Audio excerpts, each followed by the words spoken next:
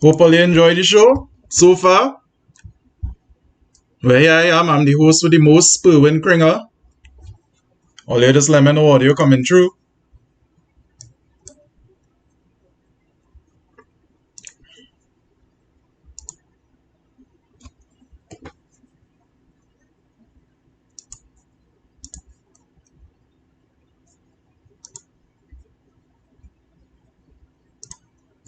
Let me get some background music here.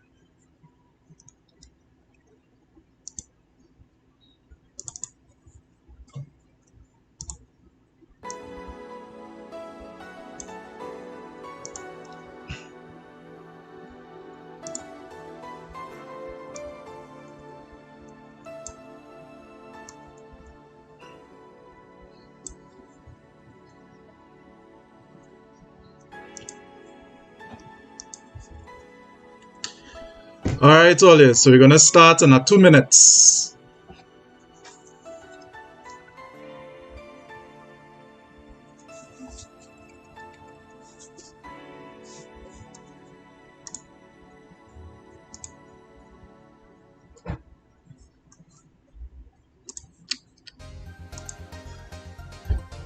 Alright, you all, well, welcome.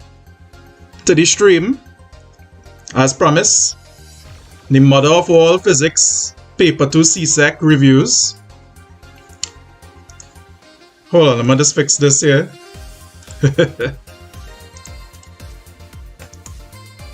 We need no filter here. Right. Whew.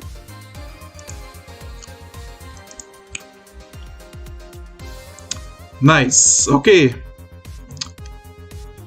So before we get started here, which could be in a little two minutes, send this to anybody who you know need help. You know, if they prefer the reviews to have a little stupidness on it. So I'm telling you from now, we're going on till, let me just lower this a little bit. We're going on till 10:30. We'll take small breaks in between. We'll take a 1.5 break around 5:30. But what we're gonna do, we're gonna go through all the broad topics. Yeah. Hold on, let me zoom it out.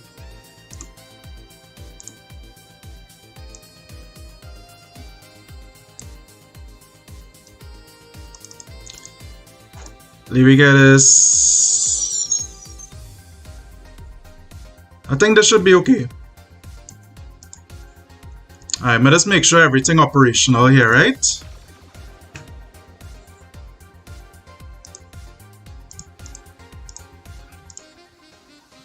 Alright, everything seems in order. Alright, that'll get paint open here just now, huh?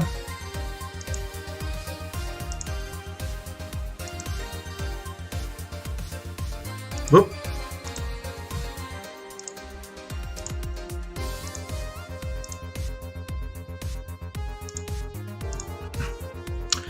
Right. So, okay. Alright, so I think everything seems to be alright. Nice.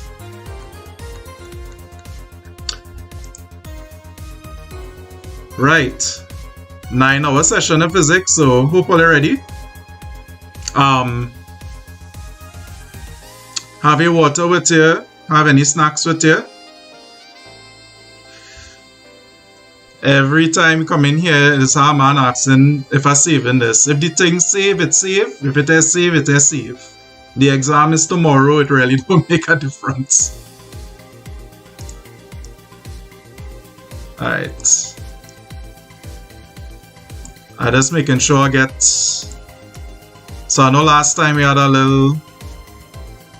we had a little thing with things coming off screen, but I think we should be okay this time. As I say, me I really know how to do these things. Yeah. Well, don't worry, the Mortal Kombat and thing that gonna make it get taken down. Although is a remix, but I don't really care about copyright and thing. I'm not really aiming to make a business out of this. Alright, all you. So the order of the day is we're gonna go through the broad topics for this physics exam here. That's tomorrow. And so you're gonna see 2 documents in the description, as I said before. One is basically full notes. And well, that has more topics than you really need. And the other one is basically just the stuff that you need to know. Well, at least for the paper 2. Alright, that's now, huh? Let's get this thing open here. Alright. Okay. So, let's see if I can swap this back and forth here. So let me go through real briefly. What are the what we need to know? Alright, Ollie, just let me know if video coming across fine, like as in you could read text.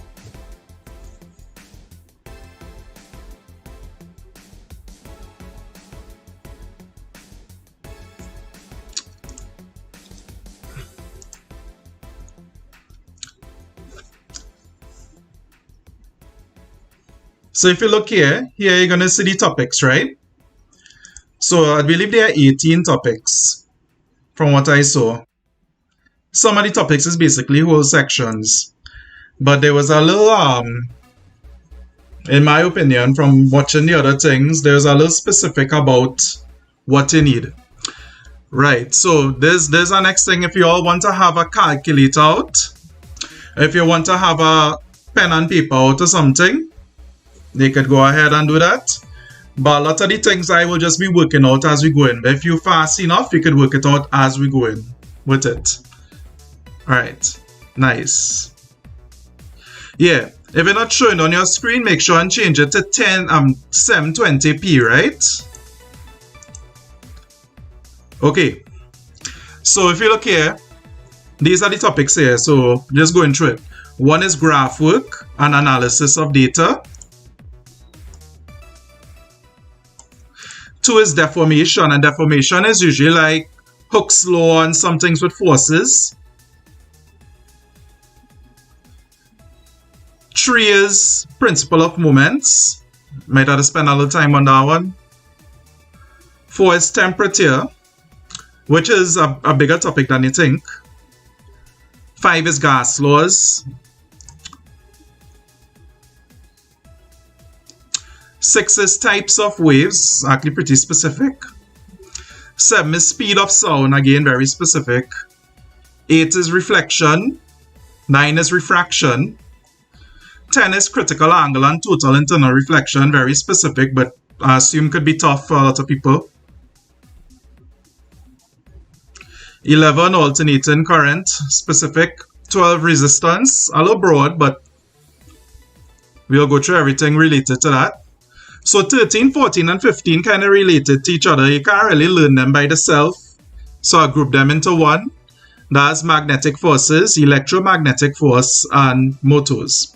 So those 3 things kind of, go hand in hand if you have 3 hands. Alright, so 16, 17, and 18 is basically the whole last section, which is atomic physics, right? So you have particles in the atom, pretty easy. Radioactive emissions, kind of specific. And 18 is half-life. I know a lot of people get a little trouble with half-life, so we'll do a few questions and things with it.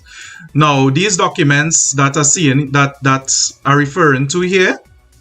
So remember, once again, let me just make this a little smaller. Right, so these documents are referring to here. All of them, as I said, are in the description to these 2 documents. Okay, so nice. So let me come back to this here. So I feel like I'm gonna fix my mic a little bit. I feel like the mic a little loud. Either my voice loud or the mic loud. No, you don't have to know a formula for half-life. You just have to know the method of working it out. By the way, let me type it here. In the document, the notes document, there's a formula sheet. Right? So at the end, you have a formula sheet. So the formula sheet is basically all the laws.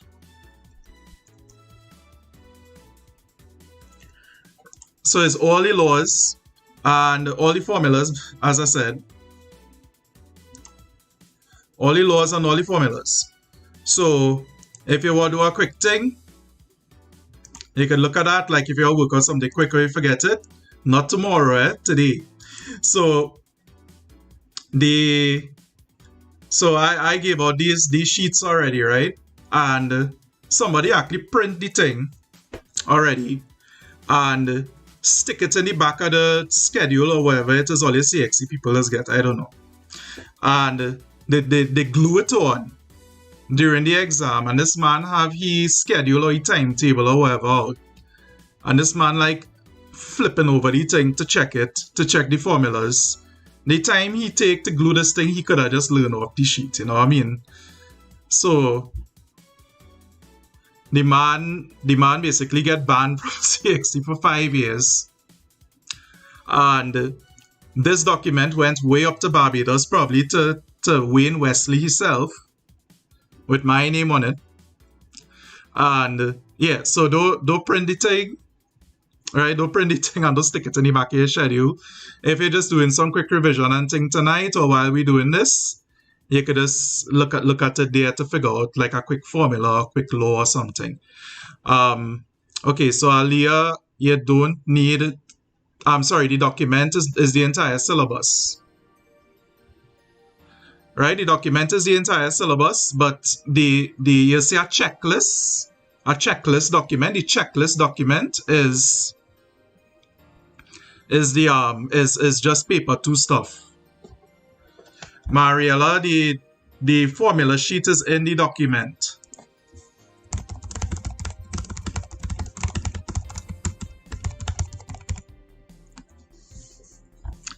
Yeah. Yeah, also physics, it not that bad. Not that bad that you had to resort to cheating and thing. Alright, so let me get started. Plenty time passed already. Alright. So graphs and graph work. So let me show you something here, right? Let me just show you an example of a graph, and most likely a graph that might end up coming here, right? Okay, so alright, let's start to get our next document open here.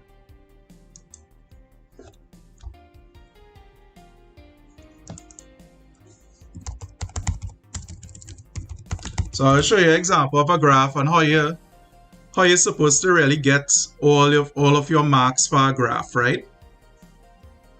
Okay, so let me say that we have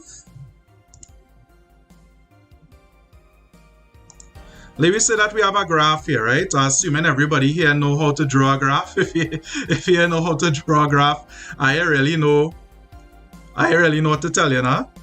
But so first, you know, you'll always get 2 variables for a graph, right? So graph work, you'll always get 2 variables. Now let me say that now Hooke's law graphs could come either way. Hold on, I'm gonna just change this change this font to be a little more right. So you always get 2 variables for a graph, and those two variables is basically be they will say A versus B. Okay, so A always goes on the y-axis, B always goes on the x-axis. So remember, if you can remember, was y-axis, y rhymes with sky, right? So it's the one that goes up. The x-axis could be, of course, the next one, which is the one that goes across.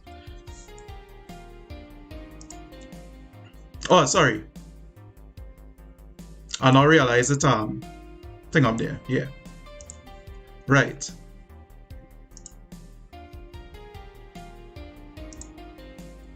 Right. So this is how you could see the thing. Now, for example, if you draw a graph of temperature versus time, let me say a cooling curve, right? Then temperature would go on the y-axis and time would go on the x-axis. Drawing a graph is very easy. I mean, I can't teach you, it's very difficult over here to teach you how to plot points and things, but I assume you already know how to do that, or you do labs and things already. So all you have to do is remember that the first thing that they say goes on the y-axis. If they say something versus something, second one goes on the x-axis. So let's see our next one, right? So let me say that we have an example like this, right? Example, draw a graph showing for circuit readings, showing current versus voltage, right? So that means the graph would look like this.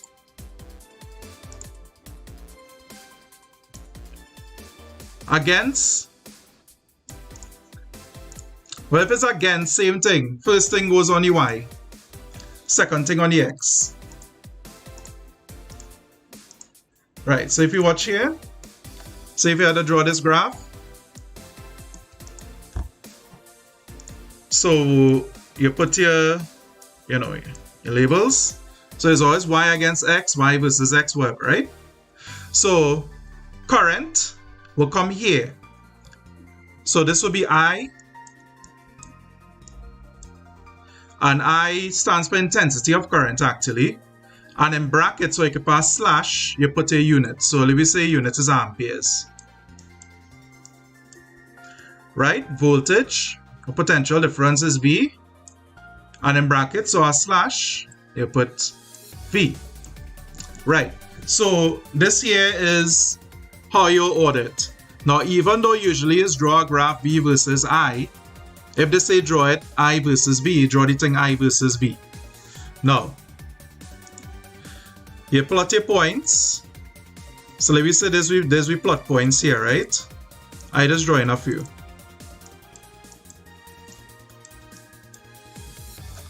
Well, you know now, not only plot it, but you put your scale and thing now. Right. So you plot your points. You draw your line. Now your line don't have to cross through all the points. All you notice. Unless it's a, well, actually no, it doesn't. So if they say line of best fit, right, you try to go between all the points. So like this looking fair enough for this. And you just make sure you kind of count the points to look at the distance between the points. Probably like this, right? And this here is your line of best fit. You don't necessarily have to go past the last point. Now, how you break down the marks for this, right? Now, graph is usually about 8 marks, I believe. So the points, the plots is usually about 2 marks. The axes labels is usually about 2 marks. So this is for quantity and unit. Quantity and unit. So you need to have not just, you know, if we say it's force, you need to have if it's newtons. Hey, don't worry now. This is the bootleg. This is the bootleg physics session. I don't know who's Kerwin. Who's that? There's a bootleg physics session. If you want to go the real one, it probably have other ones. It don't have to, Aliyah. It don't have to pass through 0. But let me just say that the first point was 0. I'm gonna put that in. Let me say if the first point was 0 now. It don't have to, but it should. So you don't necessarily have to. Right, so you scale. So you want to make sure that is at least half the page. Right, so you want to make sure it's at least half the page. Put this on top here.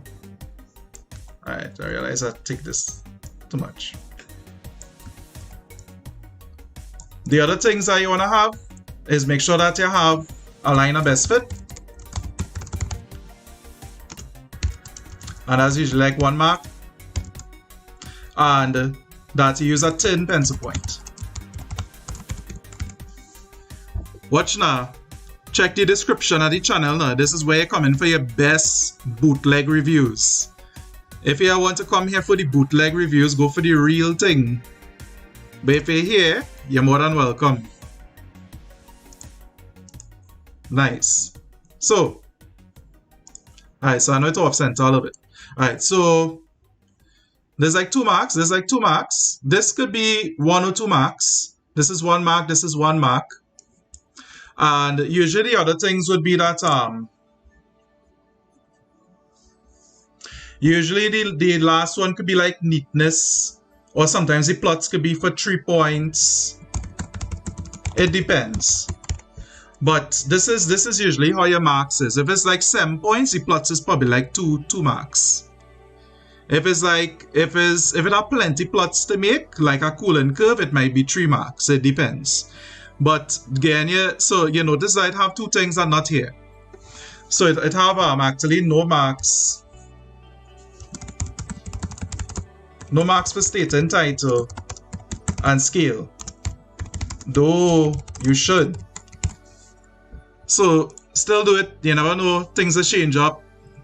I never hear about it having marks, but yo, we should, just for practice. And doing a physics title is very easy. You just say title, graph showing current versus voltage. If you want to put something descriptive, go ahead. But it's actually not necessary for physics.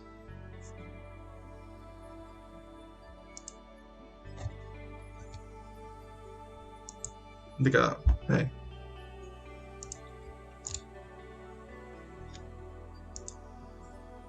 Ask the questions now. So that's really it for graph work.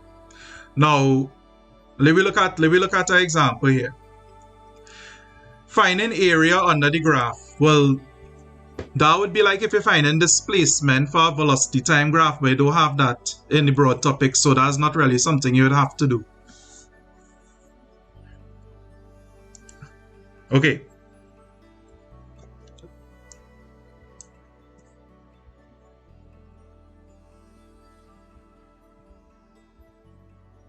V is for voltage, so voltage and volts. Title goes at the top. Okay. Not hard. So let me look at the first thing here. Deformation, which is Hooke's law. And let me make sure everything's showing good.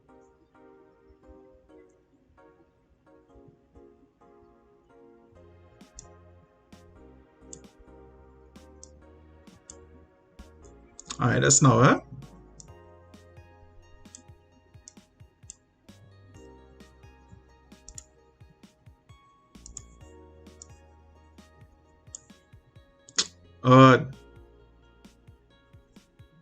I tell you, I don't know how to use a computer, you know. I'm trying to make sure I captured the right window. Alright, forget that. Let me just use the I'm gonna just use this one and done.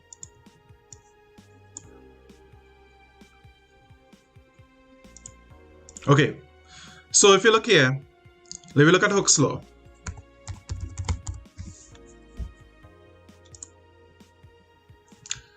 So let me explain Hooke's law here.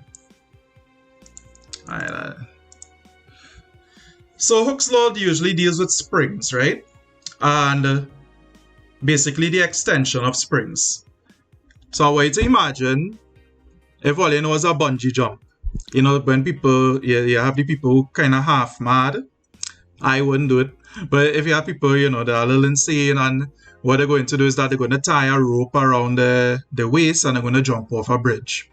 And they're going to hope that the elastic rope, that it could sustain them, that it don't snap. And what happens is that when they fall, they're going to have some strain or some elastic energy in there, elastic potential, that's going to propel them back up. So imagine now that you have to do a calculation to determine how much this rope is going to extend by measuring the amount of force that's applied to it. So this is basically Hooke's law, but most of the cases here is going to apply to springs. So what Hooke's law says, right? So what Hooke's law says is this. Alright, all I need to see me.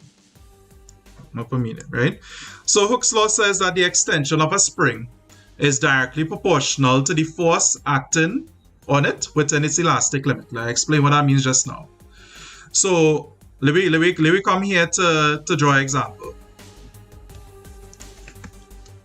I want you to imagine that you have a spring. This spring could be anything. It could be in a brake spring. It could be a spring in a mattress. It could be whatever, right? So this is your spring.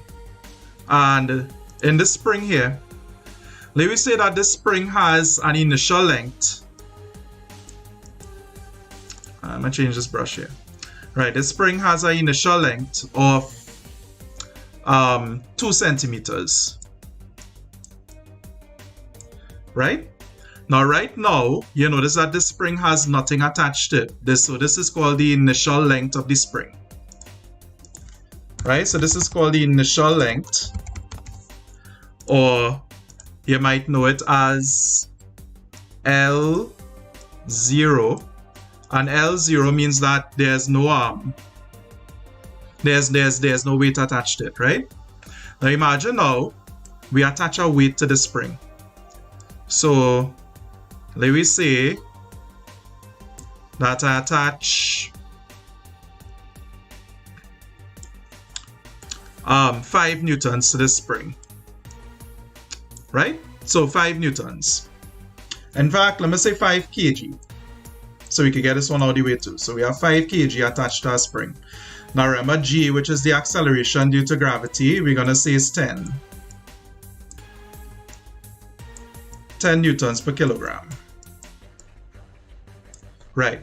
So this is our mass. We don't really care about mass. We want to know what's the weight of this, right? So we know that weight is equal to W is equal to mg. So this is going to be 5 times 10.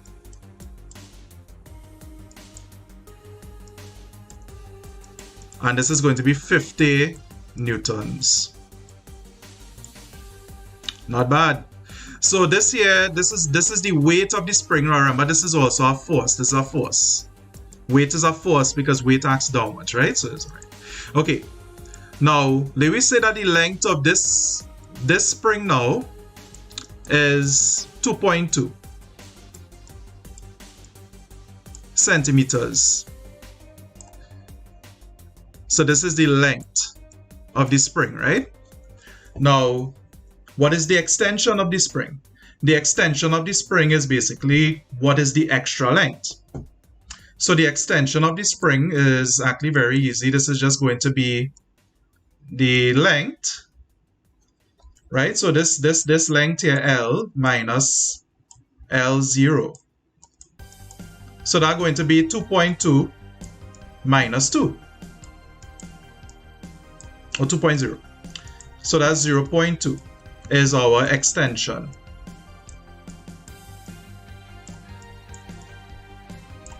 Now, there's what happening here now. What Hooke's law is, right?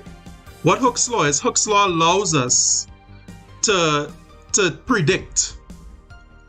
Once it's within something called the elastic limit, it allows us to predict the extension of a spring and thus the length of a spring. So let me say that we have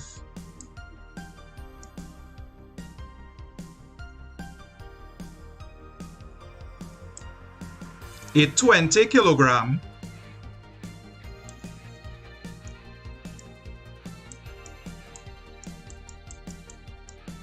weight here, right? So this is 200 newtons. And we want to know what is the overall length of the spring. So this is actually not hard to do. But this one you can do it in your head, right? Because how much times can 5 go into 20, or how much times can 50 go into 200? 4 times. So this is going to be 4 times the extension, right? So you're going to be 4 times the extension. Now sometimes it's not going to be as easy as that to work it out, right? So which are going to do the formula just now. So how do we do this? We need something called a spring constant, right? So the spring constant is what we're going to work out just now. But if you could just look at it and figure it out, remember, the key thing here is not to memorize a bunch of formulas. The key thing is to understand the theories behind the formulas. The numbers will follow. That's kind of like what physics is about. Physics is not really just about plugging in things to a calculator. I mean, yeah, that's how it's get through, but understanding the theory behind it is here. Yeah, Joshua, Hooke's law falls under deformation. So, first we're going to work out what is the extension of this and what is the length of this, right? So first, well, this is easy because this is 4 times the weight of this, right? 4 times the weight of this. This is going to be 0.8 centimeters extension. This is given that it's within the limit of proportionality still, right? And so this is going to be the extension is going to be this, but the length is going to be the extension is 0.8 plus the original length, right? So plus this original length here. So this is going to be plus 2. But I'm showing you how to work it out in your head first, then we're doing the formula.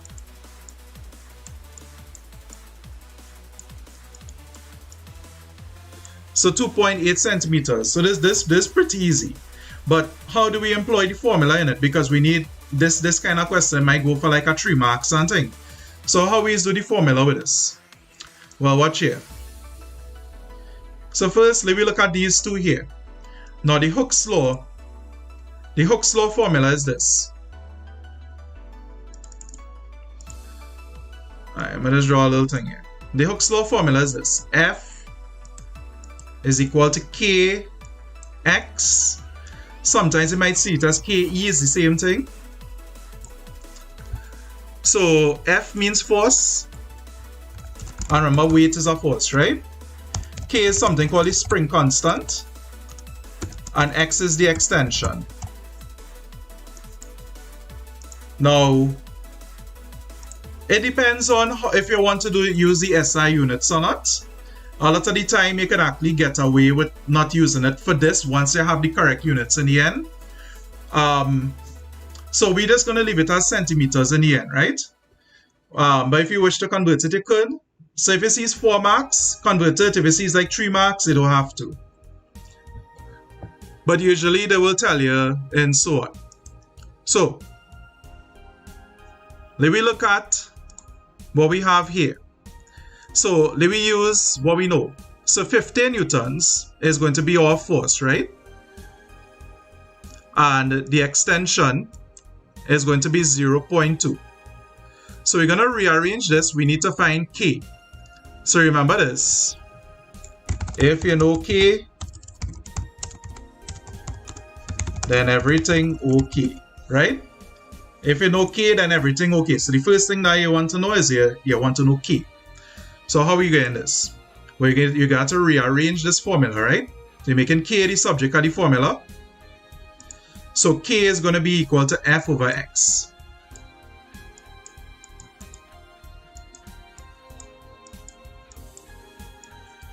Alright. So if all is still getting trouble rearranging formulas, I'll show you just now, right? Alright, so remember we're doing this side here. So F is going to be 50.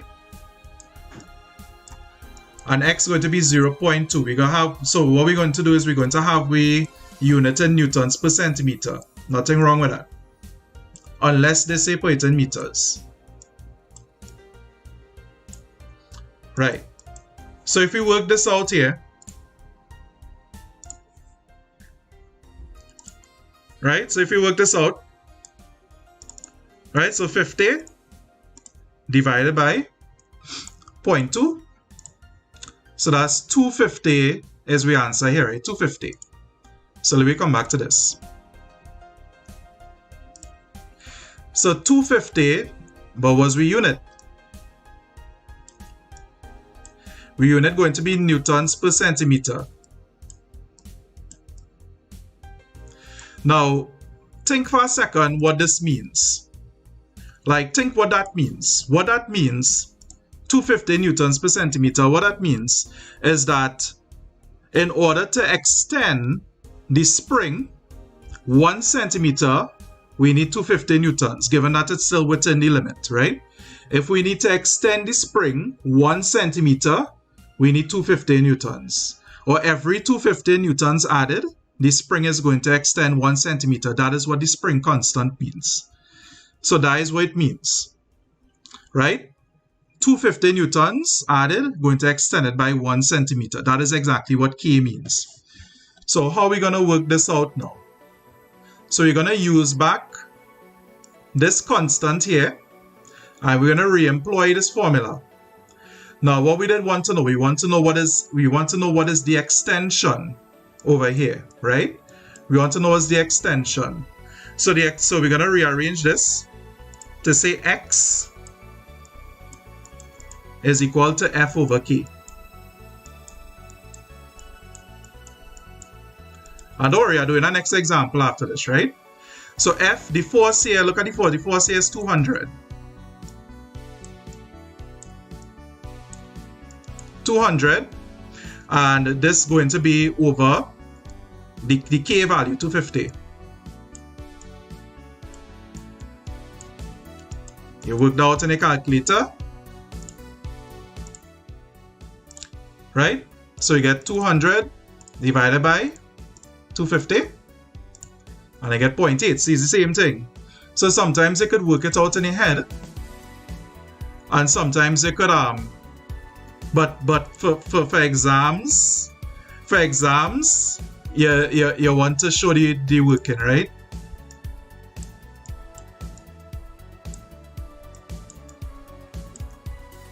So that means the length is going to be the extension 0.8 plus the original length, which is 2. The 2.8. So you see, we get the same thing. But as I say, working it out in your head could work sometimes, but always show your thing. So alright, so we're gonna do one a little more difficult now, right? Alright, so let me get this one here.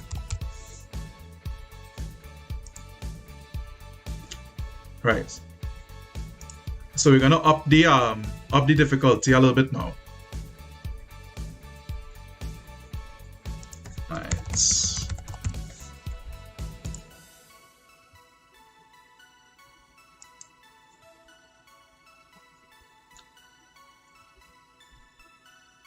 Alright, that's not that.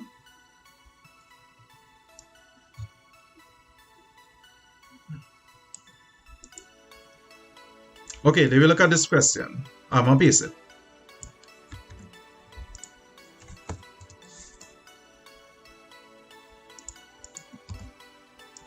Alright.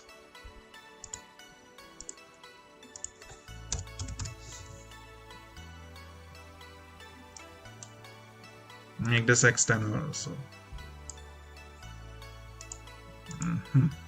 Alright, so you look at this question.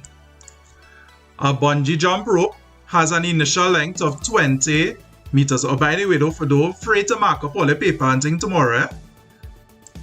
Like, if you have to underline, if you have to take notes and thing, right? So, don't afraid to mark up a paper. So, it has an initial length of 20 meters. So, you have a 400 Newton child jump off with the rope.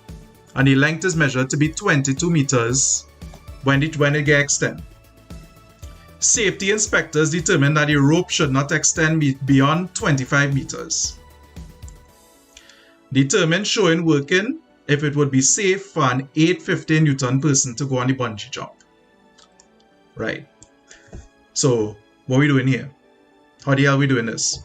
First thing you want to do is take down all of your the information that's necessary, right? So initial length is 20 meters. Now this is only if you're not smart, you take it, but even if you're smart, you take it down because you might, it has plenty of information. It's best to kind of gather it in one place.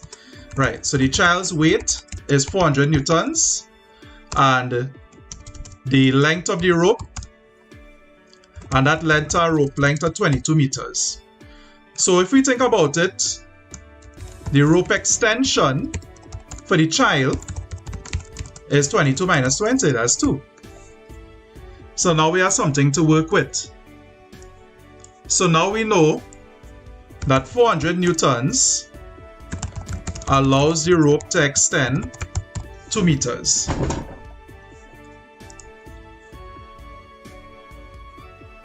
Now, what are we doing now? So we look at the information. The initial length is 20 meters. The child's weight is 400 newtons. When the child jump off, the rope length is 22 meters. That gives us an extension at 2 meters. So now we know this information. 400 newtons allows the rope to extend 2 meters. So remember again, you need to find K. So let me find K here. So you're going to say F is equal to Kx. Now, what happening here? We want to find K. So K is staying home and X going next door. Think of it like this. If you go next door to somebody's house, right, where you just go upstairs in the people's bedroom and thing, you just stay downstairs and watch TV. So, wherever you want to find, K staying home and X going next door, going across the equal sign. So, basically what you're multiplying here, divide, right? So, you're going downstairs. So, K going to be F over X.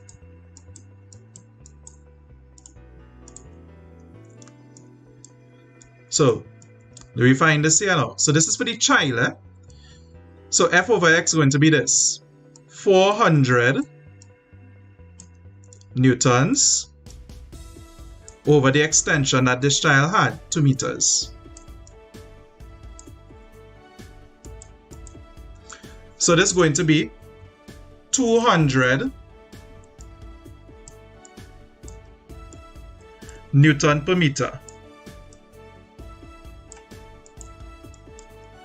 Right? So this is meters because this is meters here, right? Newton per meter. So that's K. So what we need to do now is we could do this 2 ways. We could find what is the force that would give you a 25 meter total. So let me look here now. And let me see if it would be safe.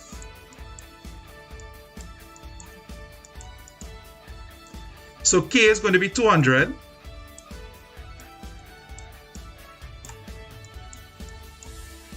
And 25 meters is a 5 meter extension.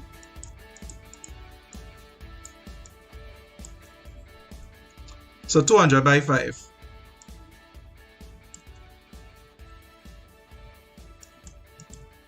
So 200 by 5 is going to be 1,000.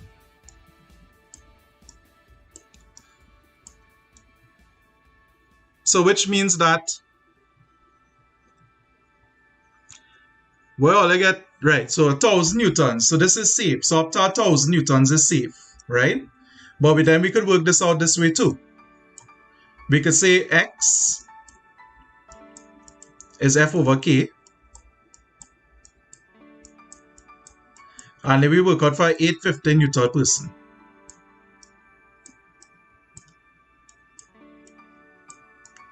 Over 200. Right? And we work it out here.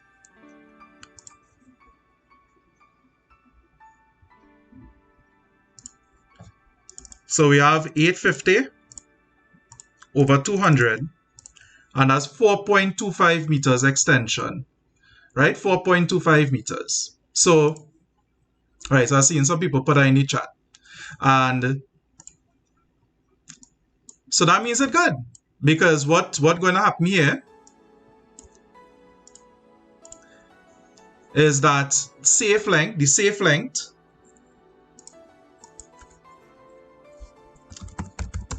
safe weight could be up to 1,000 newtons. So this 850 Newton person would give a 4.25 meter extension, so 24.25. So this is the length of this. So that means that safe.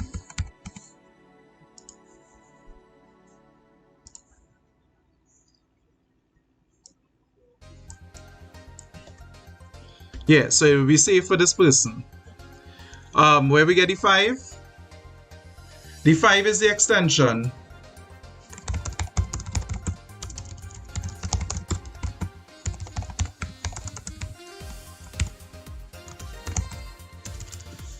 So like a lot of physics things, there's multiple ways you could solve problems like these. Now granted, you're not gonna get something hard like this because there's actually a Cambridge question. There's no CXC. CXC don't move so dread. Everybody in the Caribbean a little bit better, so let's have to bring it a little easy. I mean, well, what we could be except Bebe and COVID, and hurricane and volcano. Alright, so let me try one more before we move on.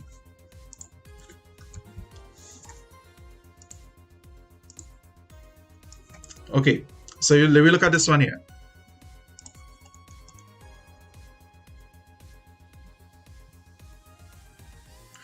Okay, let me actually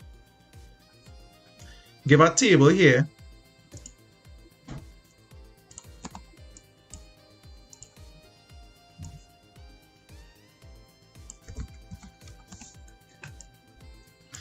Now, let me assume we had a graph, right?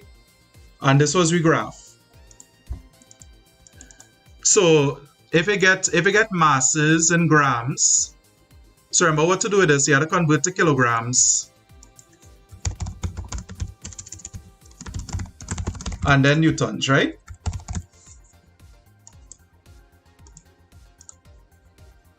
So load is a W is equal to mg. And then let me say the extensions is given to here already, right? Well, if you had to draw a graph here, right? And you say the graph is load versus extension, right? So let me say draw a graph. Hold on, I'm gonna move this.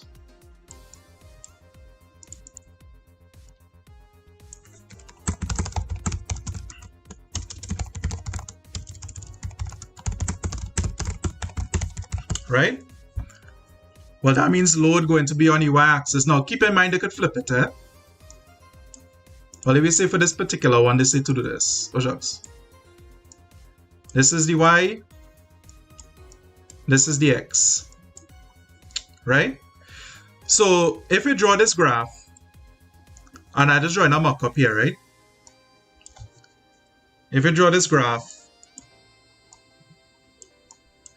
and you know, this is the load in newtons, and this is the extension in cm, right?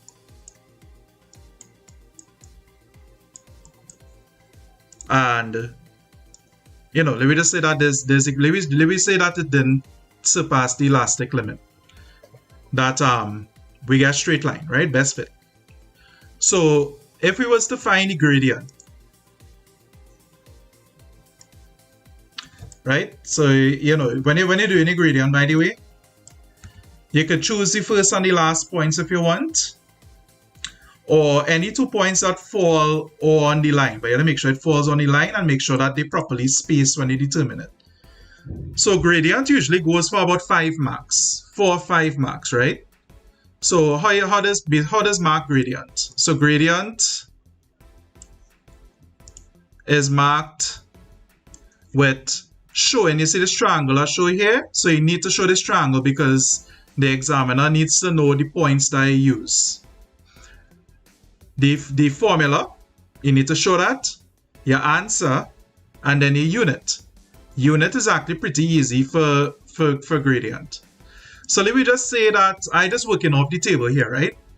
Let me say that we're using these points here. I just using the first and the last points just as an example. So let me work out what's the gradient, right? So the gradient going to be so gradient or slope is going to be y2 minus y1 over x2 minus x1. Well, what is y2 and what is y1 and thing? Alright, so every point here, so we're looking at the beginning of the line and the end of the line. So this is where y1 and x1 going to be, and this is going to be where y2 and x2 is going to be. If the line was sloping down, like this, and the gradient would be negative as a result, here would be 1, and here would be 2. Well, depends on which points you're using now, but near the beginning and near the end. So you're not so much thinking top and bottom, you're more thinking beginning of line and end of line. So the beginning of the line, near the beginning is 1, near the end of the line is 2. Okay, so using these values now, so y2 is going to be 0.8. Right, so it's going to be y2, and it's going to be y1. Remember, it's near the beginning of the line.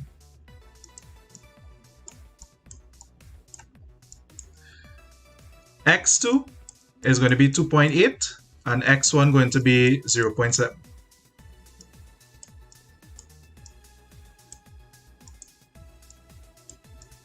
All right, so let me show you something here.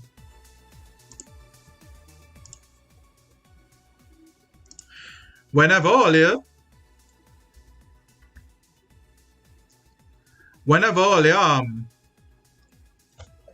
working out stuff. All right, hold on, right, in a calculator.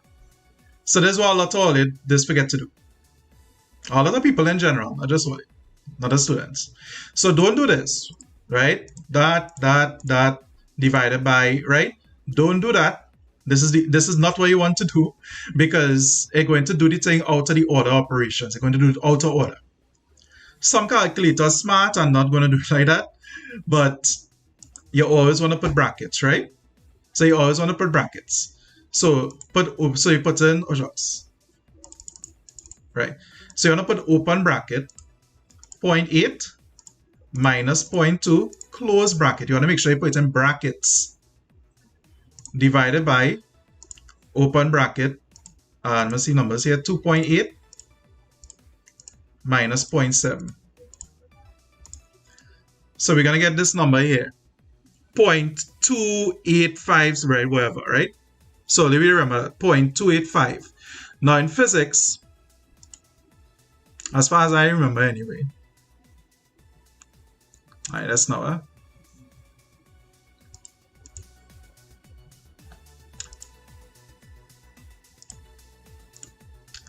right. So as far as I remember, try not to go beyond 3 significant figures. So if you have 2 decimal places, that's fine, even though it's 2 significant figures. So even though we get 0.2857, whatever, we want to round that off, take up a 0.29. It just makes it easier. So not 1 decimal place, right? But 2. So you want to have 2 decimal places for the least. You can have 3, try not to go beyond 3. But if you have 2, you're good to go. So this is going to be 0.29. So the last thing here is going to be we unit. So what's we unit? Well, this is easy. You just need to look at your y unit slash your x unit. So this is going to be newtons per centimeter. You don't need to convert it, right? You just draw it because you're drawing based on the graph. So newtons per cent. If they say convert it, convert it. If you don't need to. So always put the unit. So remember, marks for gradient. Identifying points using triangle. Points are spaced far apart, so not too close together. Make this a little smaller. Formula, answer, unit.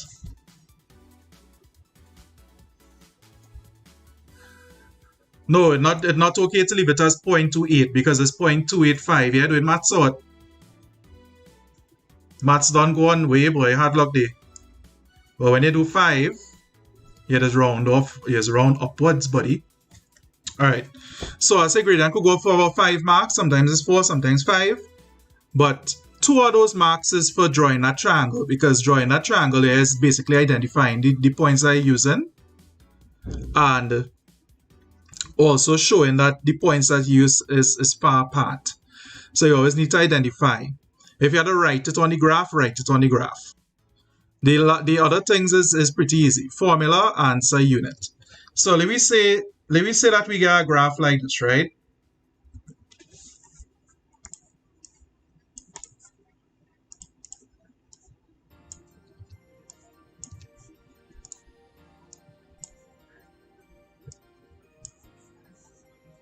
All right. Let me say that we get. Let me just say that this is energy in joules, and this is T in Kelvin, right? Like it's for heat capacity or something. So once you get the gradient, and let me just say it look like that, right? The gradient unit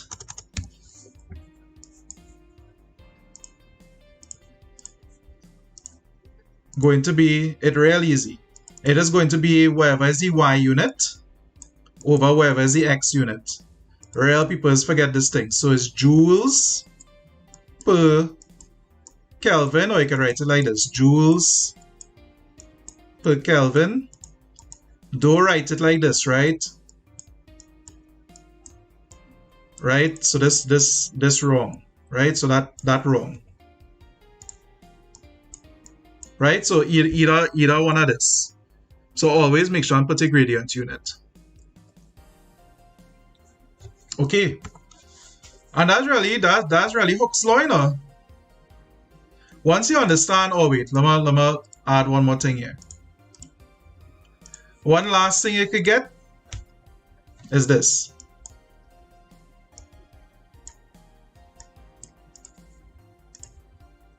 Right. So you see this point here that I mark in red?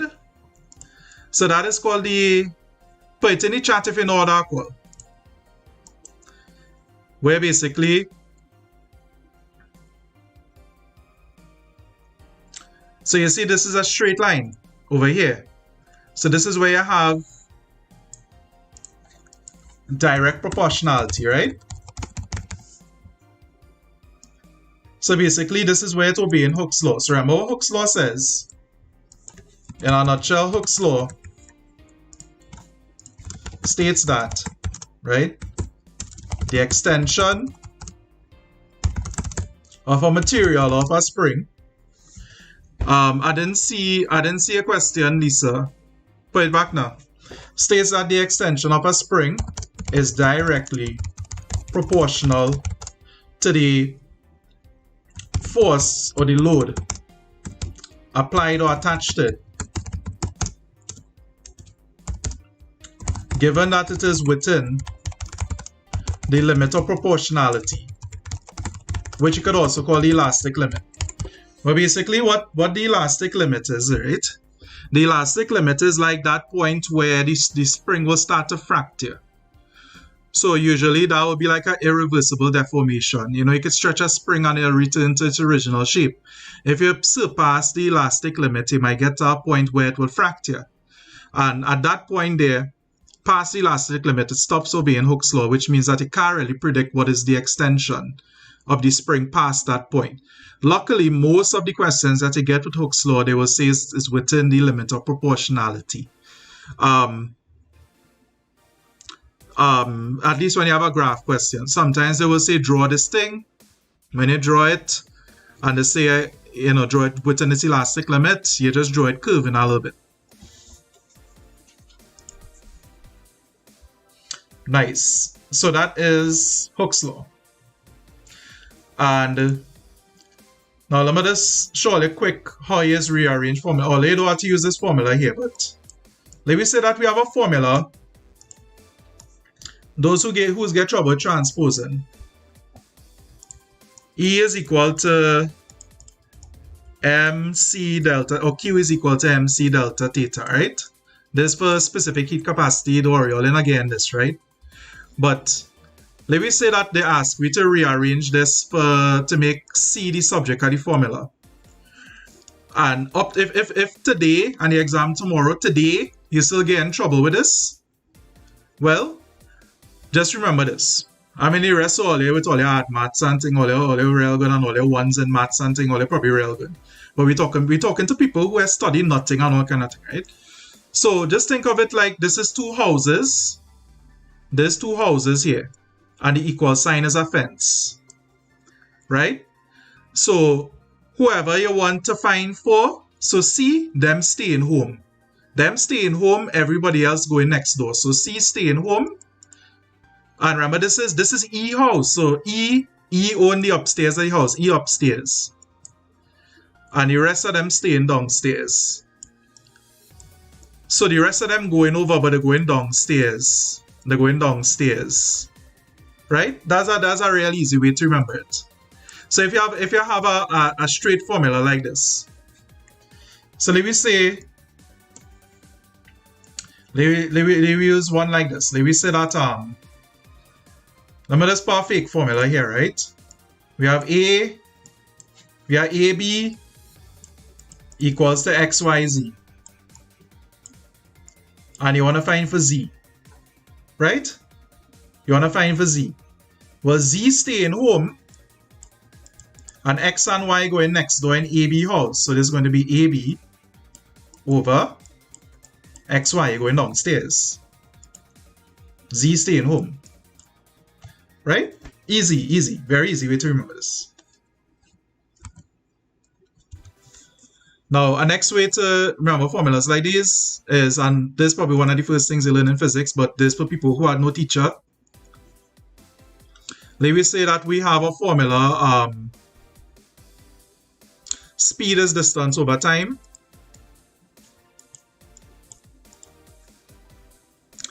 Well, you could write this formula like this. In a triangle, speed is distance over time. And if you want to find for a certain one, all you have to do is kind of block off the letter. So if you want to find for distance is speed by time. If you want to find for time is distance over speed. I mean, surely that's like one of the first things I'll learn, but just getting it in there. Okay.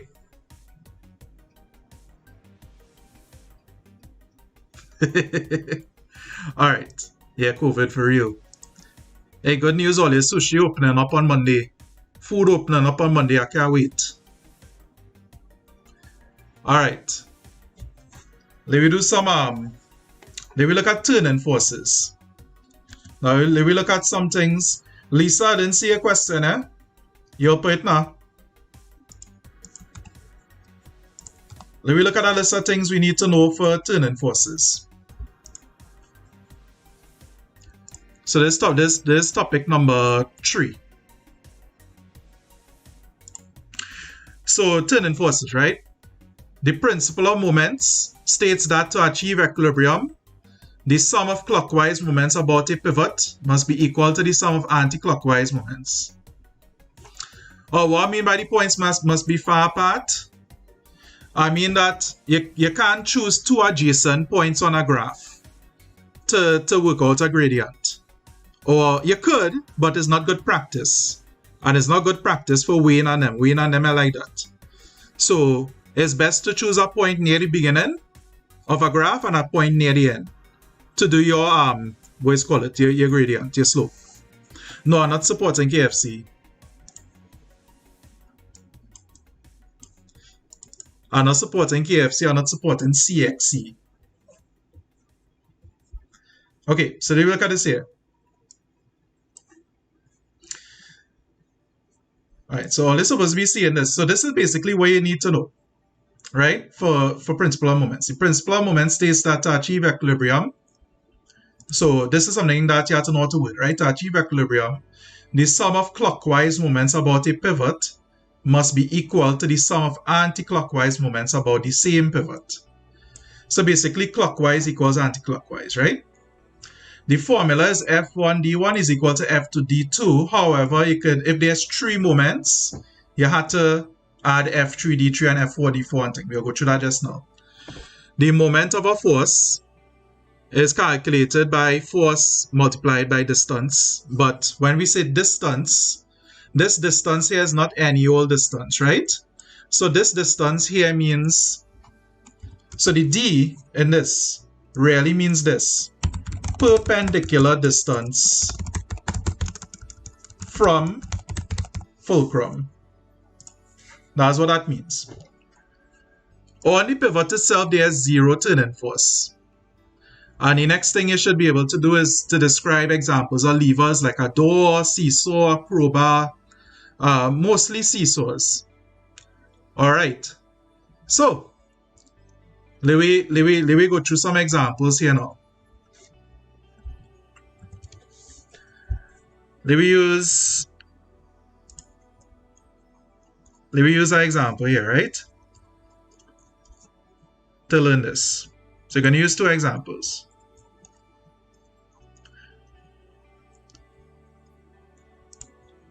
Alright. Let me say that we get a question like this.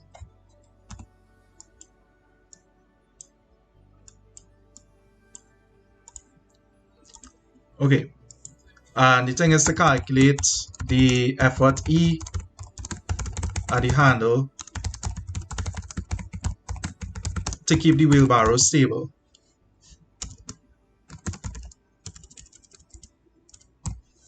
Okay. So, how are we doing this here? Well, let me identify the forces that we're going to have here. So we have two forces here, right? We have the effort. So the person is going to pick up the wheelbarrow by applying effort on the handle. And we're also going to have the load. Right, okay, so we're gonna add in center of gravity just now.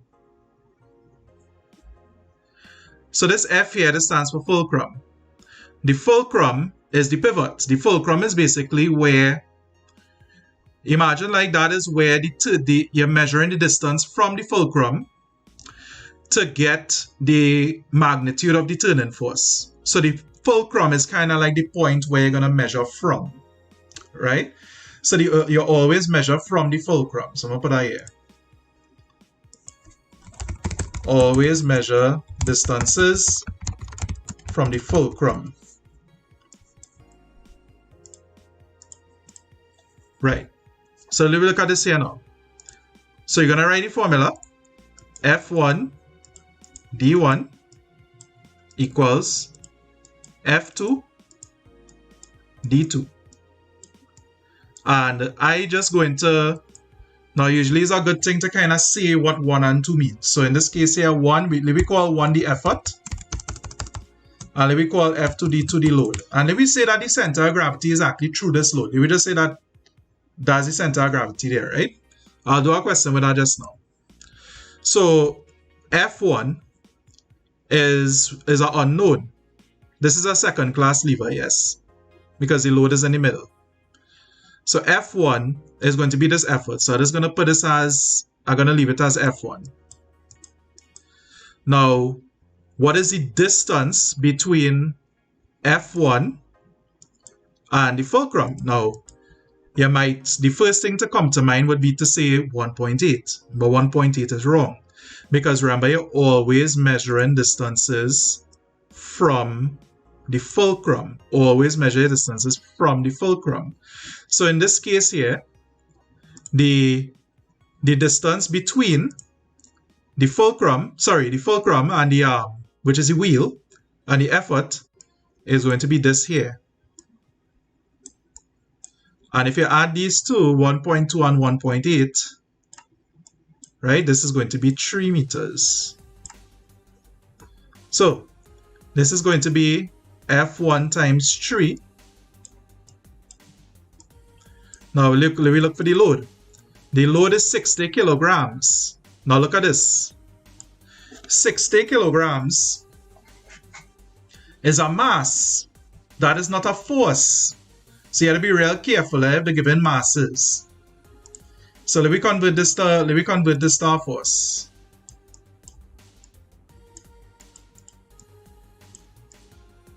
And if we just say G is 10, right? All you have to really look out if they say G is not 10, it could be 9.8 or something. So always be real careful. So F2 going to be 600, not 60 because that's a mass, not force. And D2 going to be the distance between the load and the fulcrum, so that's 1.2. So you look here now, 3F 600 times 1.2 is, I believe, is 720. Yeah, 720. So that means F going to be 720 over 3.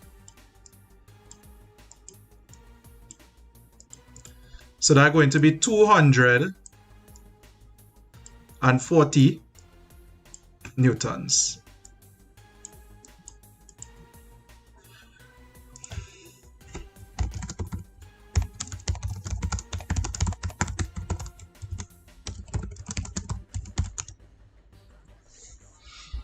Alright, so I add the two distances to get the 3. Because remember, you're always measuring from the fulcrum. So pretty easy question here. We look at one a little tougher.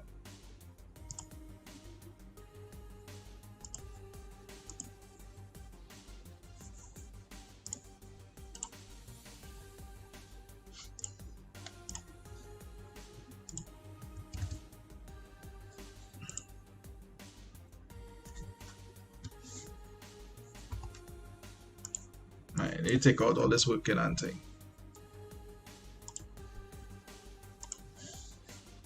Oh god.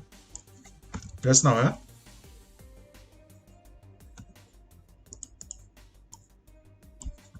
Alright, you put them there. Alright, and so I'm gonna put the description for the question here.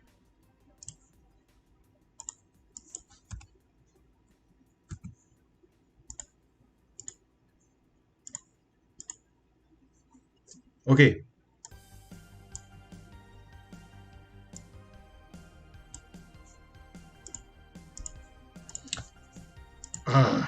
That's now, eh? Load this thing.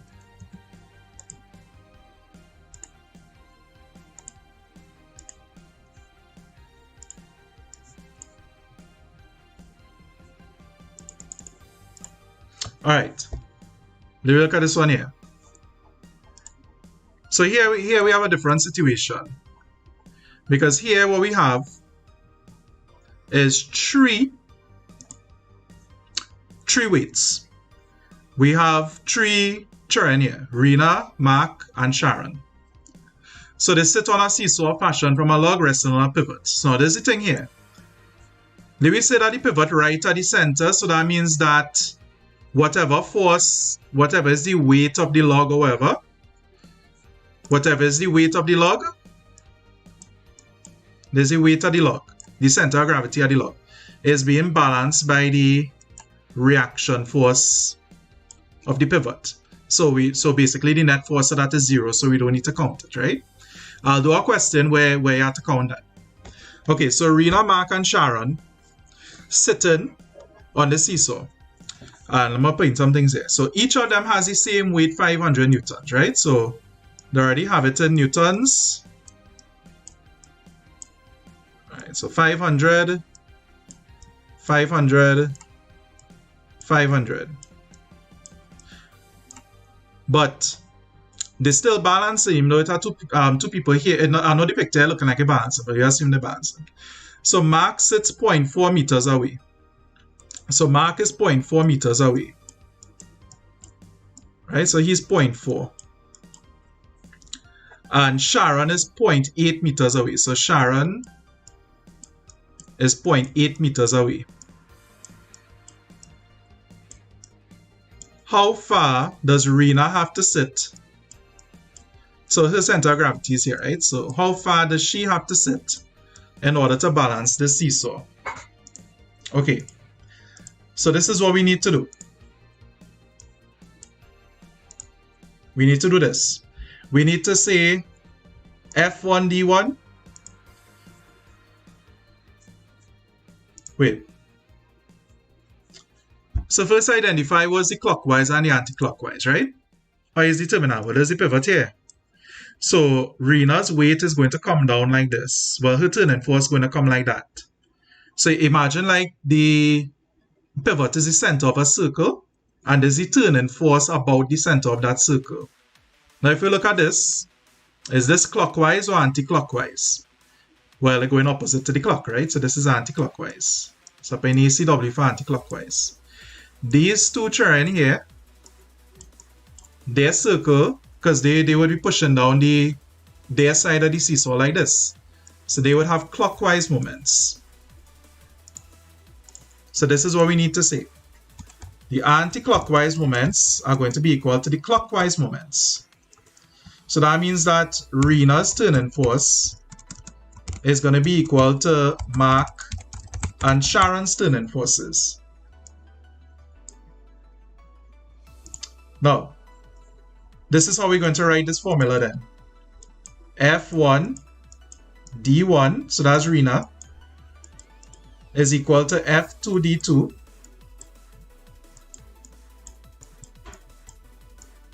plus F3 D3. Now we don't need to include the center of gravity of the seesaw because it's already in the middle.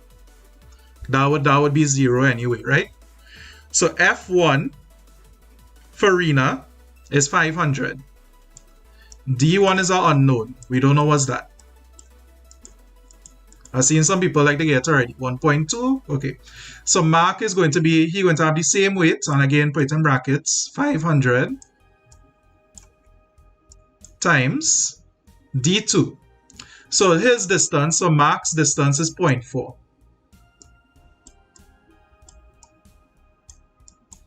And now we're doing for Sharon. So Sharon has the same weight, 500. And then we need to do her distance. So her distance is going to be 0.8.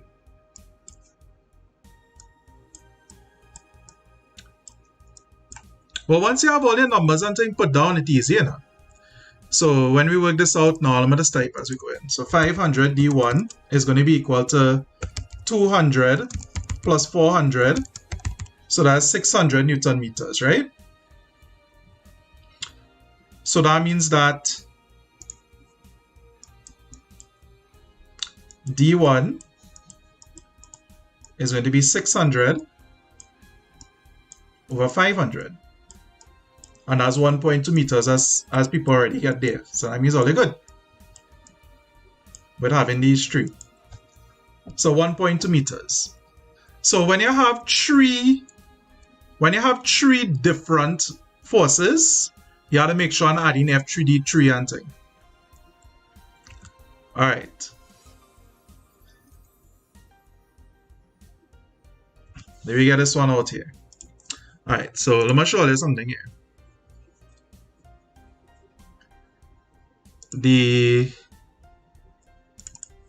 Let's see if I could find this one.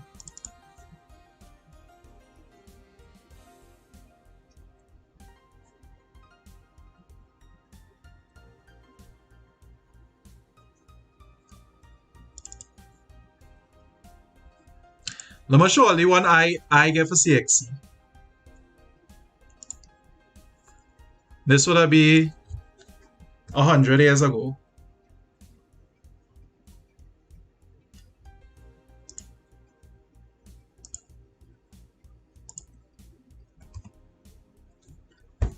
So there's the one I get for CXC. Hopefully, only I get nothing like this. We are going to do it, but I got to point out how to go about doing the thing. Basically, there's asking you what is the weight of W, right? There's when CXC was like real hard and like legitimately hard and thing. You know, your teachers and thing didn't care nothing. I mean, that's still so, but at least CXC a little easier now. So you might be like, well, what really going on here, boy? Well, all you have to do is identify all of the forces that legit. Well, not legit. Well, all of the forces that are turning forces, right? Now, there's the pivot here that I'm marking in blue.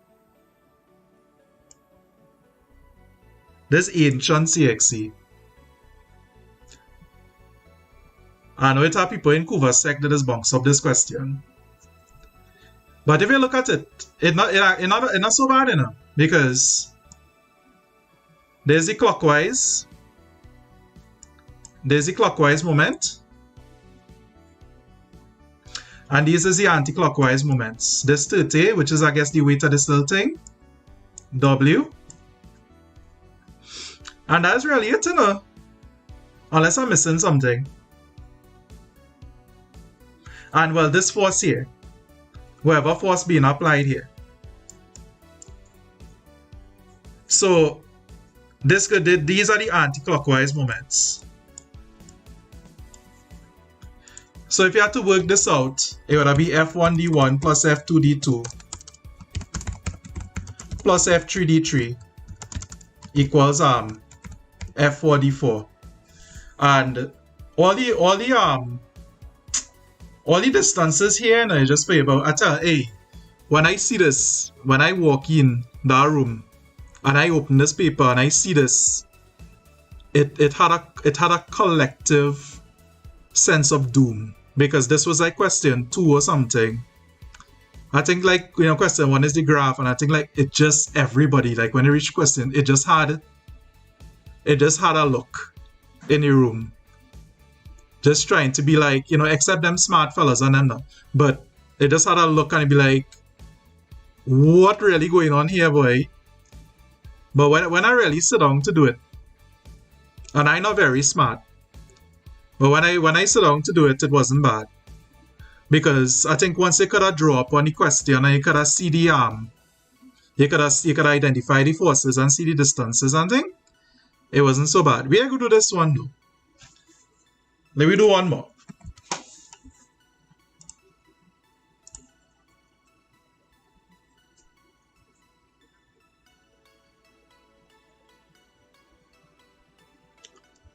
Okay, that's not. Let me see if I get this one there.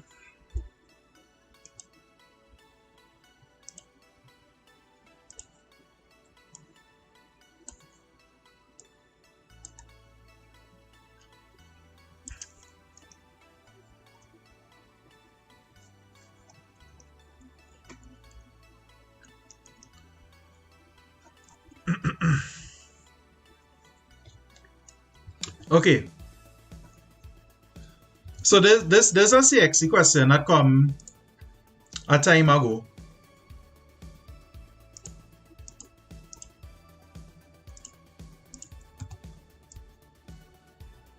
Alright, let me make it all smaller.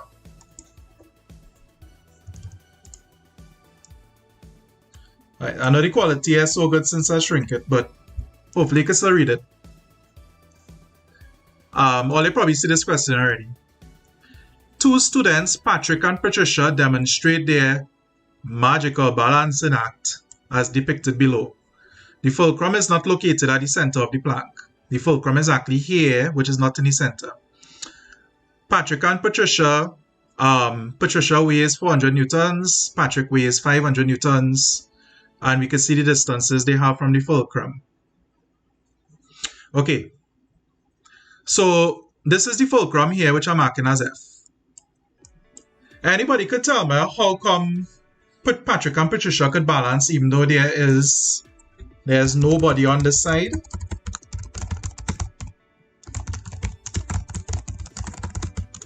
How?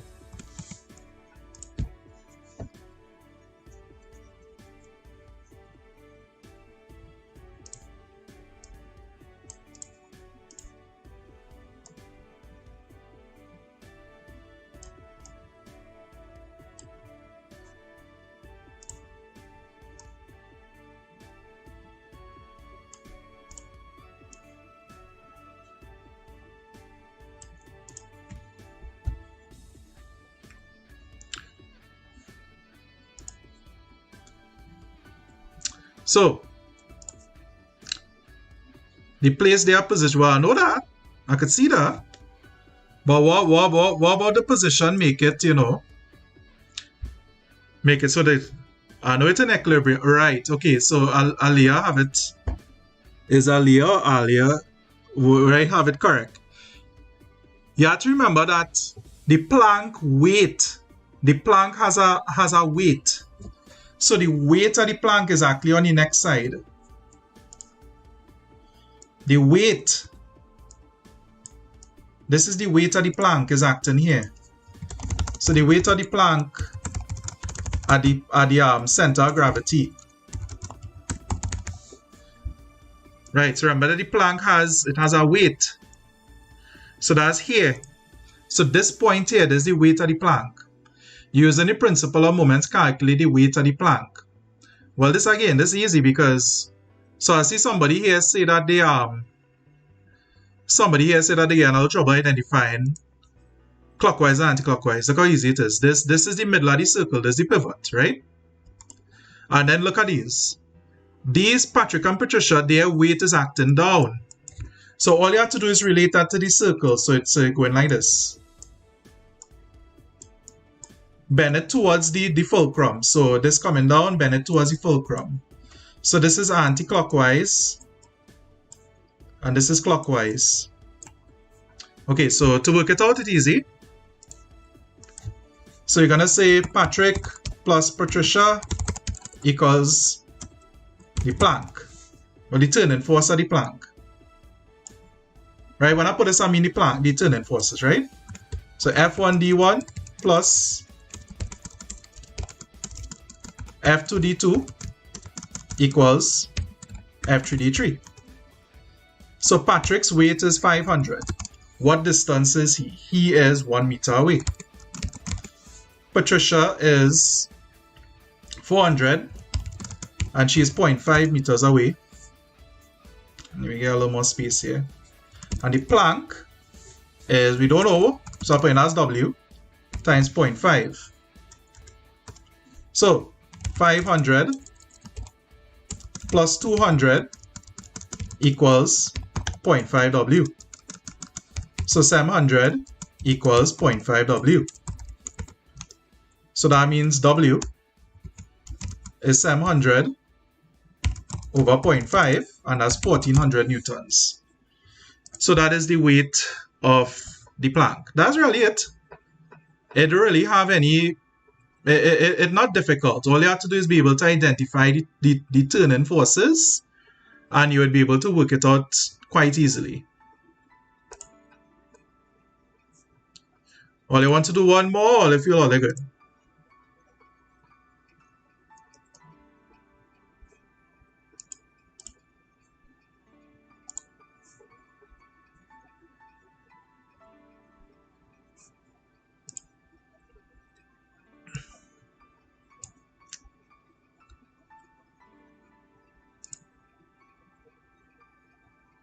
I am doing part 2 of this.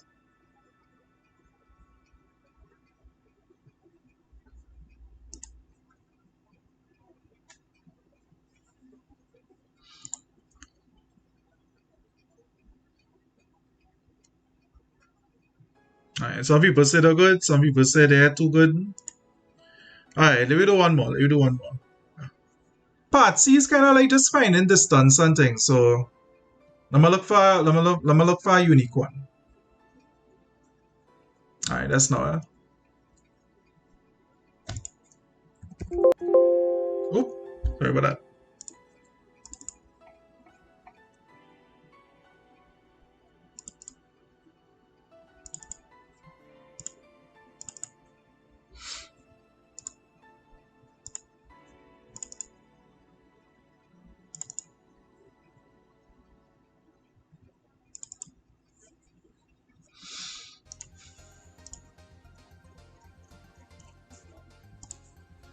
Alright, so I'm just trying to find one here.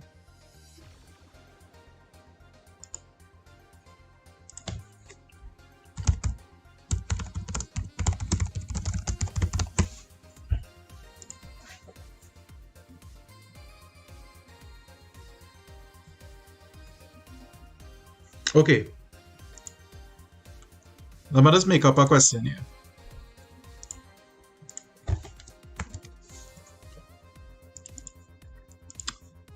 Imagine this.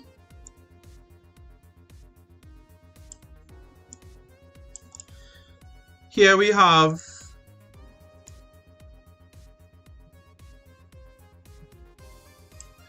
alright, so here we have a plank AB.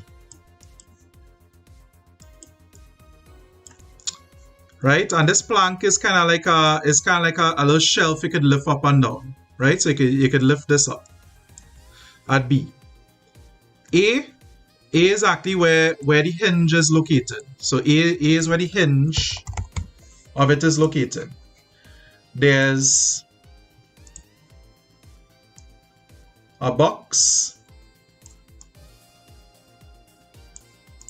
on this plank. Let me say that there's a crate. Just put box, right? There's a box on the plank. And the plank itself is 3 meters long.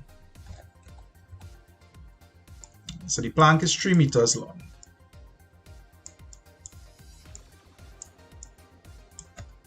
And the box has a mass of, I don't know, 10, 12 kilograms.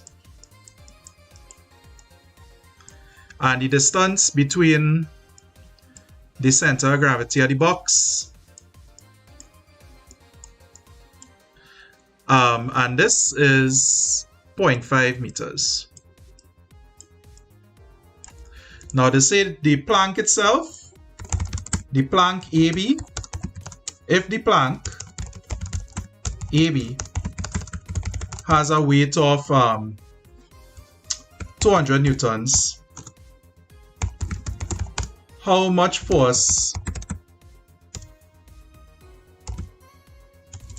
applied at B is required for equilibrium? Okay, so once again, what you have to do,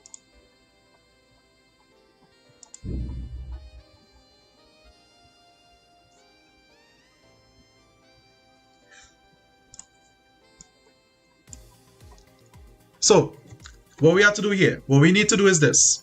We need to figure out where exactly is this weight acting at. So the weight is acting at the middle of the plank. So the weight is acting at the middle of the plank because this is the center of gravity. But in the chart there was the distance between the center of gravity and the fulcrum now. So this is going to be 200 newtons. Right? So this box here, remember this 12 kilograms, we need to work out what, there's a mass. Mass is no good. So we need to put our weight. So this is 12 by 10. There's 120. Let me just assume the thing is 10 now, right? 120 newtons. Okay.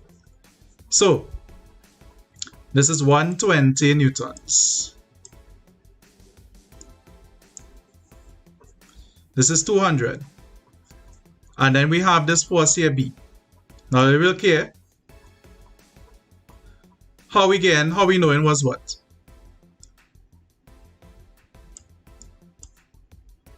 So this here, look at it. This is the hinge here.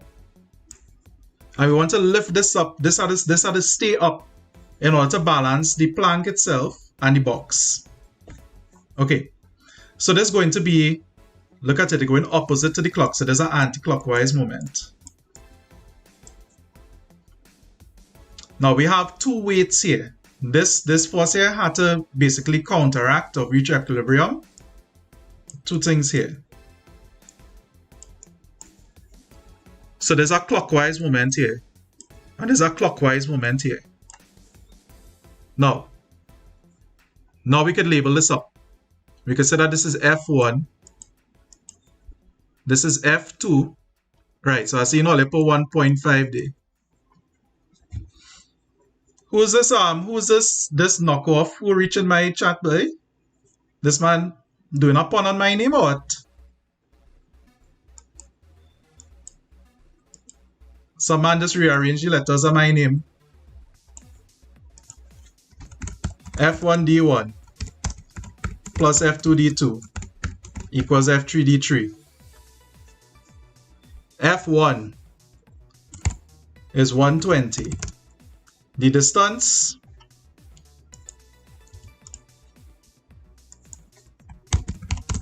.5. F2 200. D2 1.5 because it's in the middle of the thing. It's in the middle. F3 we know D3 going to be 3 meters because this is the distance from the fulcrum. Oh shucks, 3 meters.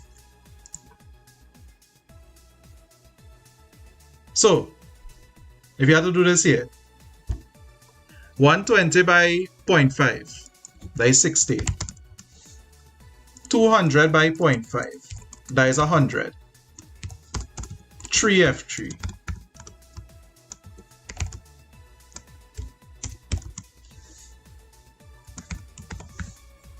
Right?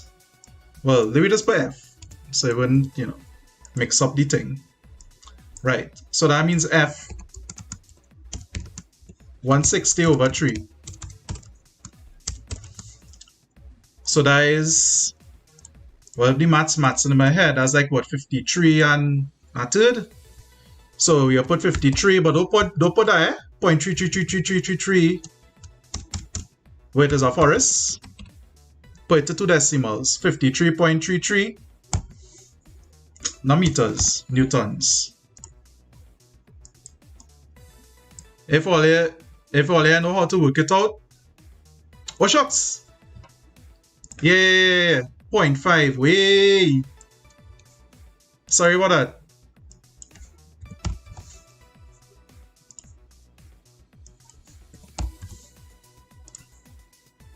Sorry about that. Embarrassing.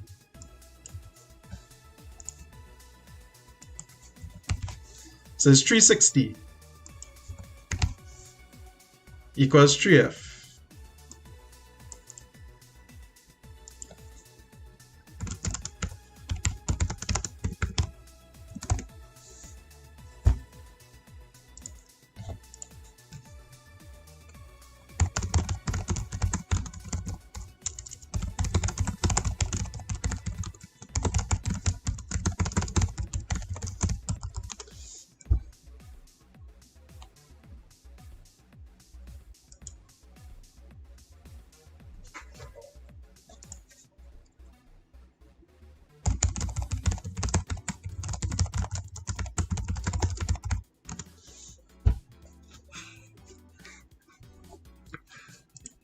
Right.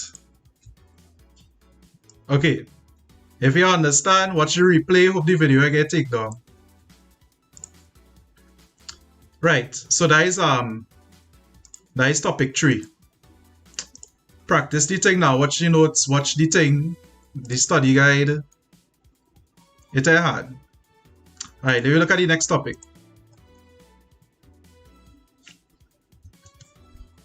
The next topic is temperature. Don't worry, some of these topics are real short. And some of them are lumping into one like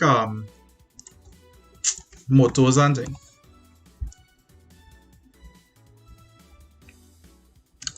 Nice, Ole. So temperature.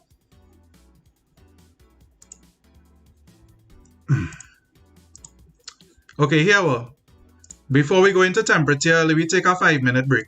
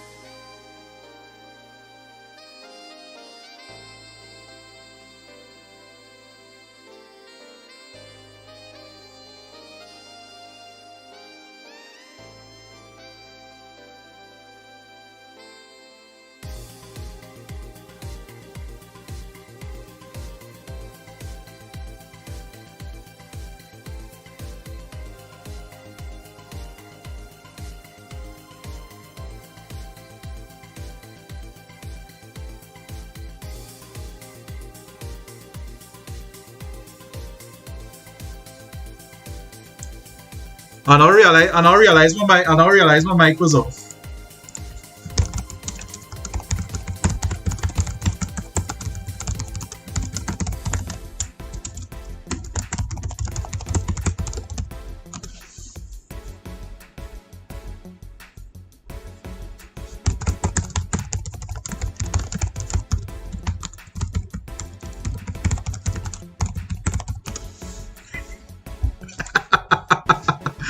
Alright.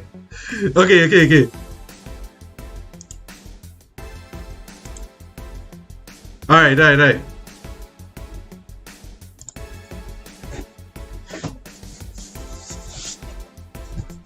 I wasn't really saying nothing, I was just typing. So I was saying here, this is what I was saying here. The iceberg has more heat energy in it than the lit match. And that sound like madness. Well, this is, and I was saying, well, this man say iceberg, this melt water, yes? Me know what's going on there. Anyway, so the iceberg now has more molecules in it, has more particles, it has more bonds between it. So it has more heat energy, it has more internal energy in it because of the amount of bonds and things holding it together. The lit match, on the other hand, it has very little mass.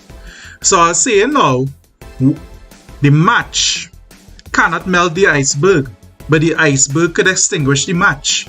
So that's kind of the difference between heat and temperature. Temperature. So you look at the definition for temperature. Temperature is the degree of which a system is able to transfer heat energy to another system.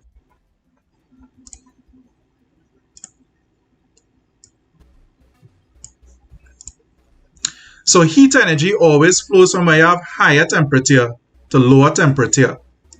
Now, let me say here, right. So let me put a definition here. So heat is the internal kinetic energy of an object or a system. Temperature refers to the degree at which that heat energy, that thermal energy, can be transferred. Right? So basically, you can think of it as a measurement of thermal energy per molecule.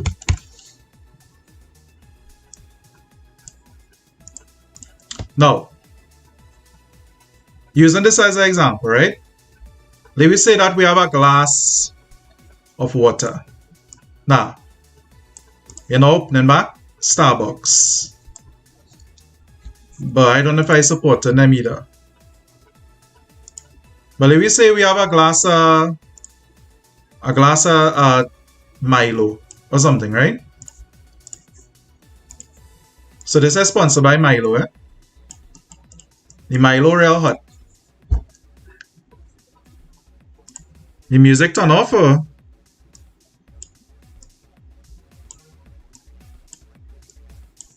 Alright. So the Milo there. There's hot Milo. Right? Instead of saying hot, I should say high temperature Milo. I mean hot too, eh? High temperature Milo. I find the temperature too high. So what I'm doing is I'm adding some ice into the Milo. I'm adding 1 block of ice. Now we know this ice cold, but it's nothing like cold in physics. Right, so we have a low temperature ice. Now, temperature would allow heat to be transferred. So heat is always transferred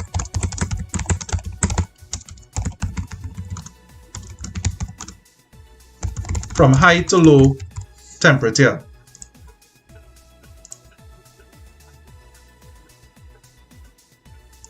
The music can come back on.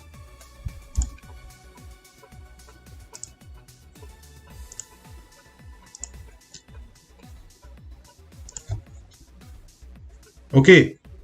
So the heat is going to be transferred from the Milo, the high temperature Milo, to the ice, which is going to allow the ice to melt and to, yeah, well, I say I want to drink my Milo now. I will drink it now. I have to go down the road. Yeah, about an hour. Put the ice in the Milo, put it in the fridge, me, you know. What if it's lukewarm Milo? And I want it to get cold. Well, the ice is going to basically absorb the heat from it, break the bonds, turn into water, but it might go to it tastes like water for real, yes? But anyway, that's what temperature is. So the next thing you have to know is the SI unit of temperature. The SI unit of temperature is Kelvin. Kelvin, and that's capital K. So, let me say that we have 30 degrees Celsius. Physics and them are really like Celsius. Celsius is for real, no, for normies. So physics people is use Kelvin. So how are we going to convert this to Kelvin? Well, that's easy. All you have to do to convert something to Kelvin is you take this number and you add 273 to it. You have to memorize this number, right? 273. This will come in important when we're doing gas laws. So 30 plus 273 is 303 Kelvin.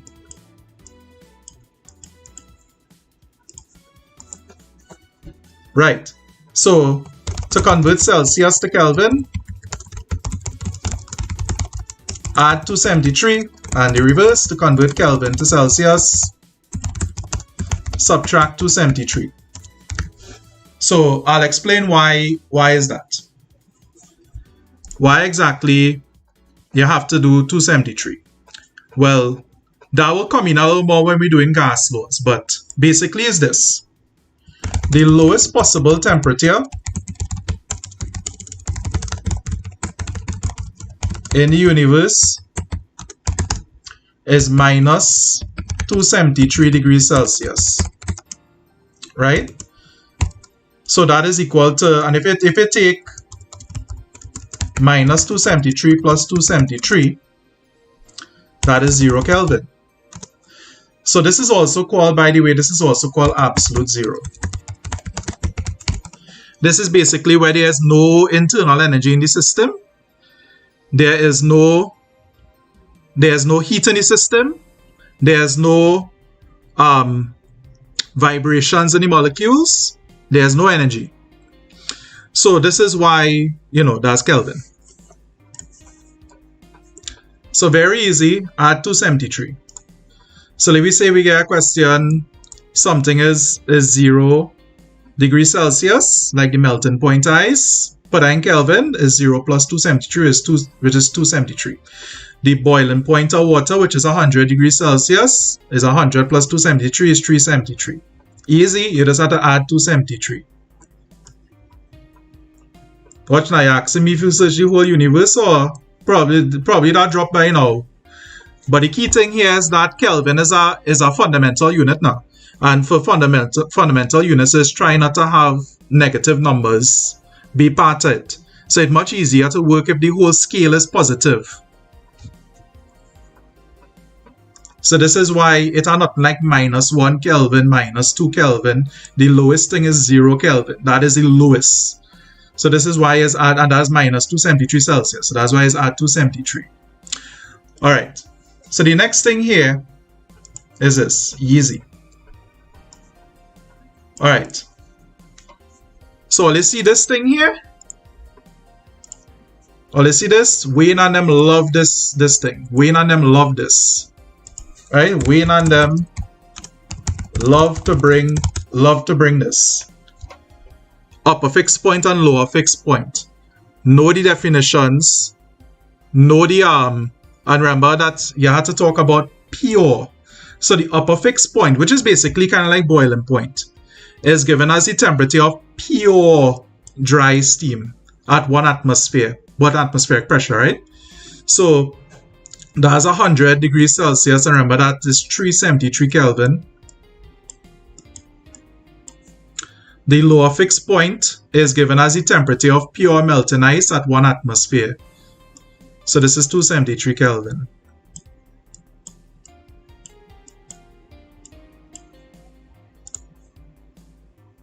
There's Wayne. All you know, all you write in CXC and all you know who's Wayne, boy. What wrong with all you, boy? Wayne is the man who making all you write CXC. Wayne is the man who went last year and say it had no discrepancies with the grades. Everybody grade good. This man get a 50 out of 50 in the SBA, and he end up getting a E in the SBA. What wrong with all you, boy? All you know the powers above you or what? All you men know who's Wayne. Wayne is the king of CXC.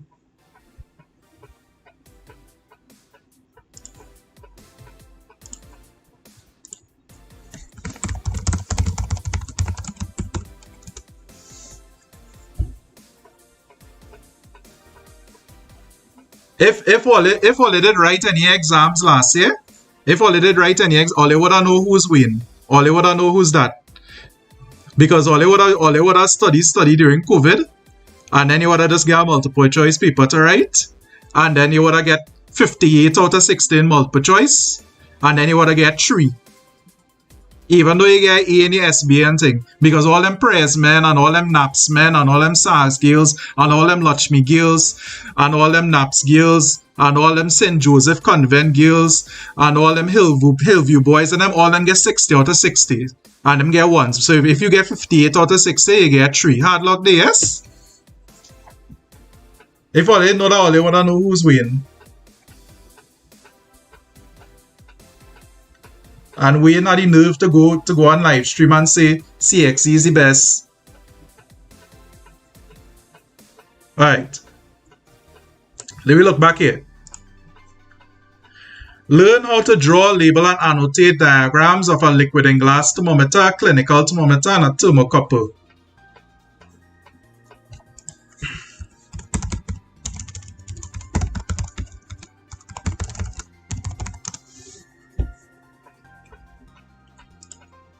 Let me look here.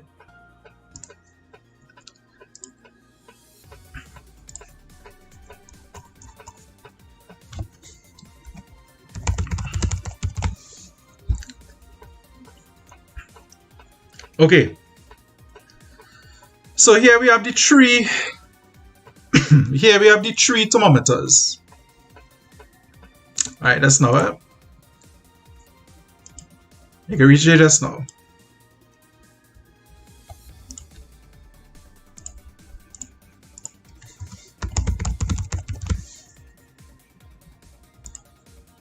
Yeah.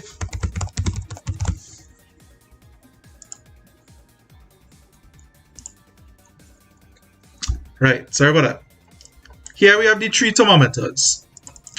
Nothing hard, as I say, you just have to learn the thing. So if you look at it, you have to know how to draw each one, which is not hard at all. So here we have a liquid and glass thermometer. It have a bulb. The range is usually from 0 to 100 or minus 10 to 110. So the range is quite limited. You wouldn't take it into a frozen Arctic cave, and you wouldn't carry it into a volcano. But it's good for the household, and it's good to a degree with human temperature. But if you want to measure human temperature, the better thing to use is a clinical thermometer. So a clinical thermometer is, you know, this was the differences here. The differences is that it's much smaller. Well, not smaller, but much shorter. The bulb is larger. This basically makes it have a larger surface area, so that it could conduct heat more efficiently. The glass here is a lot thinner. Again, this is to help with conduction. It has a narrow bore, and this makes it very sensitive. Basically, what this does is that it allows small differences in readings to be visible. So, whereas like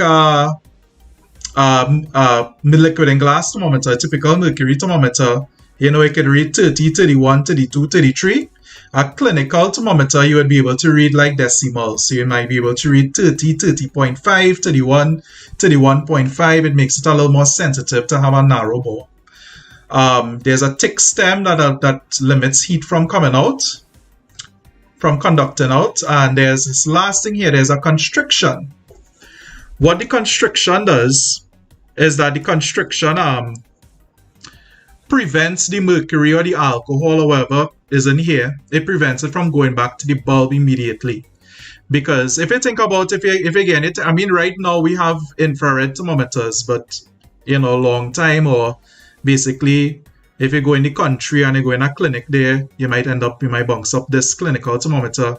And think about where this how to put this thermometer to measure your temperature. Sometimes it will be your armpit, sometimes it will be in your mouth, sometimes it will be on the other end of the alimentary canal. So, you know, you don't want to have that there for long. I mean, it had to be there for a little while. But if you, when you take out the thermometer, you want the temperature to stay there now. You want the temperature to stay there. So that constriction there, that does allow it to stay there for the timing. Now, put in the chat there what the doctor does have to do to reset the thermometer, basically, to get this reading back down to the bulb.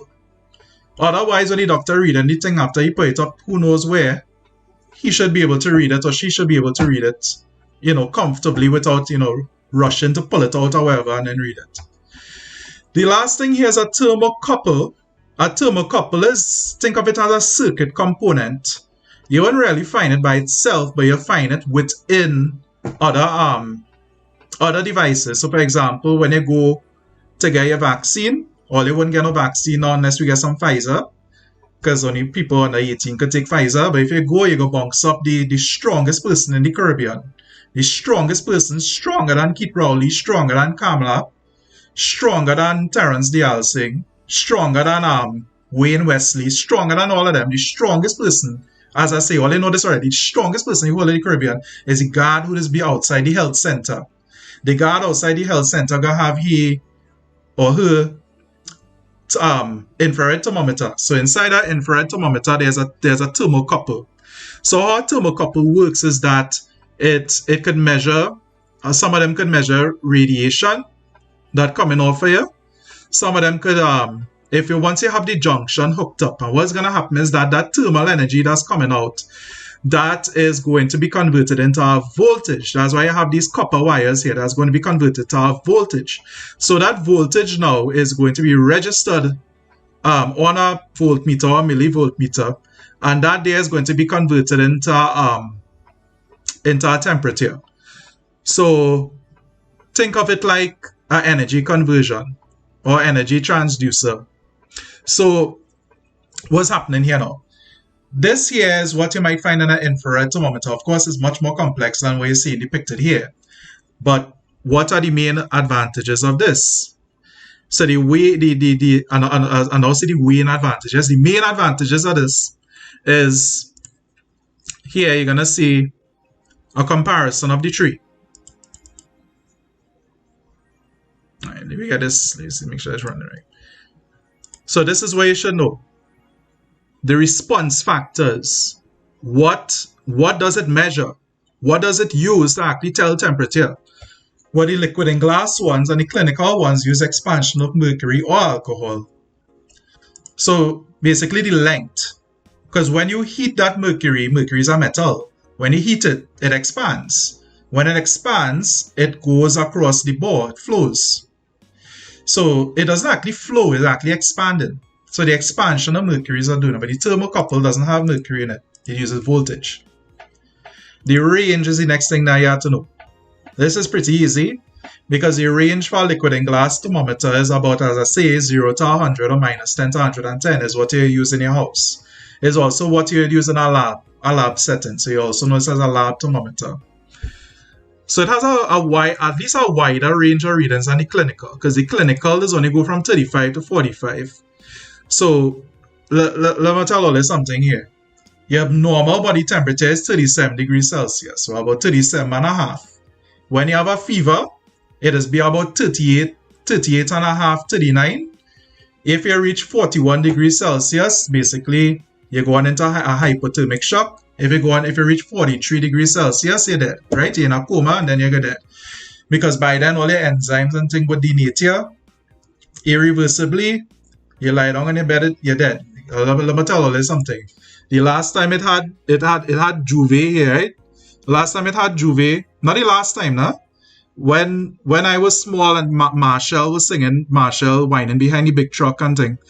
So all I know, it had these people from Paramin, and these people from Paramin, there's real go all out, real pour on the blue devil, the red devil paint. I feel I had to do that sometime, but there's a real go all out. And it had this man, but you know the paint that it is by? The paint that it is by for this is a special type of body paint, because they don't want it to clog up the sweat pores now. Because that is actually how you're gonna cool yourself down, as the homeostasis. So when this thing happening now, this man didn't have no body paint and everywhere clothes and thing for carnival. So when this thing happening now, this man went and take Sisson's paint and paint up himself. And this man went and balance in the road till noon, 1 p.m. whining behind big truck and thing. And what this man went on, this man went on for long, you know. This man couldn't sweat. This man real whining on the place and he couldn't sweat. And the man went into a hypothermic shock because his convection and, you know, evaporation and thing had to happen, and that happening. So the man fall along, they carry him clinic and the man dead. So I guess the moral of the story is, though, if you had to go and dress up as a blue devil, though, paint yourself with Sisson's paint, get the proper thing. But I tell you, just a couple degrees is what going to make the difference between life and death. Anyway.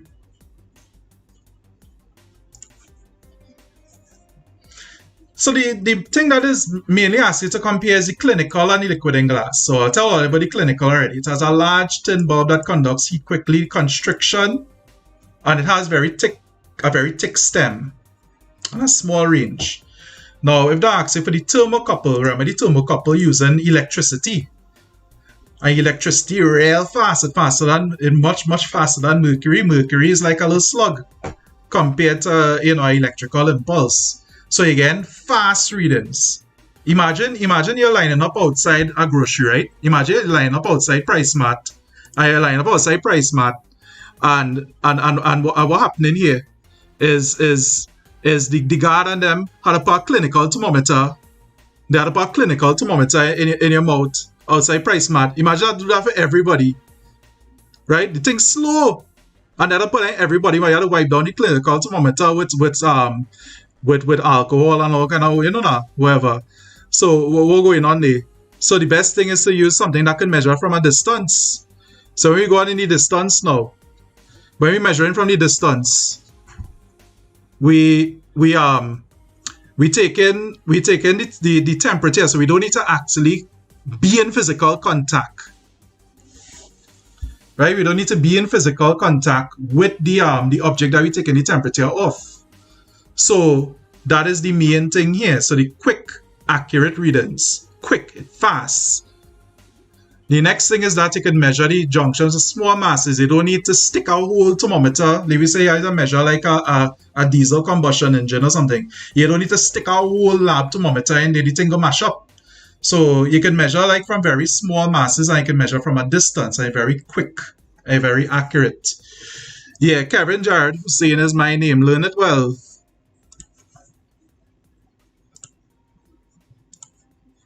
That's the name, I had the nickname. Spurwin Kringer.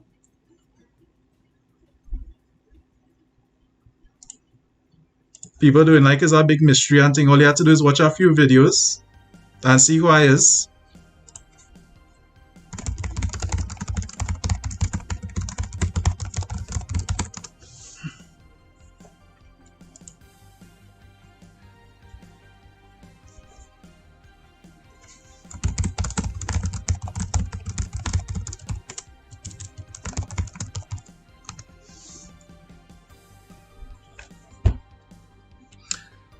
Let me see. The galvanometer rear will just actually show you the direction that the current is going.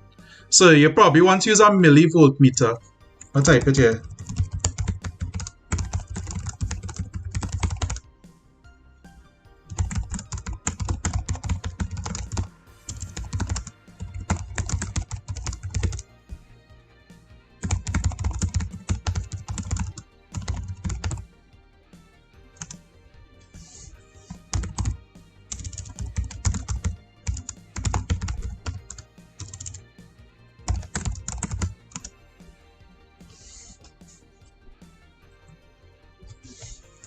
All right.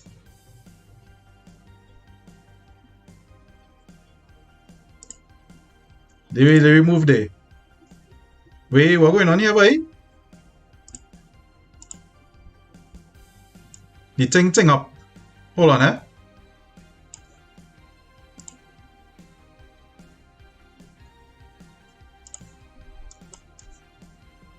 All right. Nice. So that's for temperature.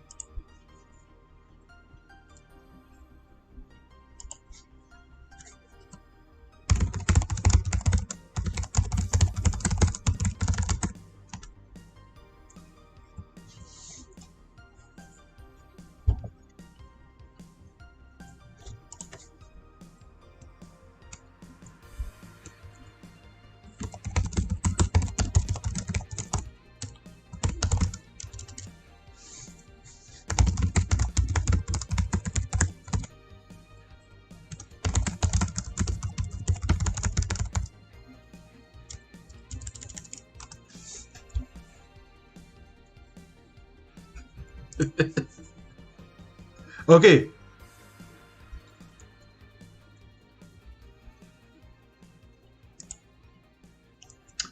Let me look back at this.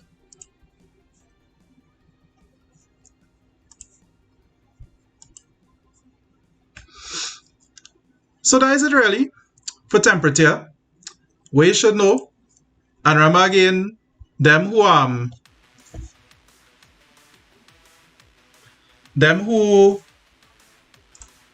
now come in, or they come in late and miss the Mortal Kombat and all kind of thing. Remember to get these documents in the description. So this is the study checklist. So use it as a thing, use it as a guide, so that you're able to go through everything. Danger Dane, why do you get the hell out my stream, boy? You come in bootleg lessons and saying what to do? But get the hell out of here. Me, I need you there. This man coming and saying teach the work. But you go and eat your mother Sunday food now.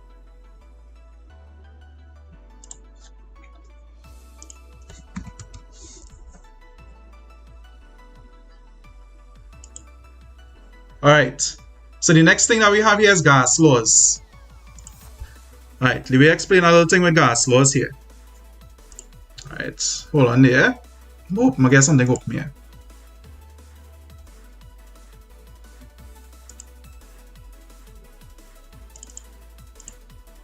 Imagine a man coming in the bootleg physics stream. This man coming there and saying teach the work, yes? This man coming the day before the exam.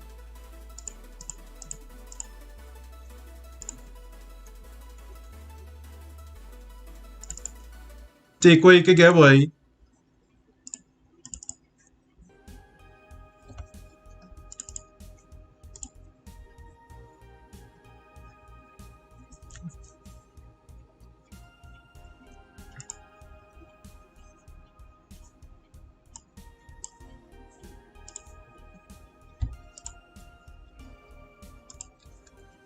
Alright. Alright, let's now open up a window there.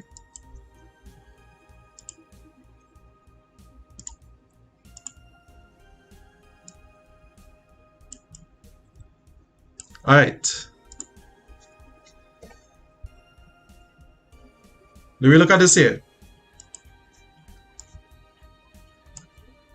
So here, the next thing here is gas laws. So gas laws now. We have 3 gas laws.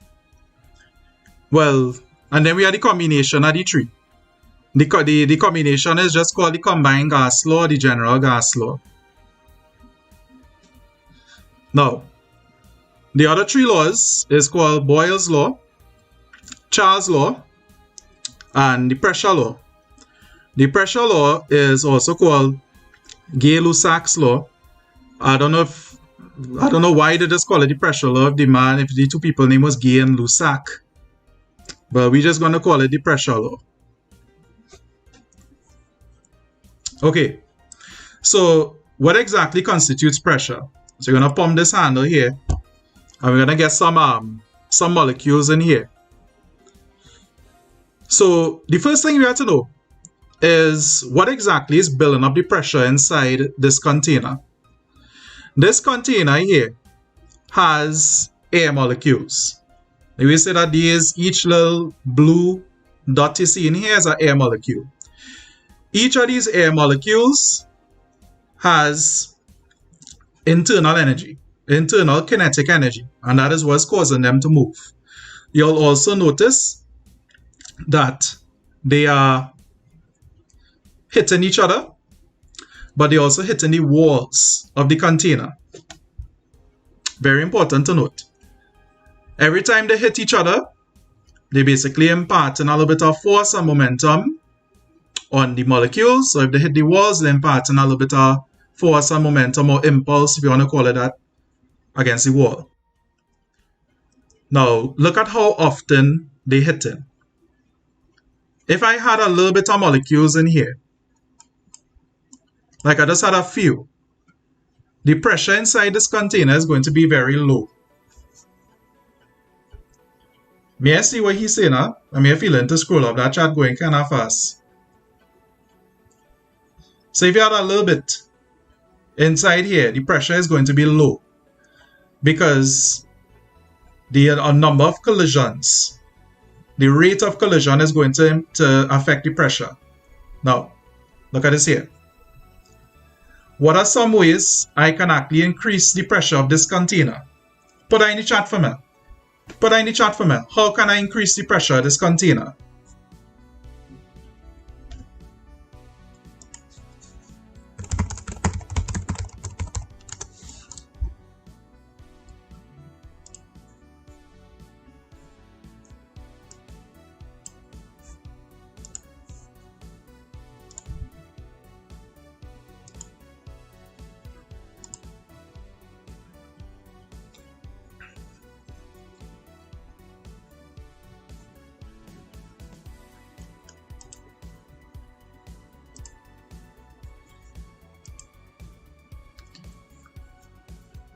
Gas laws is topic number 5, but it come in. Okay. So you can decrease the volume of the container. You can increase the temperature of the container. You can add on more air molecules, right? So let me look here. If I add more air molecules, you have more collisions. You have a higher rate of collision inside here. Kind of like you're blowing up a balloon. And the more molecules you put in the balloon, the more liable it is to pop. Because the pressure is going to be very, very high. Now, the other thing I could do is increase the temperature. Because by increasing the temperature, I am increasing the kinetic energy of each molecule. Remember, the temperature is the kinetic energy, the average kinetic energy per molecule. So if I increase temperature, these molecules are going to move faster. They're going to have more kinetic energy. And the more kinetic energy means that they're going to increase their rate of collision. And they're also going to hit with more force. What is saying? He say gas molecules not coming. Who is he? What are you talking about? Wayne? What are you talking about? What are you talking about? Terence D. Alsing? Gas laws is topic number 5. Anything? What are you talking about? Right. There's higher rate of collision.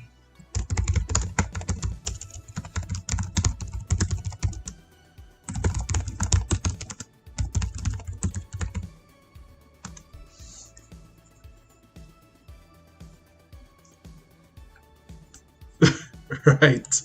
Okay, the last thing you could do is compress the container. So you can decrease the volume of the container.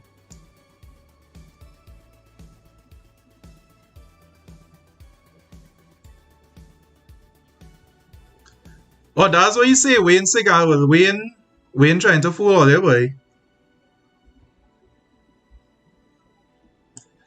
Right. So decreasing the volume. Oh, I thought you say Wayne in real. Okay. Alright. So let me explain these three gas laws here.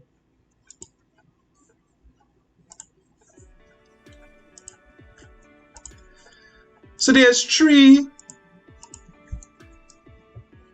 What's the word? There's three quantities. Well, four quantities that's involved here that affect pressure. So quantities that affect pressure is this. 1. The number of molecules, number of gas molecules, or the mass of the gas, right?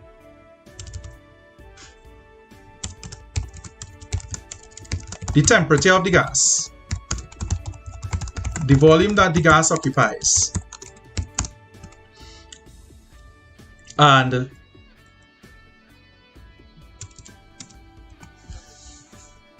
what I'm missing.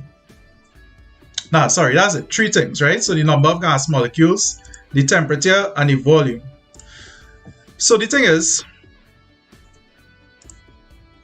basically,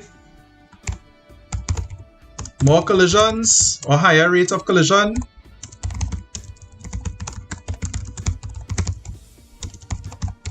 right? That translates to higher pressure, more pressure, right? Greater pressure. Temperature, higher temperature, high pressure. And volume, large volume, low pressure, small volume, high pressure. So let me explain. Imagine you have a container and the container is not inflatable or anything, right? So it's just like, you know, let me just say like a crate or something, a box, right? A steel box. And we have 1, 2, 3, 4, 5, 6, 7, 8, 9, 10 molecules in here, 10 gas molecules. Now remember, these gas molecules, because the bonds broken, they hit in the walls of the container. And because they hit in the walls of the container,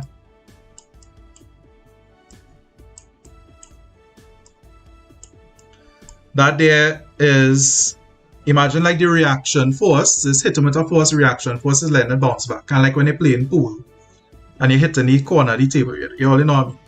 So imagine I was to take, I had a smaller box and I put these same 10 molecules in it. 1, 2, 3, 4, 5, 6, 7, 8, 9, 10. Right? And these bumps, and they're going to have a higher rate of collision. But, so you're gonna, these are good. Basically, they're going to have a higher rate of collision against the walls of the container. Again, with each other. And that's going to translate to greater pressure. If they hit each other, that will really matter. But it's when they hit the walls of the container is when it matters. If I was to take this and put it in an even smaller container, right? 1, 2, 3, 4, 5, 6, 7, 8, 9, 10, you're going to get even more pressure. So if we look at the relationships between these three here,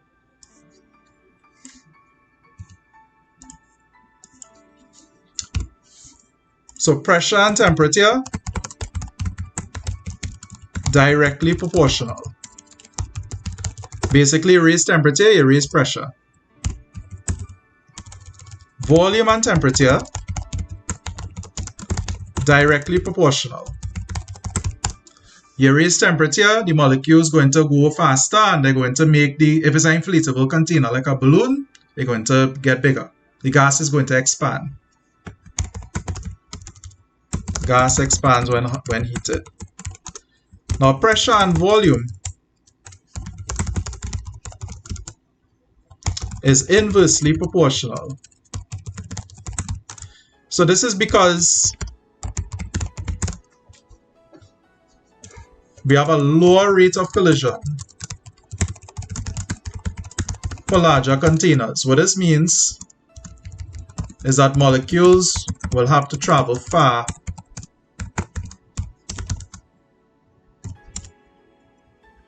right to impart force against the walls. Right. So these three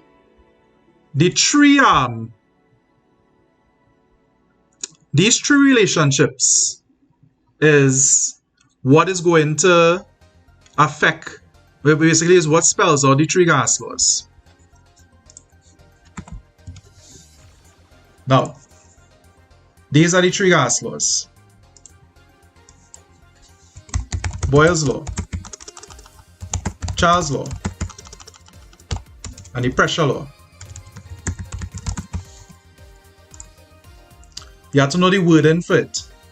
But let me show you an easy way to remember this. Draw this if all you have to draw it. If all you feel all you nervous.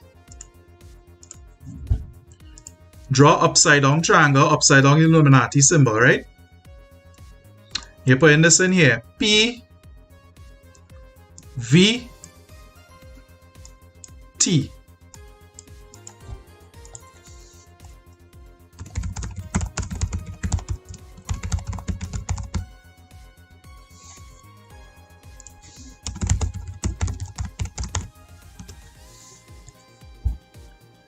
Now, we're going in alphabetical order.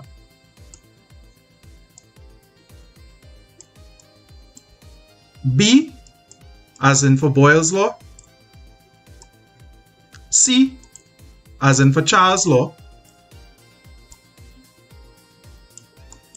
And P, as in for pressure law. Boyle's law, Charles' law, pressure law. Actually, this T should be capital.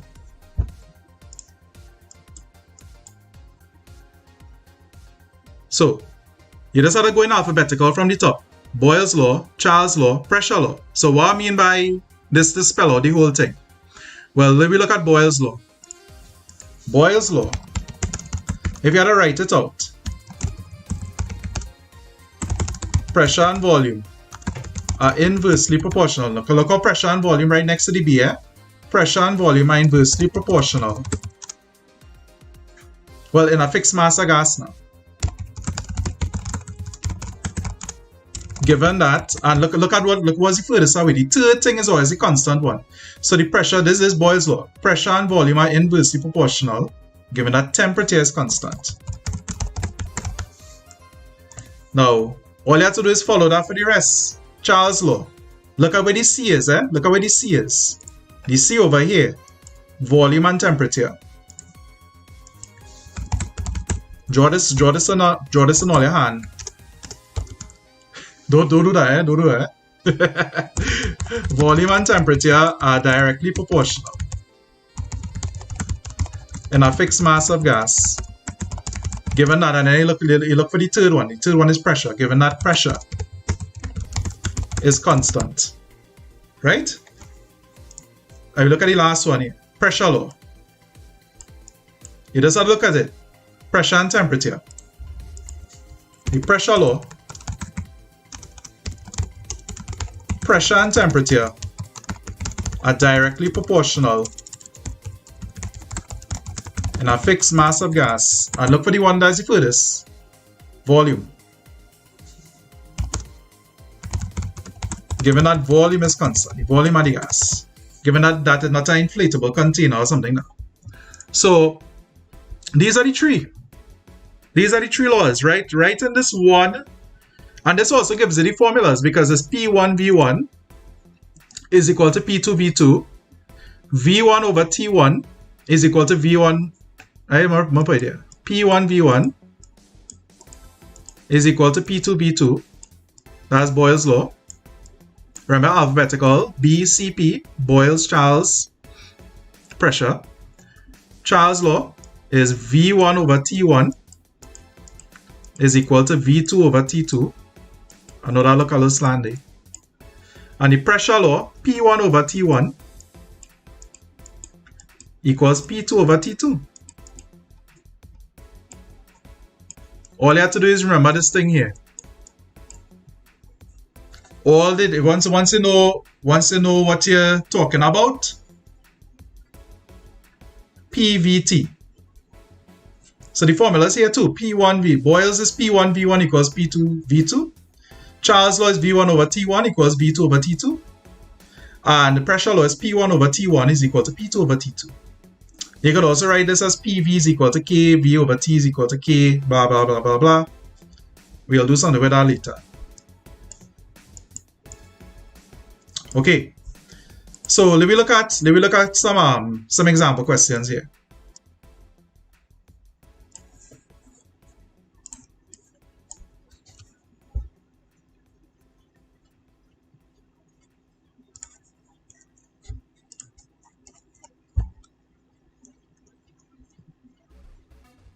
Okay, we look at this one.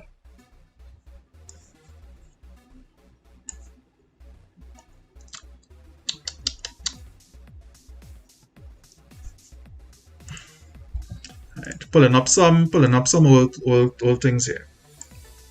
Watch now. If all you want to go in the real thing, all you go in now is a free country. They might lead you to think otherwise, but it's a free country.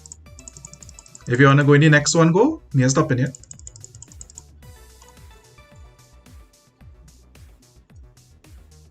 Alright, let me look at this one here.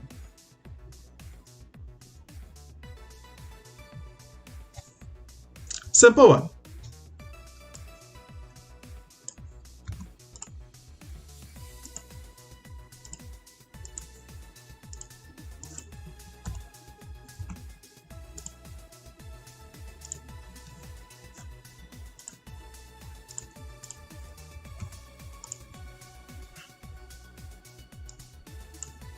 Well, I probably bounce this one up already. Alright, so a car tire.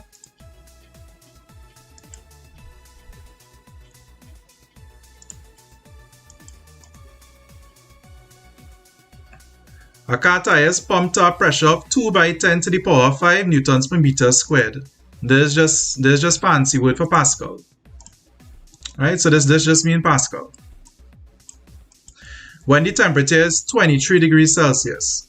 Later in the day, the temperature rises to 34 degrees Celsius. Calculate the new pressure in the tire if the volume was constant. Okay, so how are we doing this? Well, first we have to identify what is constant. So volume is constant. That means volume not going to be in the formula. Right? Volume not going to be in the formula.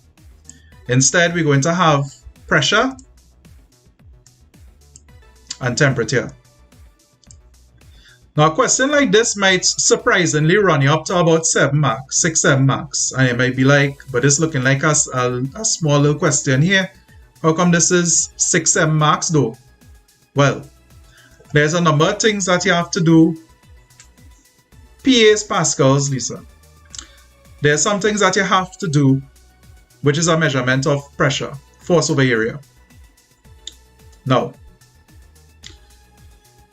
before we start putting any formulas and things, you'll notice that, remember I say Celsius is for normies. Kelvin is for the real physics people. Celsius is not what we want. We want Kelvin. So what we're going to do, we're going to say T1. Right, so T1 going to be 23 plus 273. The maths in my head, that's 296. So that's 296 Kelvin. Now we're going to say T2. Now T1 is the initial temperature, T2 is the final temperature. So T2 is 34. So 34 plus 2, so you always have to put this there, you always put this little bit of work in. This here is about 2 marks because you have the calculation and the unit. Right, so this is 307.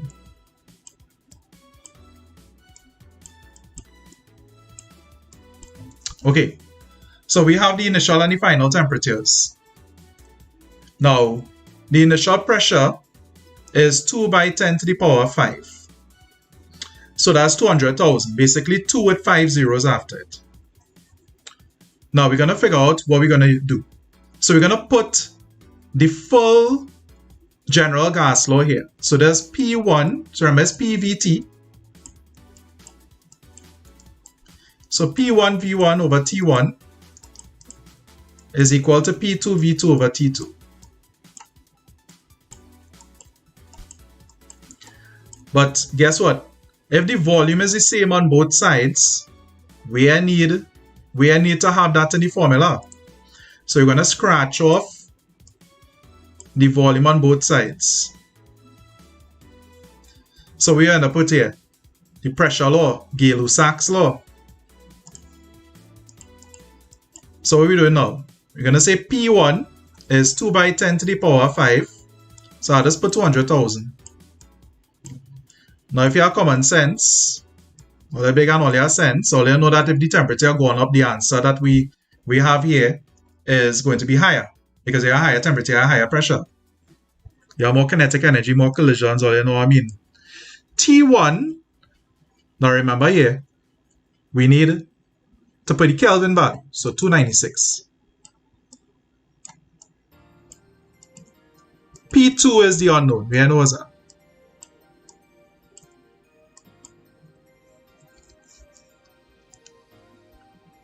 And we put the final here. So what are we doing now? Well, we have to do something called cross multiply. So we need to multiply 200,000 by 307, and that's going to be equal to 296 by P2. So let me actually put that over here. So we have 200,000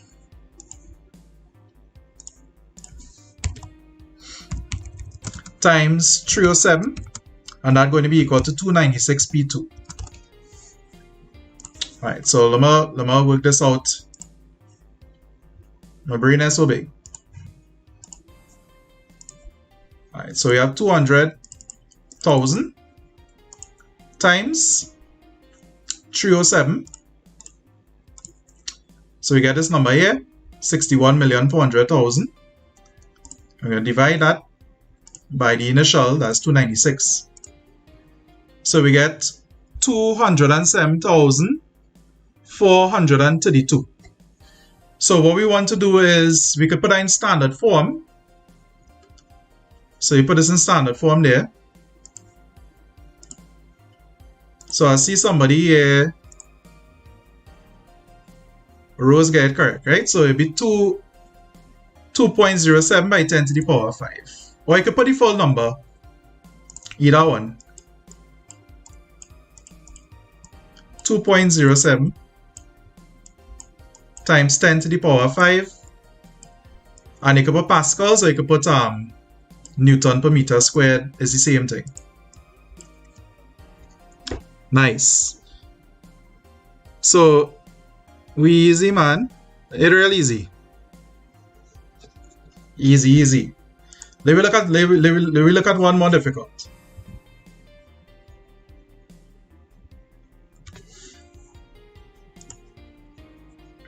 Gas laws is kind of be the same old stupidness over and over. But remember, gas laws could also not just be calculations. It could be that explaining the kinetic theory of matter, explaining why you have a higher pressure when you have more molecules or when you have higher temperature. Alright, so you look at this one here.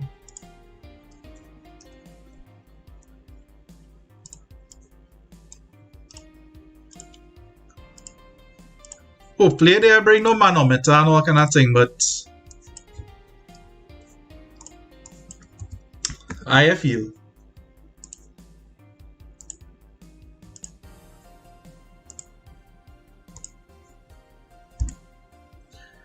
An ideal gas has a volume of, right, remember, as you read any question, underline, as you go into this, help you arrange the thing in your head, you know what I mean? The temperature is 27 degrees Celsius. So there's the initial volume, there's the initial temperature, and a pressure equivalent to 76 centimeters of mercury. That's basically 76 cm Hg, right? What will its volume be if the temperature goes up to 47 degrees Celsius and the pressure drops to 70 centimeters of mercury? A manometer is a device that's used to measure variations in gas pressures. If you have a reference pressure and you want to find an unknown one, don't worry about that, man. Alright, so look at this one.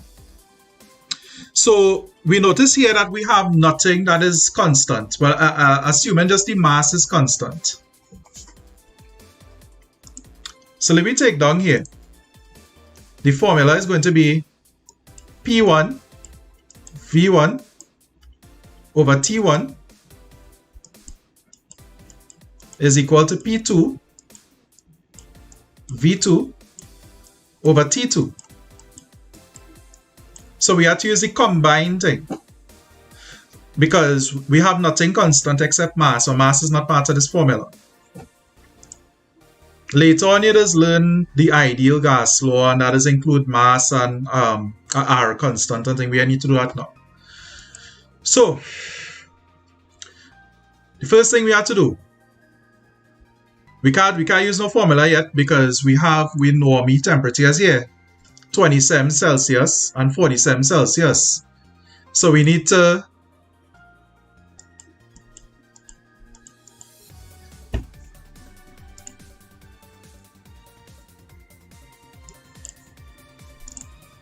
sorry about that.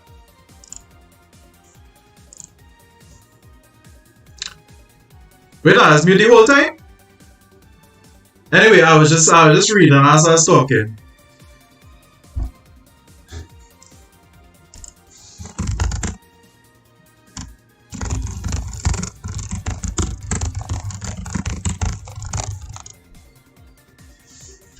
Okay.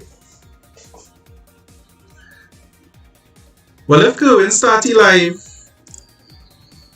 or they could go ahead and go down. That up to all, yeah? We are competing. The more the better.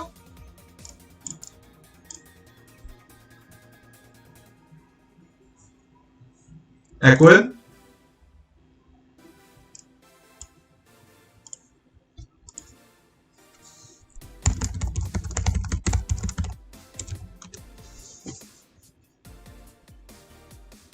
Time of the echo gone.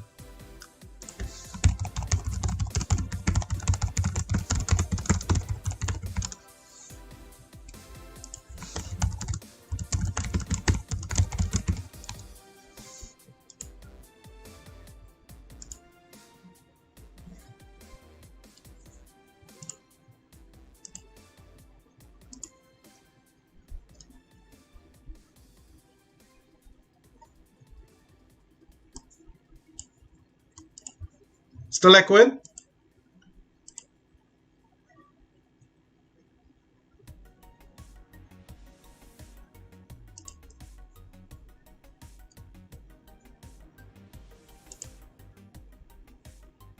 Okay. Now, watch here. So we need to convert these. Remember, we could work this out as we go in, eh? That's why I'm going a little slow with the questions. 27 plus 273. And this is 47 plus 273.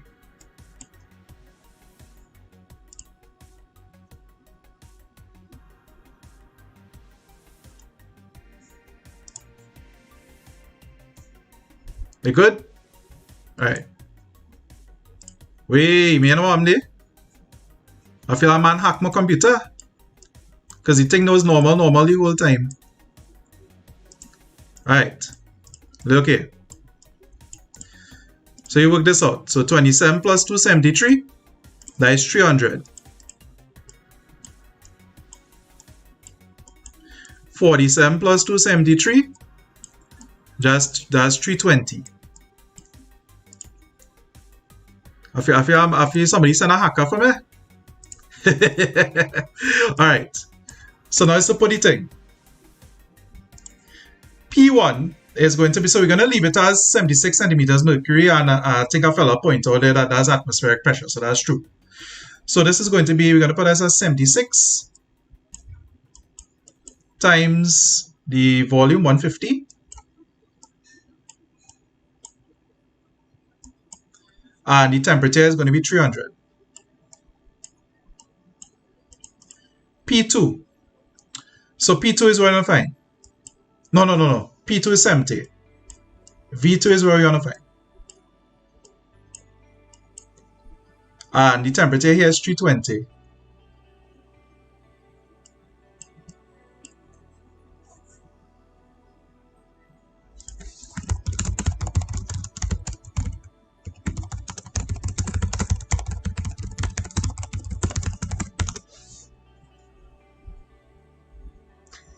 Right. So what we're going to do is we're going to multiply these two here.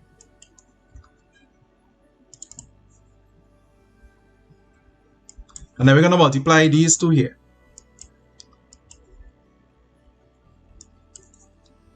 So I'm going to type this out as we're going. So 76 times 150 times 320. So that is 70 equals to 70 times 300 times V2. Well, I should put 70 times V2 times 300.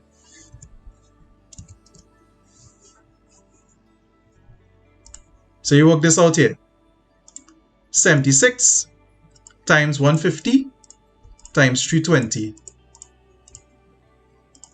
So that is big number here, 3,648,000.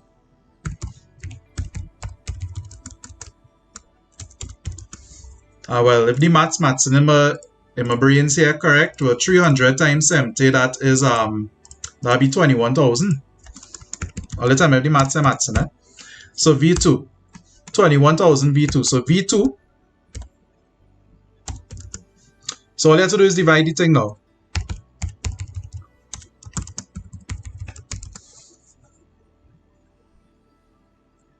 So that divided by that. 3648, put it in each chat there. Calculator kinda. Right, 173.71. And it could be cm cubed. That is it really.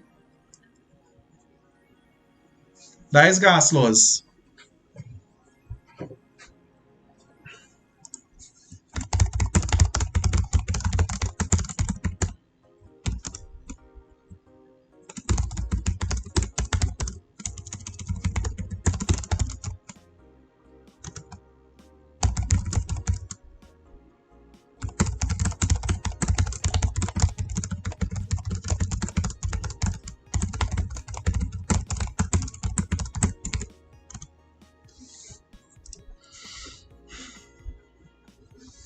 That is it, eh?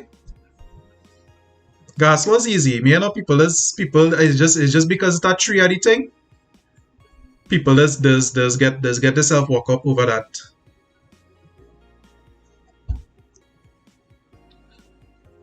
Okay. One more we good. Let me do one more.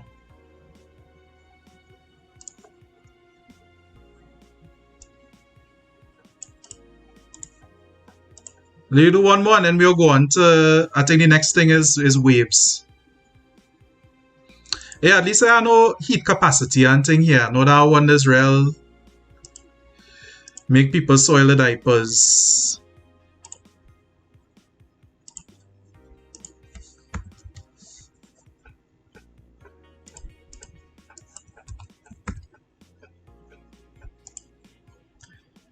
Hope you all are learning, all you having a good time.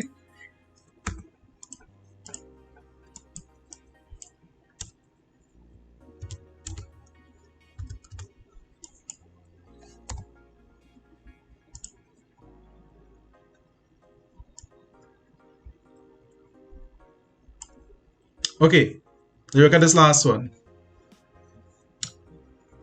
A hot air balloon must be filled with a certain amount of helium for it to float. When filled with 24 meters cubed of helium, so that's our volume, that's the initial volume, at a temperature of 32 Celsius, that is our initial temperature, the balloon is able to float. In order for it to float higher, a rope must be tugged to light a fire beneath the balloon. All that's just extra information. The pressure and mass are constant. So these two things is constant, right? So we already know we're constant. If the fire, better than who, boy? Better than who? Me care to be better than nobody is once all you having a good time. Once all you having a good time, that's the important thing. Once you learn a little thing, you know what I mean? What is the additional volume? And express this as a percentage increase.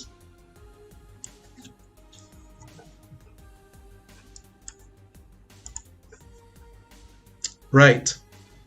So we look here. What is the... So next, again, first things first. Celsius, normy temperatures. We converting that to Kelvin one time. One time, only one time. One time. Celsius, go on, only Celsius, go on. So 32 plus 273. Well, Boyle's law one's easy because it ought to convert nothing to Kelvin. 75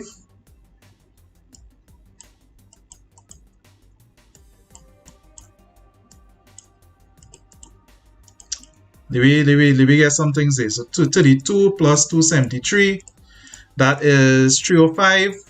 All I work in these things out in my head, so if I do anything wrong, I'll tell me. And 75 plus 273, that's something like 348. I'm gonna actually make sure that. Yeah, 348. Nice.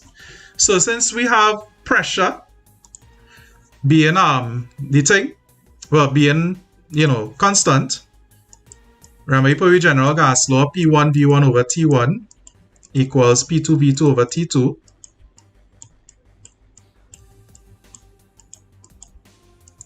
So the formula here going to be scratch off pressure, because that's the same on both sides anyway.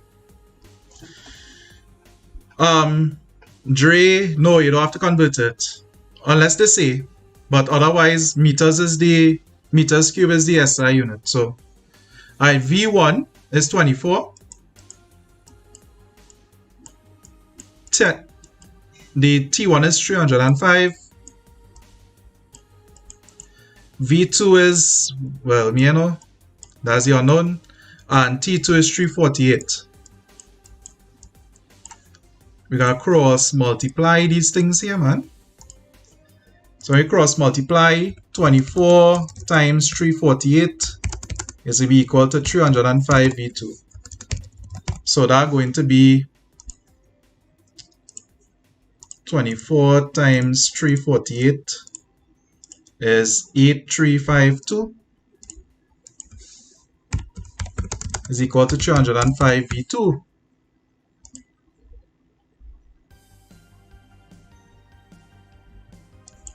So V2 going to be 8532 over 305. So let me see what's that there. I think somebody put it there. Rose and Chelsea, like they're doing good, man. We're getting some ones.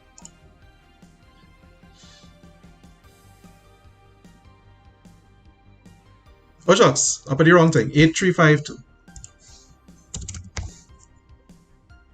And I was like, what really do they buy? 8352 divided by 305, right?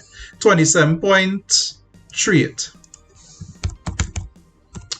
meters cubed, or 27.4. No, This is not my final answer, because if you look here what the question asks you for, express this answer as a percentage increase. So the percentage increase, so how much additional volume? The change in volume, right, is going to be 27.38 minus the initial 24. So that's 3.38 meters cubed. And as a percentage, this is going to be, I'll come down here a little bit. As a percentage increase, this is going to be 3.38 over the initial times 100%. And let me work that out. 3.38, or however you had it, divided by 24. So 14%, 14.1% increase. Sada, if you could put it in atmospheres, yeah, you could put it in atmospheres. If you all waste your time.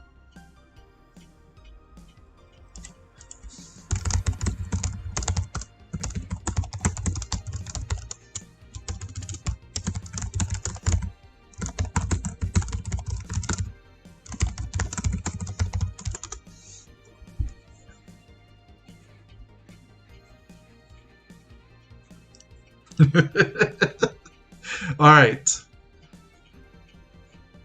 So that's gas laws. That's easy. I think we're okay with gas laws. Right. The last thing all you should learn is the gas laws graphs. But let me go into types of waves. All right. What was the question there? When we get a break? All you get a break 5:30.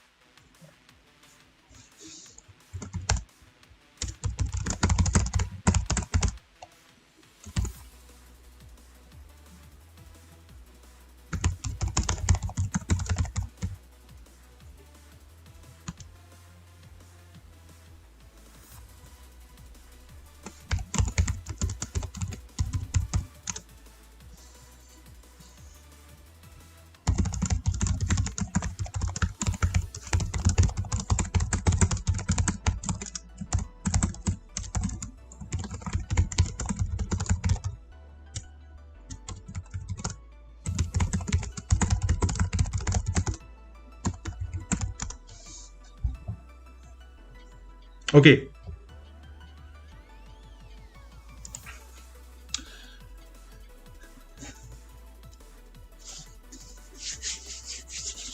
Types of waves is very easy. This shouldn't take long. And then right after that, we have speed of sound. Hopefully we could finish at least types of waves and speed of sound before the break. Okay. All right. So the EM spectrum. We have to know the EM spectrum at least one use for each one. Wait, I paste this thing here? Yeah, all right. At least one use for each one. Learn what is special about EM waves. The differences between transverse and longitudinal. And identify differences between light and sound. Define the terms frequency, period, and amplitude. In sound, pitch relates to blah, blah, blah, right? So let me go through it. Let me start. This shouldn't take long. Okay, so the EM spectrum. Typically, you just learn it from how long to 5:30, 50 minutes.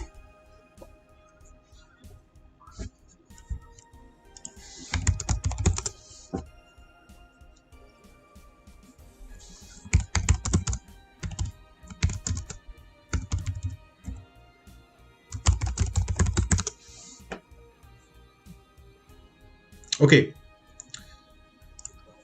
so if I were to draw the electromagnetic spectrum, it might look like this. So you'd have a wave, so you're going to start off big,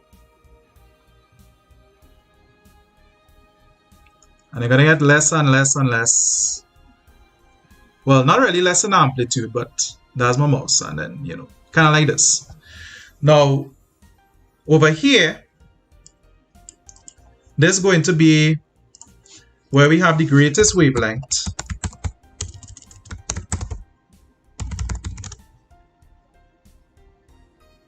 Is also where we have the lowest frequency. I'll explain what that means just now. Now, here's where we're going to have radio waves. Radio waves are going to be here. Now, on the opposite end, this is where you're going to have lots and lots of waves passing. So you're going to have plenty of them passing per second. So you have a high frequency. So here's where you have the lowest wavelength. Highest frequency. Make this thing here. Right, so a good way to memorize this, well, as Sanjay put there, is this. Going from lowest frequency to highest frequency, rich men in Vegas use expensive gadgets.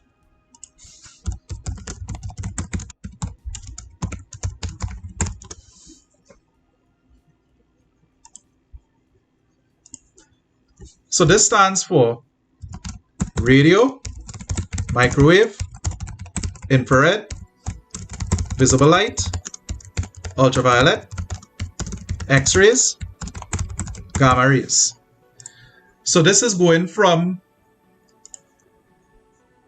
the lowest wavelength, right? So the smallest wavelength to the highest wavelength. And remember, wavelength is depicted as this Greek symbol lambda. In reverse, it is also going from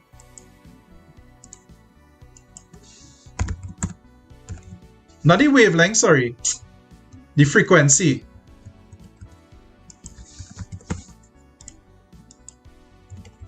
And I realize. And in reverse, this is going from the smallest wavelength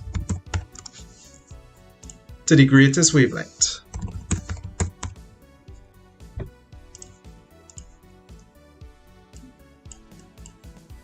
And wavelength is lambda. So you have to know the order of the thing. What you should also learn is a use for each type of wave. So for example, radio waves are used for transmitting AM and FM frequencies. Basically like sending messages, broadcasting, all you understand. Microwaves, well, you know microwave ovens, but microwaves are used in cell phones. Infrared is used in remote controls, motion controls, like if you have a you have a wireless controller, that's infrared, or a wireless mouse or something. Visible light. Well, this is what you used to see. This is what a camera would use. This is what a light microscope would use. This is what would form the image on your retina. Ultraviolet. This is what is used in tanning beds. It is what is the type of heat that's released by the sun. This is why you need to wear sunscreen. Not the ones that they recall, the Neutrogena ones that they recall, not that. But that's UV rays. And they're also used in like black lights. They're also used in forensics, when you're watching CSI. X-rays are used for clinical, bone signaturing. So like, you break your bone and you go for X-ray. Not for ultrasounds, but they use for providing image signatures of bones because they use electrons, bombardment of electrons. Gamma rays is the one that you're probably going to see pop up the most because it also relates to atomic physics. Gamma rays are used for killing cancer cells. Don't say chemotherapy, right? Chemotherapy is something different. They're used for killing cancer cells or radiotherapy, right? Killing cancer cells should be fine. That's gamma rays. Yeah, X-ray is used, when CSEC mash you up, you go for your X-ray. So that not hard at all. Just say radiography. Yeah, as game makers say there, radiography is fine. Because if you say medical imaging, that could be a sonograph too, not like an ultrasound. So it's probably not the ideal thing. Okay, so let me understand the difference between amplitude, frequency, and what's this other thing? Period. All right, so watch here. Sterilized medical equipment is a good one for UV. Yeah, that's a good one.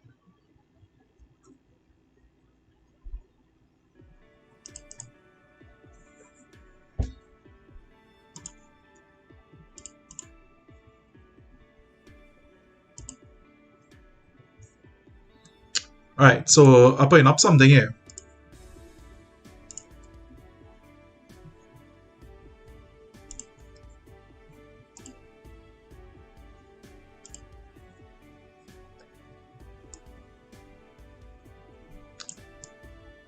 Let you understand the difference here.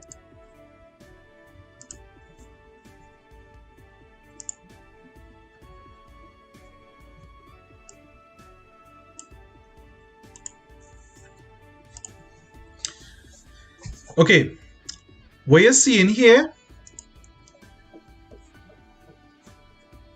hold on, what you're seeing there, that is a transverse wave. Now let me explain why it's called a transverse wave. It's called a transverse wave because you notice that the source of the energy of the wave, which is this thing here on the left, this is what is leading to the displacement of the particles. So the displacement of the particles is perpendicular to the propagation of the wave. Right? So transverse means that displacement of particles are perpendicular to the propagation as the direction.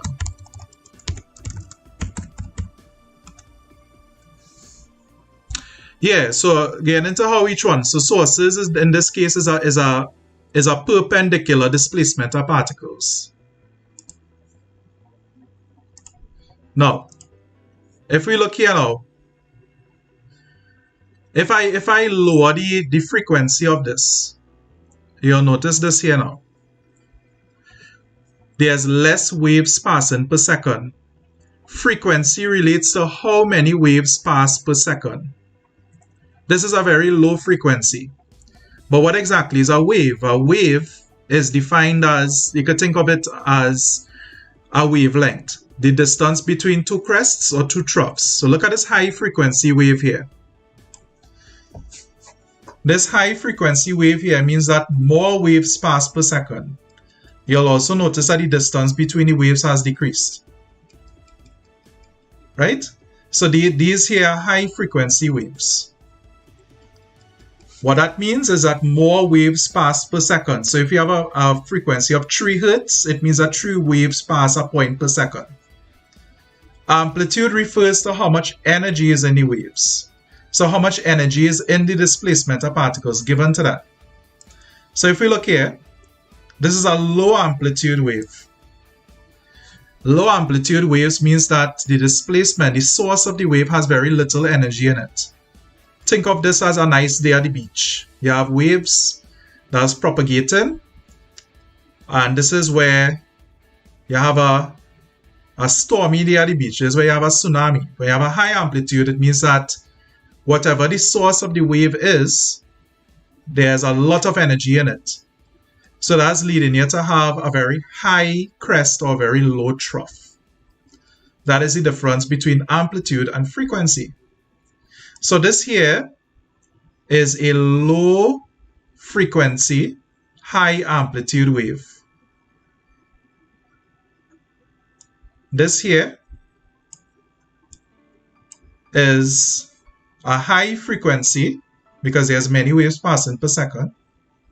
Low amplitude wave. If there's 0 amplitude, that means that the wave has no energy. There's no propagation of particles, and thus you don't have, there's no displacement of particles, and thus there's no propagation of the wave. So you must have at least some energy in there sustained to get the wave going. So this is a transverse wave. Alright. Let me explain now what is a longitudinal wave.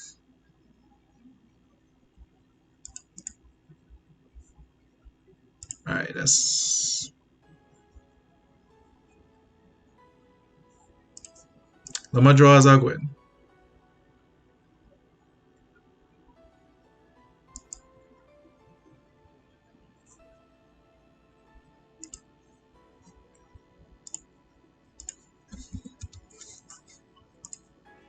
Okay, my type here as I go in. Transverse means that has crests and troughs. Displacement of particles is perpendicular to propagation. Example, any EM wave, such as radio. Basically, in the rich men in Vegas use expensive gadgets thing. Radio, microwave, infrared, visible, ultraviolet, x-rays, gamma rays. Any one of those.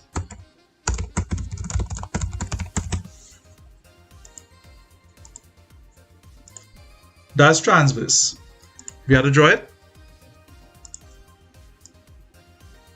This represents the displacement, this represents the propagation. Now if you look here,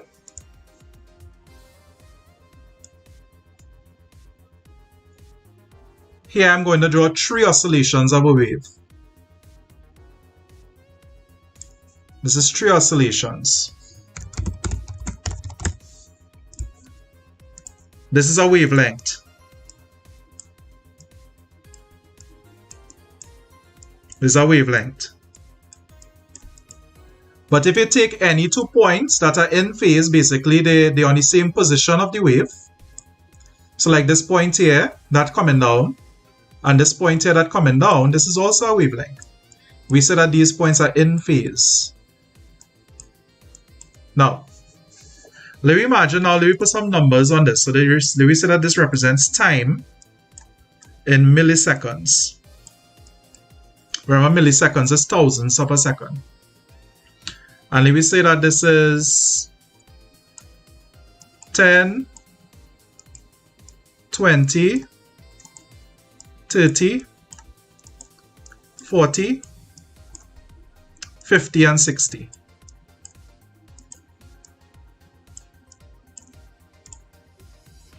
Now, let me say we have to find what is the period of this wave and what is the frequency of this wave. Well, that's not hard to do. Now we have to understand what is the period or what is the frequency. So let me define that here. Period, I'm going to make this writing a little smaller, is defined as the time taken, right, for the passage of one wave, right, or one pulse of a wave.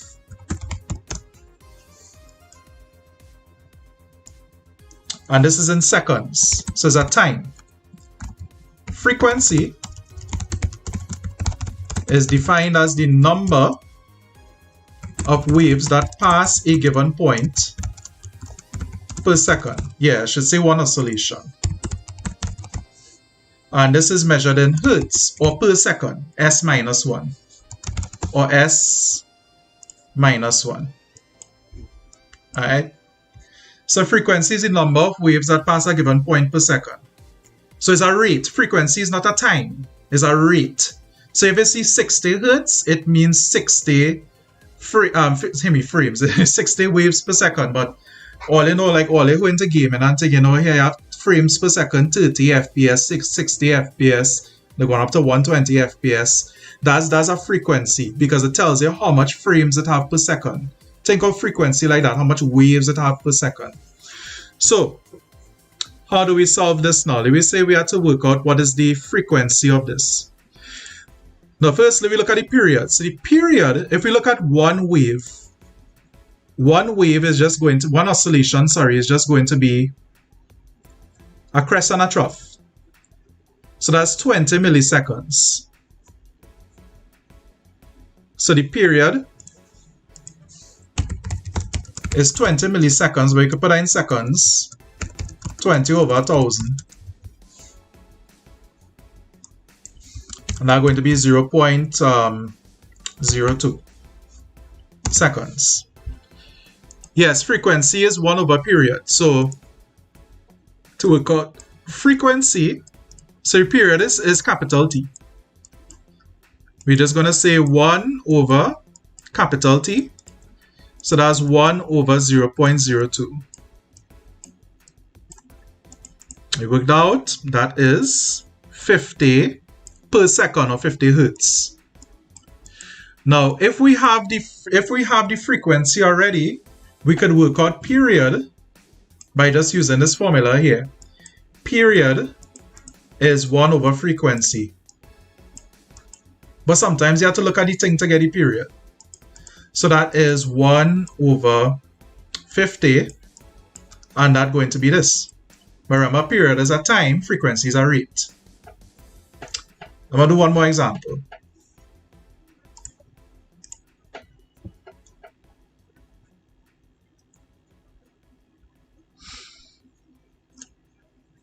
No, the period will be 20 because one wavelength is going to be a crest and a trough. We'll do one more example.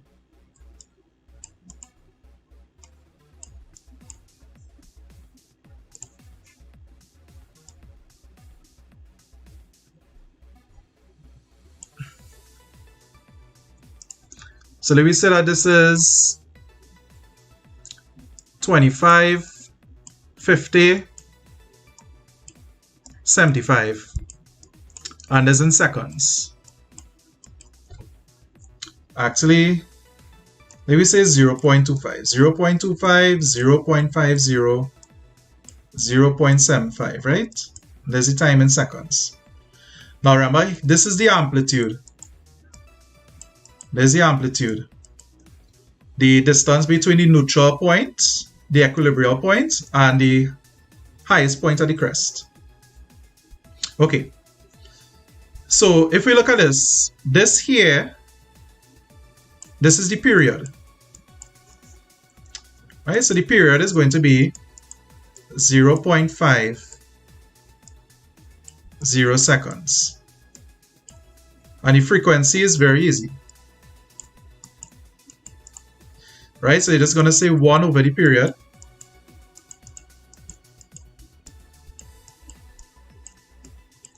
And that's going to be 1 second. Not 1 second, sorry, 1 hertz. No, we're talking about 2 hertz, my bad. Now, because if I was to just continue this whole thing and finish up this wave, right?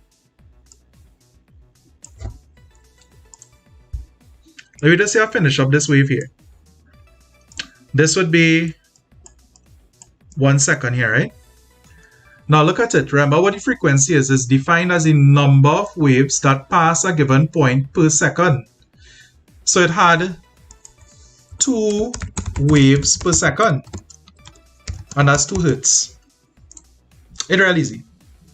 That's types of waves. Not hard at all.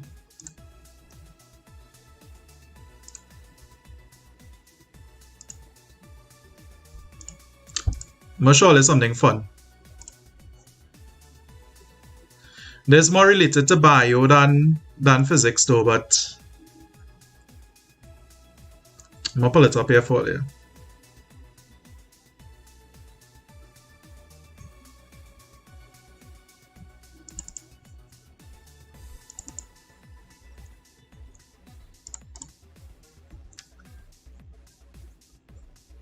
I mean, as real like when this topic come for exams, the eye and the brain and thing.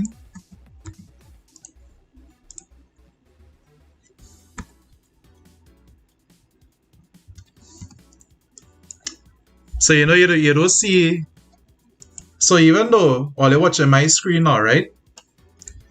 So all you're watching my screen now, and this visible light hitting your eye, hitting your retina, and forming an image in your brain.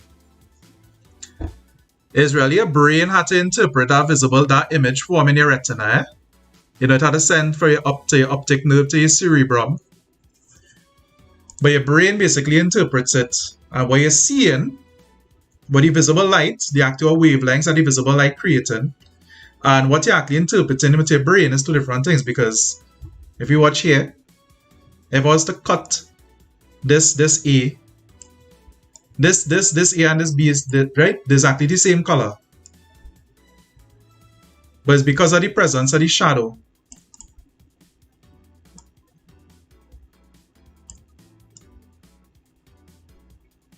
Because of the presence of the shadow, that's making it seem like two different colors. But it's really two different things. Remember how you're interpreting this here? This is through the visible light. But your brain interprets it, you know, shapes and colors in different ways. I say that's more bio than anything. Okay. Now, last thing here is to relate this to sound. So how does this amplitude and frequency relate to sound? So a high amplitude light wave means bright.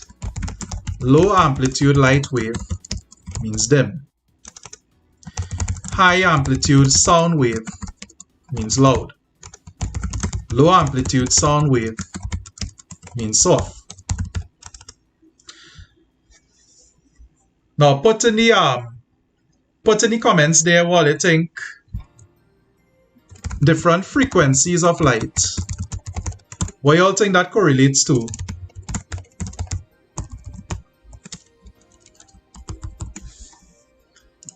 Right. So now I have to go into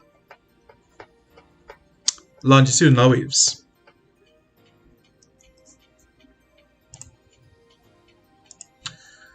So a longitudinal wave is this. So a transverse wave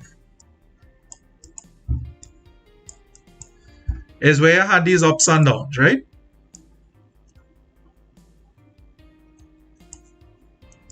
Alright, so remember, the displacement of the particles is perpendicular, is 90 degrees to the propagation. Now, a longitudinal wave is usually depicted like this. Color, yeah, color. So they're correct there.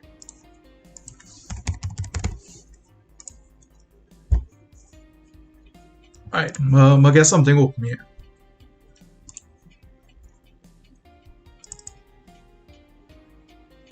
Alright, so opening something here to show you the longitudinal wave.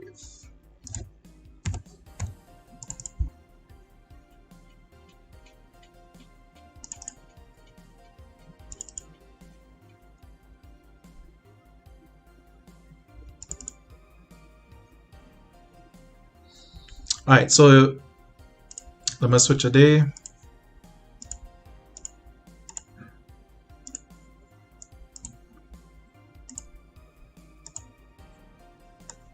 Made everything go show now. Well, I might have to do a display, like a full display thing there.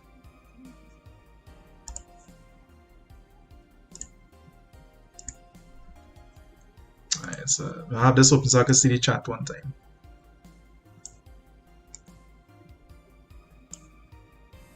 So there's a longitudinal wave. And you'll notice here that it's not an up and down, but instead what we have here, the propagation is still going to the right. The wave is still moving to the right. You're watching down here. But the displacement of the particles is not up and down. The displacement of the particles is side to side. So the displacement of the particles is parallel to the propagation. Now, if I put this wave to go a little faster, you can see it there? Now, how is amplitude depicted in something like this? I mean, the wave cannot get higher and lower.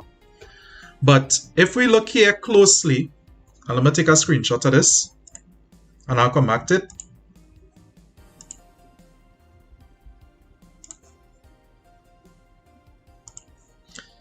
Alright, so if I take a screenshot of this, right? The propagation is going to be parallel.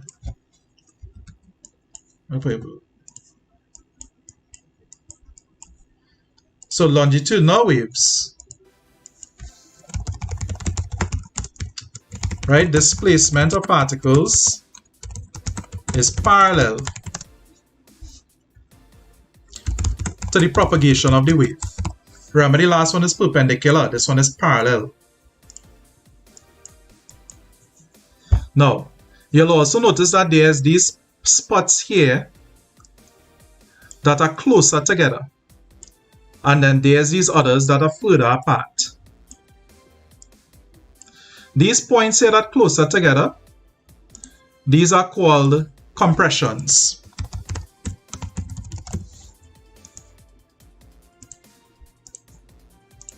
And these here that further apart, so not refractions, that's one word, right?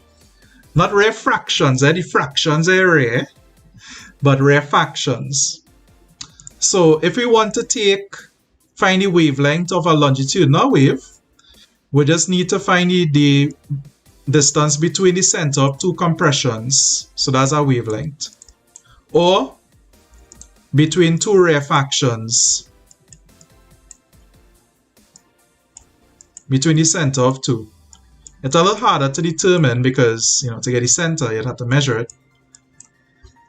But that is our wavelength. So what does that change in amplitude look like then for a longitudinal wave? By the way, I should just say this here. So sound is a longitudinal wave, right? So sound is a longitudinal wave, whereas light, gamma rays, infrared, microwaves are all transverse. Any electromagnetic wave is transverse. Now, let me come back here. Now, let me put this to be at a low speed. And let me raise the amplitude here. And let me see what happened. Alright, so this is middle amplitude. This is middle amplitude. Look at the compressions. You can see them moving. Look at the compressions. Let me raise the amplitude. Look at what's going on with the compressions. The compressions getting more compressioned. Well, not that, but the pressure in the compressions actually increasing, and that's forcing the molecules to be closer together. So the compressions getting denser. Notice that the compressions getting denser and the rarefactions getting less dense. Now look for amplitude now. Look for this low in the amplitude. The compressions becoming less dense, so the molecules becoming less dense. So you can barely even tell where the compressions are here at a low amplitude. High amplitude, you could clearly tell where the compressions are. So, let me tell you, there's your neighbor, right? You know, you got your neighbor playing like real loud music, real pogging music, and your walls vibrating. Well, if you think about what is loud ponging music is high amplitude music. So that and because it's a mechanical waves basically are physical waves, right? Because it's mechanical waves, they need molecules to propagate across. So they need like a gas or a solid or something. We'll get into that when we speed us out. So they need some kind of way to propagate and move across, right? So that's because the pressure, the density of the molecules is so high when it loud. That's why your walls is vibrate and glass does, vibrate and all kind of thing. Okay. And that is it really for waves. Let me look here again.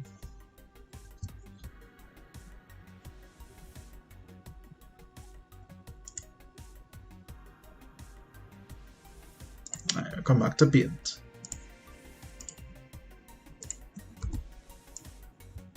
Right. I guess the only other thing about types of waves is electromagnetic waves are all trans, right? So we'll get into this when we're doing speed. So let me do this last part here and then we'll take a break.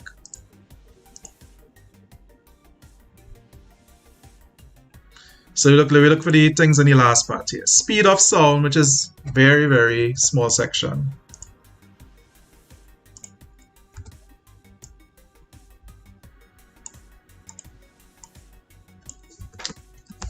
Alright, so speed of sound. The first thing is to understand how sound waves propagate through different media. Now, if we think about, first of all, we know that nobody could hear you scream in space. And movies like Star Trek and Star Wars just get away with it because every fight that it does have in Star Trek and Star Wars and any space thing, there's actually most of it does occur within the atmosphere of a planet.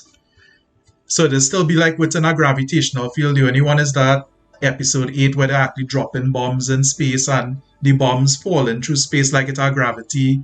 I guess they didn't have a physicist in the film crew. And sound could still be transferred through radio waves. Like they could still talk through a transmitter. But yeah, because space is a vacuum and there's no molecules, can be transferred. So if you think about it now, let me compare. Let me say that we have a gas medium. Right, so you have a gas versus a solid. And remember, solid, the molecules are much closer together. Now, because it is a mechanical wave, because it is a physical wave, it requires these molecules as a conduit. So there's the solid.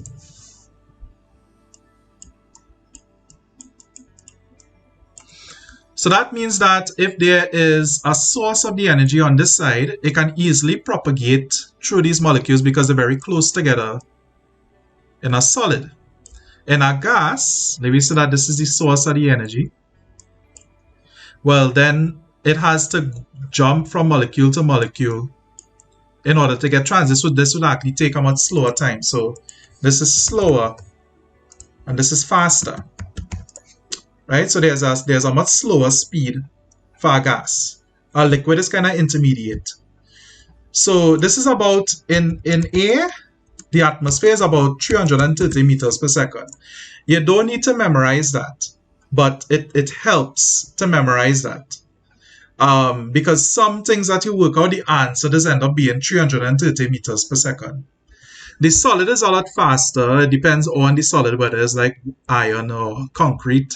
But is usually about 10, 20, 30 times more. Depends on how dense the solid is. Water is about 5 times more. Yeah, only longitudinal waves is sound and seismic. Yeah, because it's more compressed, the molecules are closer together, the energy could be transferred very, very easily. Now, the other thing I guess is let me look at a question here regarding an echo. Okay, let me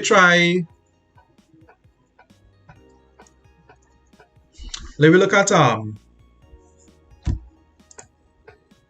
example question here.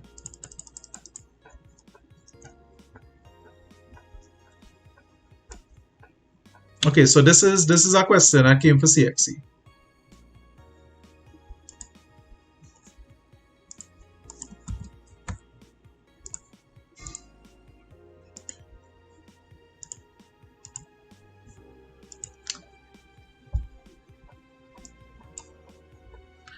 Alright, so you look at this one here.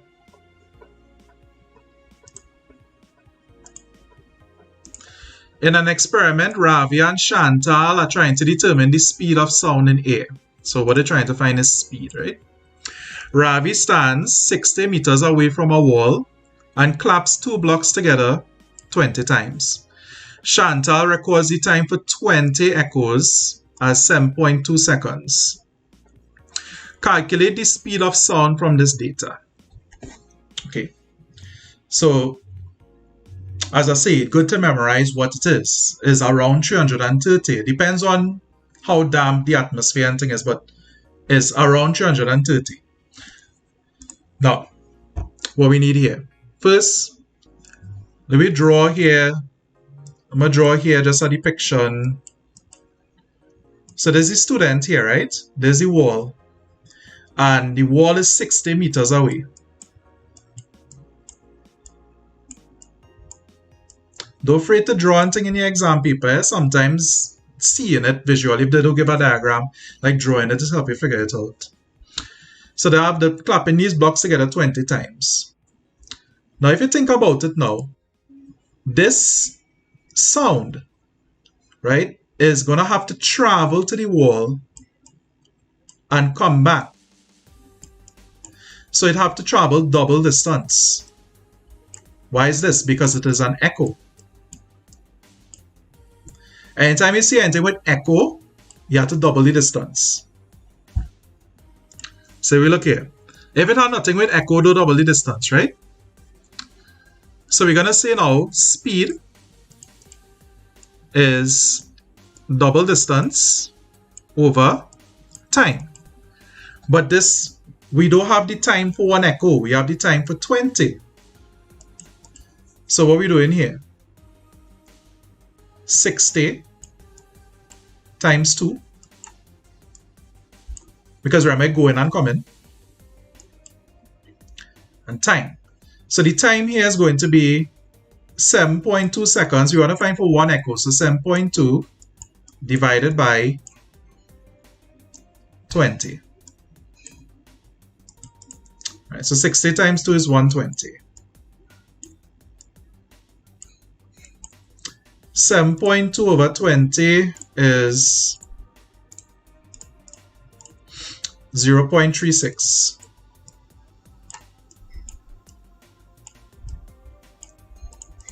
So if you work this out, 120 divided by 0.36, so we end up with 333.33, 2 decimals is fine, meters per second. Remember, this is meters and this is seconds. So we get something that's close to 330. So that's why I say it worth knowing that figure now, the speed of sound in air is 330. Now, I see somebody here say the experiment to test for the speed of sound. They don't really bring that in your paper 2. There's more get in your paper 3, but let me still go through it.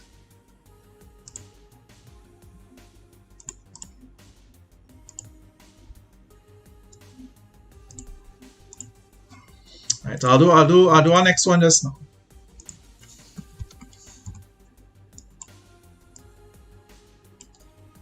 Alright. So testing for the speed of sound in air. So we have two, let you imagine we have two people here that performing this experiment. They are on two cliffs so that they are a sufficient distance apart. Now, typically if they're more than 500 meters apart, they're good. Because remember, the speed of sound is 330 meters per second. Anything that's less than that going to be too fast to record. So this man here he could have a gun. It could be some kind of thing that give us signal, but the gun is probably the best one. And this man here going to have a stopwatch. Yeah, okay, so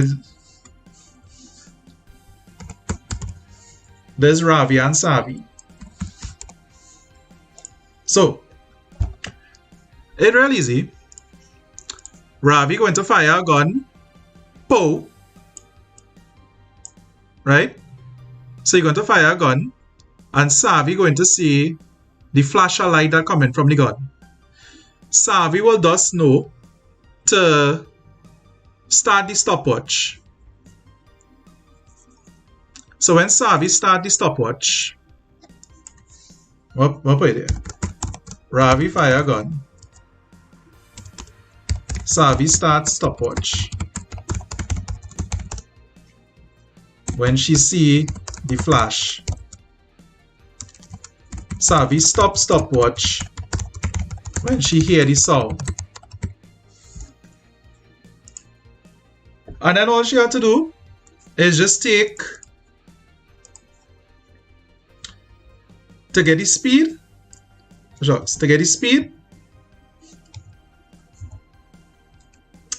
hey, just need to say distance over time.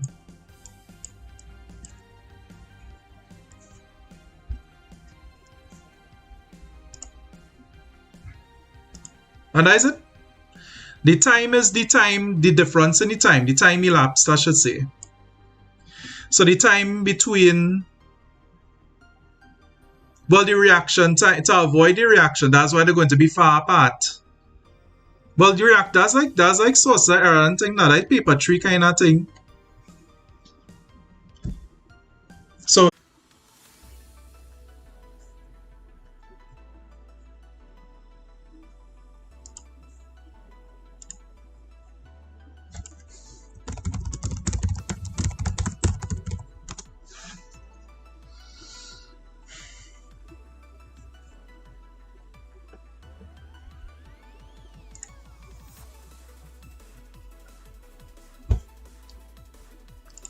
alright, we come back there. Alright.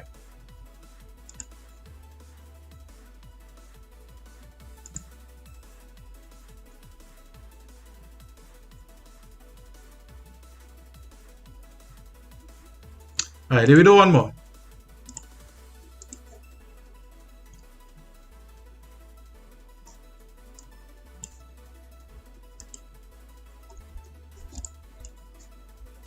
And then we're gonna take a little break or we're gonna move around and thing, you know what I mean? Alright.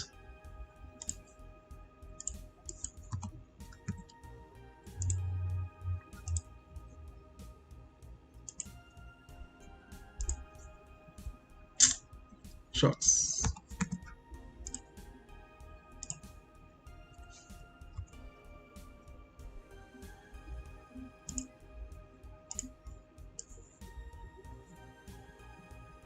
Okay. A boat uses a sonar pulse to determine the depth of an oil spill. I'm gonna shift this also. Make sure everything's showing there, right?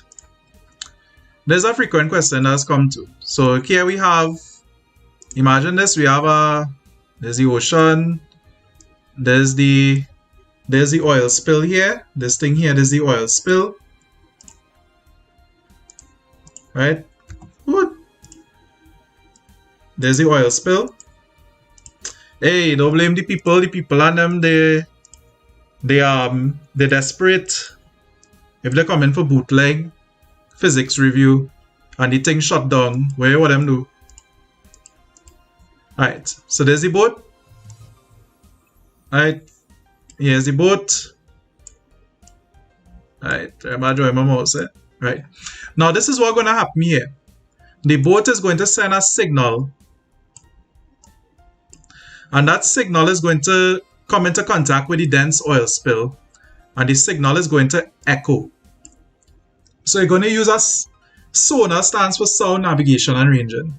So basically going a distance here and a distance here. So when you're going up and down, you're going to have a double distance. So it's an echo. Now, let me look at what's going on here. So this is not hard at all. So it takes 200 milliseconds to travel to the spill and echo back up to the boat's transmitter. If the oil spill is 150 meters deep, what is the speed of the sound pulse? First thing we want to see here is that this 200 milliseconds, we need to convert this to seconds, right? So the time, 200 milliseconds, because you want to have your answer in meters per second, right? Over 1,000. So they're going to be 0.2 seconds. So the oil spill is 150 meters deep, but the thing takes 0.2 seconds to go and come back. What if the oil ignites? Well, sound can really ignite oil. So at least I hope so. So you're going to say speed is double distance over time, because remember the thing had to go to the oil spill and come back up.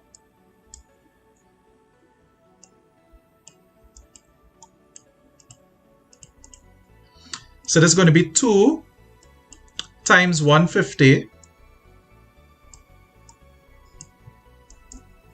and T is going to be the time, 0.2. Now again, you have to make sure you stuff in SI units. So that's going to be 300 over 0.2. And well, that's basically 300 by 5. So that's 1500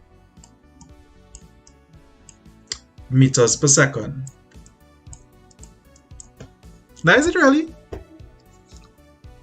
I guess the last type of question that could come is thunder and lightning. But I have a feeling like they're going to ask you something kind of basic about thunder and lightning. Why we put it over 1000?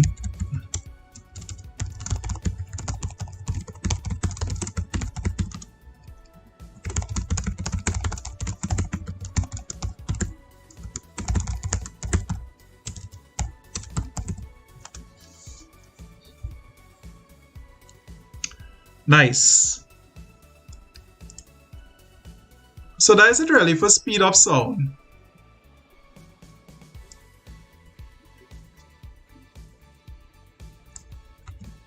I guess you will also learn V is equal to F lambda. Okay. Well, let's take a break. We're coming back at 7 o'clock. Get up and do all the motion. Go and move. Move all yourself. And I'll see all this about in 1.5 hours.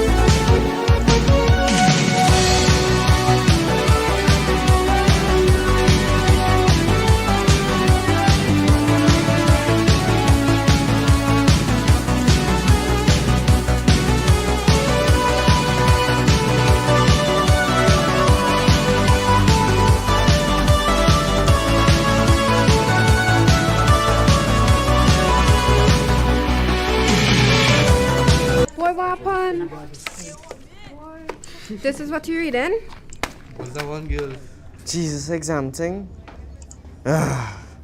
Hey, Who's that, me? yes you. Fix that face now. You want to hear the secret to being successful at CSEC? Yeah, tell me now. Preparation. Really? That is your big secret? Yes. That and Guardian's Maths and English CSEC practice test. With that, I went from alright to real good. Okay. So when can I get it? You could get English on Mondays, Maths on Tuesdays, and the answers on Saturdays. Alright, I ain't that. Wait, you wanna help me study later? Study. Yeah. Study the Guardian CSEC practice test. Again? Get your Guardian CSEC practice tests every week. They're the best tools on your CSEC pathway to success.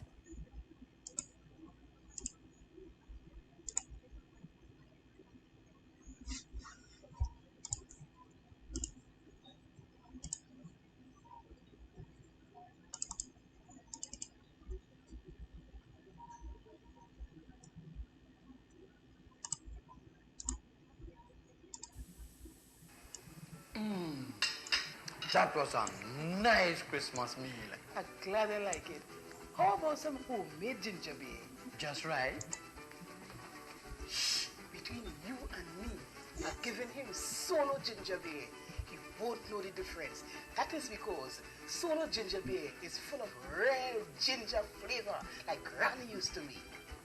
Ah, that is real ginger beer. If only Solo used to make punch of cream, pastel, fruit cake, coconut sweet bread.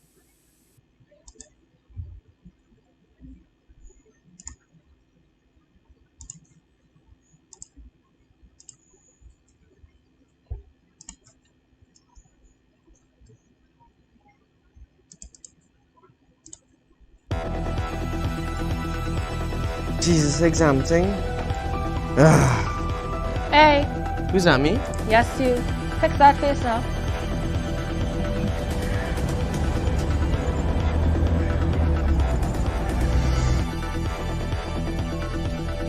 What happened? Another red man.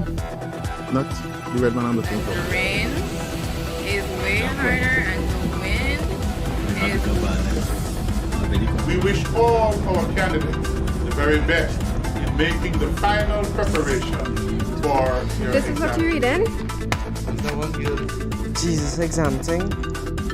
Just right.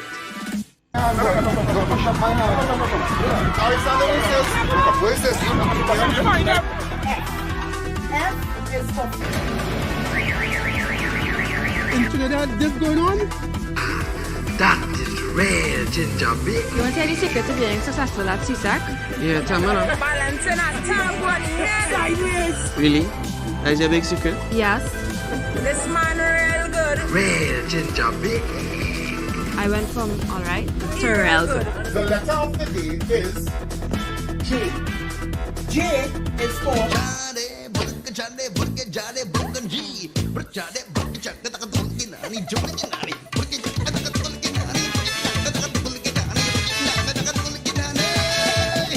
Jesus, exam thing. Plenty people dying, but we can't do nothing about that. If it's dead, they go dead. correct.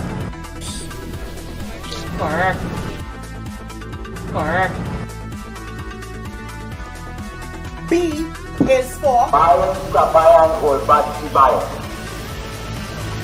And the answer is Alright, I ain't that. correct. Wait, you wanna help me study later? study. Study the Guardian CSEC practice test. Correct. Jesus, exam thing. you will do well. May God bless you richly.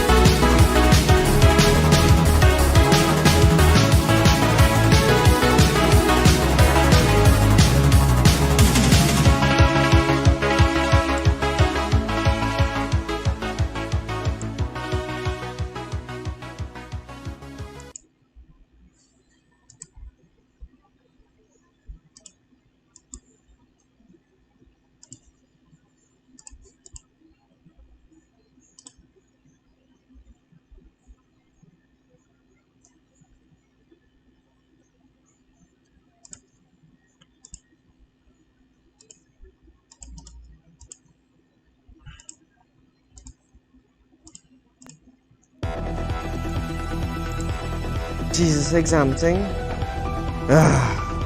Hey, Who's that, me? yes, you. Fix that face now.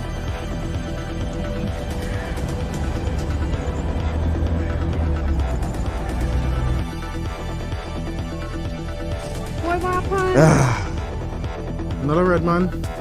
Not the red man I'm looking The for. rain is way harder and the wind is We wish all our candidates the very best in making the final preparation for your This is what exam. you're reading? Jesus, exam thing. Just right.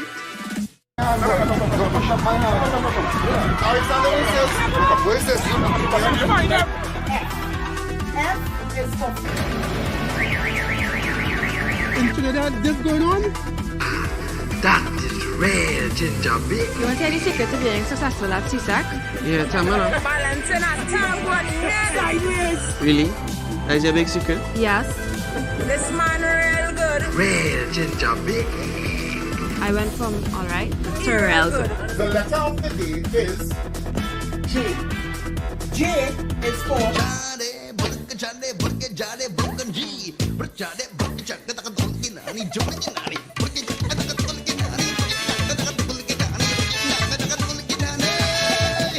Jesus, exam thing. Plenty people dying, but we can't do nothing about that. If it's dead, they go dead. correct. Correct. Correct. B is for And the answer is Alright, I ain't that. correct. Wait, you wanna help me study later? study. Study the Guardian CSEC practice test. Correct. Jesus, exam thing. you will do well. May God bless you richly. Who's that, me?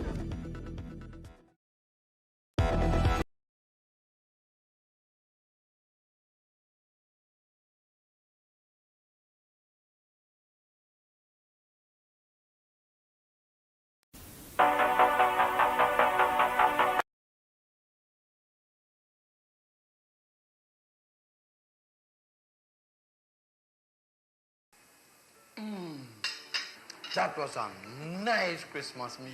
I'm glad I like it. How about some homemade ginger beer? Just right. Shh. Between you and me, I've given him solo ginger beer. He won't know the difference. That is because solo ginger beer is full of real ginger flavor, like Granny used to make. Ah, that is real ginger beer. If only Solo used to make punch of cream, pastel, fruit cake, coconut sweet bread.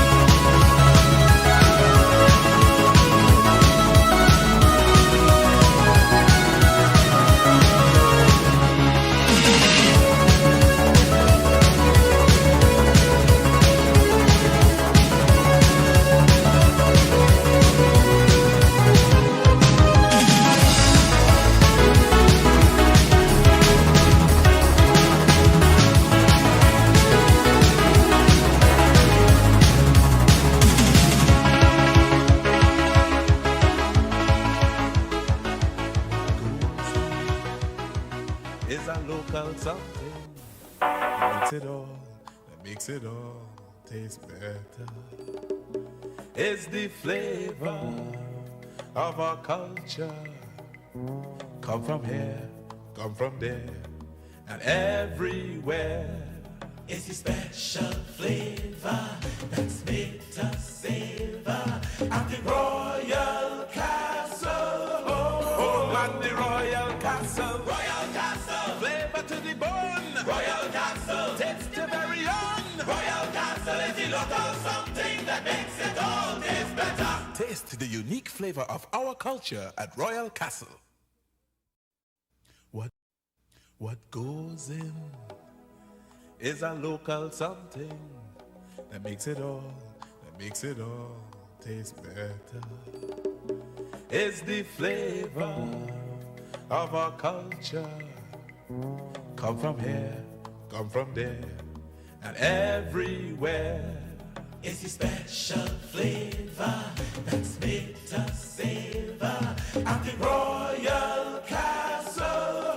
Oh, at the Royal Castle. Royal Castle. Flavor to the bone. Royal Castle. Taste the very own. Royal Castle is the local something that makes it all taste better. Taste the unique flavor of our culture at Royal Castle. What goes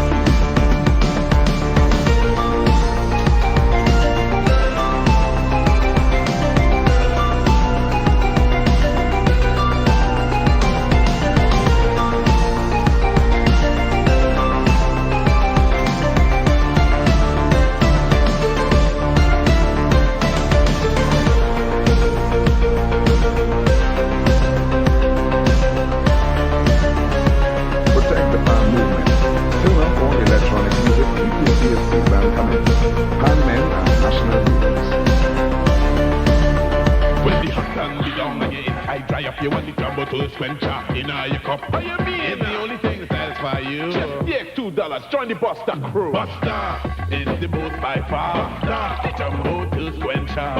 Let them more than them half liter. If you can't make, share some with your partner. 20 ounce to rule the tongue. Buster all around. More than them half liter. If you can't make, share some with your partner. Buster, bigger than any toast. 20 ounce for only $2. Buster. Give me a little fun. Serve it up to me. Make it single-legged good. KFC. And now with any chicken purchase at KFC, you can win DirecTV plus free installation every week.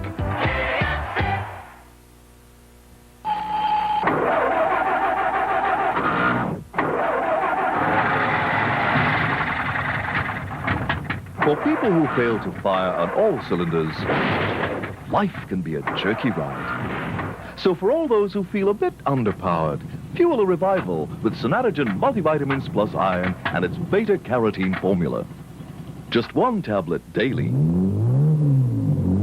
will help you generate the internal combustion that so many of us seem to lack. Sonarigen multivitamins plus iron, energy for life. In the legendary Shaolin Temple, birthplace of martial arts, a new hero of Tai Chi is born, trained by the master himself, Jet Li. Tai Chi 2.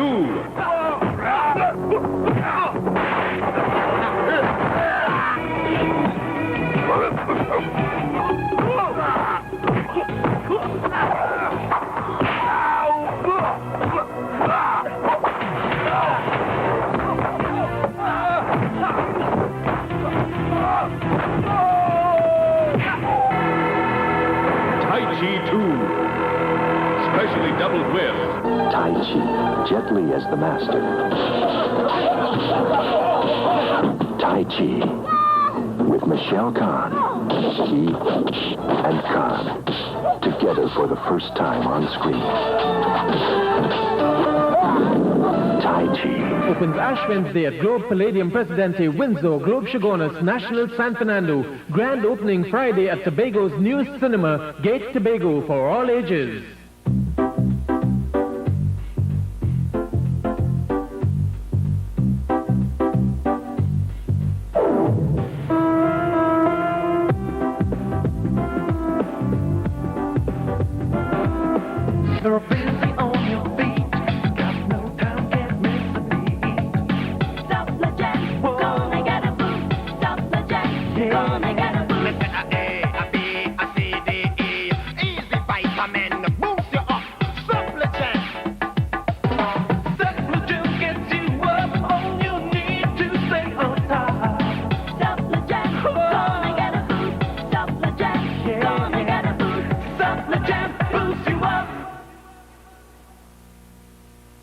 A new era is here. And the changes have already begun. You will be seeing one of the first improvements of TSTT's customer information system, the new telephone bill. It makes doing business with us a whole lot easier.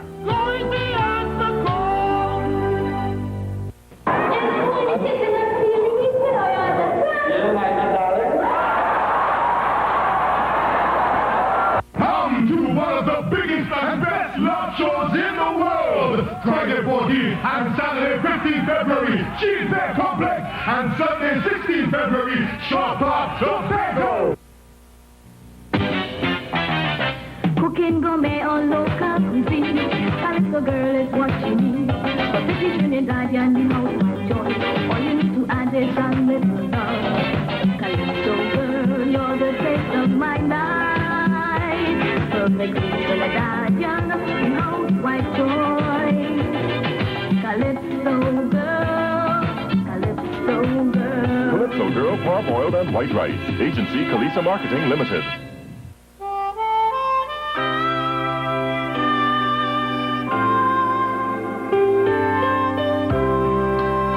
There is one painkiller that has all the strength you need to overcome pain.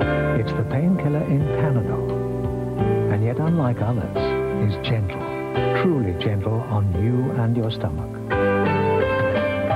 Panadol. Strong on pain, yet gentle on you. Don't spoil the masquerade. Stay out of the band if you don't have a costume. Join the band next year. Protect the pan movement. Turn off all electronic music if you see a steel band coming. Pan men are national heroes. This is CCN TV6.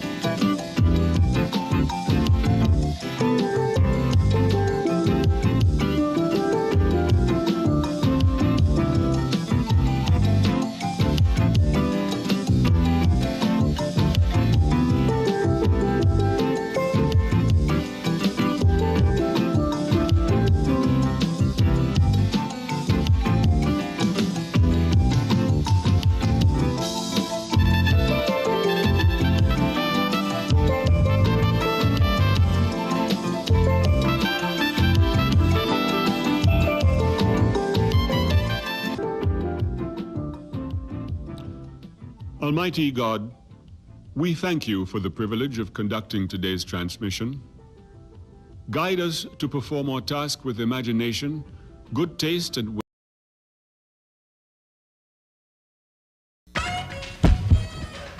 Come on, and you're cooking at Aloma, what you gonna do? Don't worry, I go organize.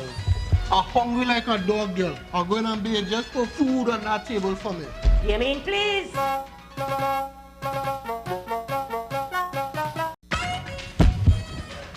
Come on, and you're cooking at Aloma, what you gonna do? Don't worry, I go organize. I'm hungry like a dog, girl. I'm going to be just for food on that table for me. You mean please?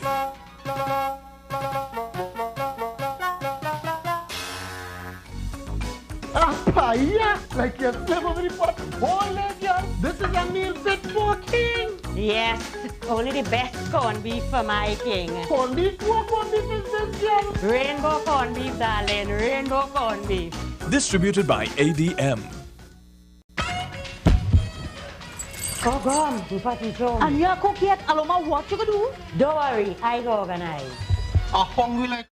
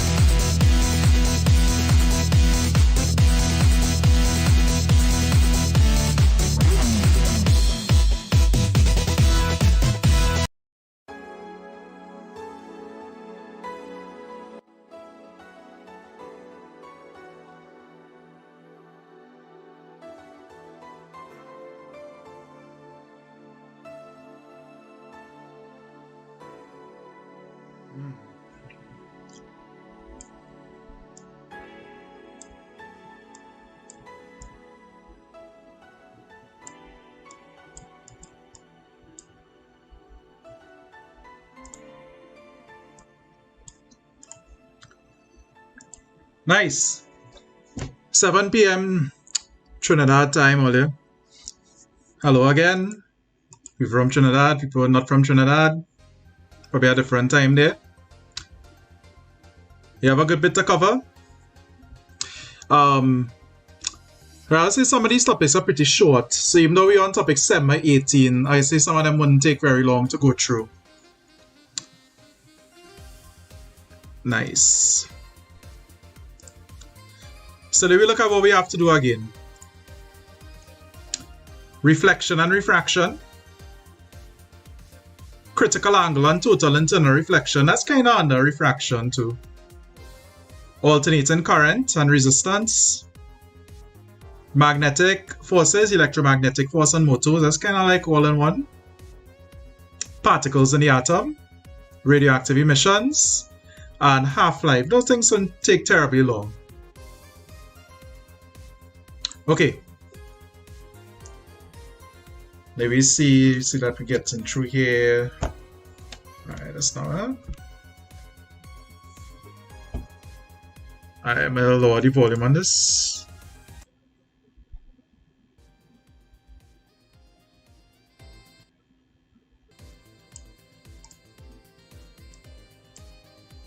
Alright, I feel our volume okay.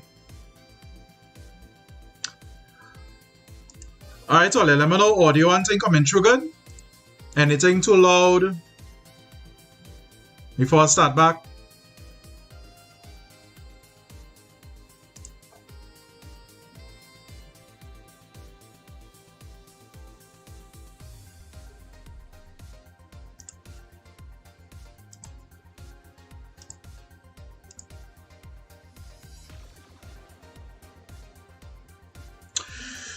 Alright, thank you walking on sunshine here. Remember to check the notes. Check the notes, check the physics checklist, the study checklist. I'm telling all you, it worth a look. Everything kind of all in one. And yeah, so there we go. Reflection and refraction, there we go. Reflection and refraction is kind of like two very basic topics. Assuming that they're not going to give anything to draw, but I'm still going to show you how to do it. Background music. Let me get the music a little down. Hopefully that's okay there. Okay. So let me start with reflection.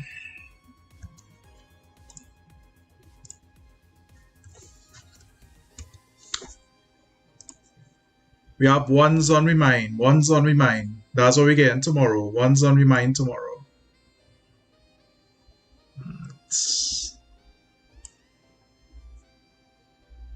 You gotta stay. Right.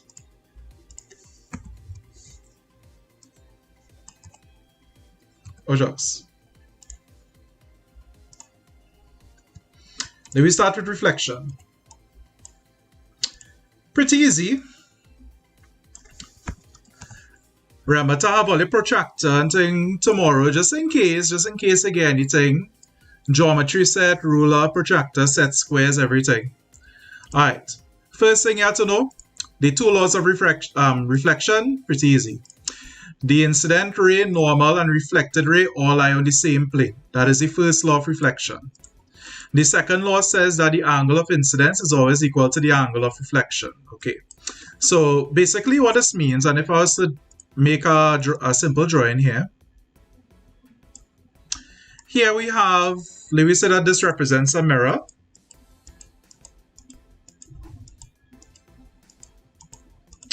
And this will be our normal. One fun thing about the word normal is that normal long time used to actually mean like not bent, you know, straight, not bent. Whereas nowadays it just mean like, you know, not wacky or bizarre or anything, nothing wrong with you. But long time, back in Newton and Huygens and Thomas Young and them days, it actually meant like not bent. So they used to use a carpenter square to measure like a right angle. And they used to call that normal because it wasn't bent. Anyway, so this is a normal. And normal in this case is a 90-degree line. So imaginary 90-degree line to any boundary. So a boundary could be a physical space. So it could be like the separation between two media, like between shallow and dense. Anyway, so if I was to draw here a light ray, and let me say that this is the ray. Alright, so there's the ray, and let me just say that this is 50 degrees. Well, the first law of reflection says that the incident ray, so this is our incident ray, the normal, there's the normal, and reflected ray all lie on the same plane. What does that mean? That means that all of this would be on the same 2D plane, the same two-dimensional plane. So for example, this ray won't shoot out towards you or away from you. It will remain on this same 2D plane. Anyway, so the angle of incidence is always equal to the angle of reflection. So since this is the incident ray and this is the normal, this here we're going to call this theta I. So that means angle of incidence. This angle of reflection is going to be the same thing on this side. So whatever the angle is, it'll be the same thing. The other odd case that could come here is if you get something like this. Now you have to remember the angle of incidence is the angle between the ray, right? So the angle between the ray and the normal. You always measure from the normal, right? So remember that, eh? Always measure angles from the normal. So whether it's an angle of incidence, reflection, refraction, emergence, you always measure it from the normal. Okay, so this is the next thing. If we have a ray like this coming down in line with the normal, right? Well, then this ray here is going to reflect the same way because this is going to have an angle of incidence of 0 degrees and an angle of reflection of 0 degrees. So you always measure from the normal. So you notice that I did not count these angles down here. All of these angles here, it's easy to, because remember this would add up to be 90, this would be 40. Right? And this would also be 40. And so, but you don't count these. That is just if you want to figure out stuff, you know, wherever you miss an angle or something, you might know that. So for example, if we knew, let me say this angle here, we would be able to figure out this angle here. It's simple. All right.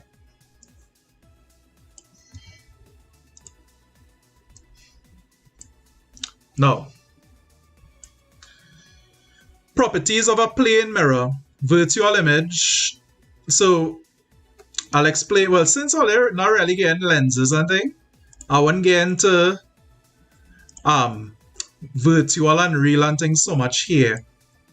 But basically what a virtual image is, think of it as one where you can't project that image. So like a mirage. Like if you're driving on a hot day and you see your eyes fool you up and it look like it's a water on the road, that's really just a reflection of the sky. But you can't take that image and project it somewhere. A mirror image, I can't take that image from a mirror and project it on a screen, for example. So it's not like, let me say, like a cinema projector or a magnifying glass where I can actually project. Those are real images. Virtual images, I can't project them. But I don't think that really comes so much because, all in again, lenses. So there's the same height as the object, the same distance from the mirror as the object, and laterally inverted. So laterally inverted basically means flip sideways. Lateral means sideways, inverted means flipped. So let me say that we have the word ambulance. And this is a mirror here. Let me say that this represents a mirror. Well, the word ambulance on the other side of the mirror is going to look like this. Now, it's going to be the same distance. It's going to be the same size in a plane mirror. But what's going to happen here is that they're going to get flipped like this.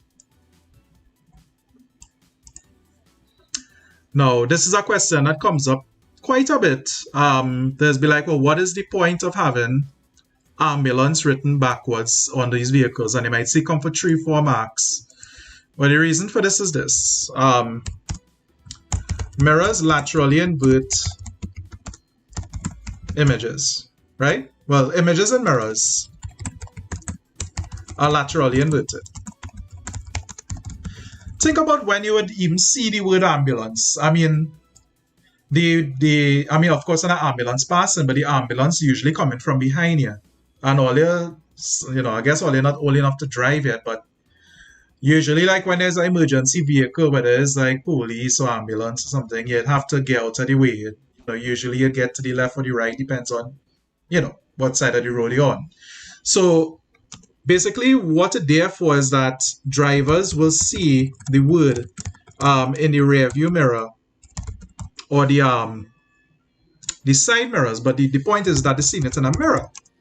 And this allows them to have quick recognition of the word. So it reduces, let me make this smaller. It reduces reaction time. You see it one time. It has some people in Trinidad, they're not so fortunate to get schooling.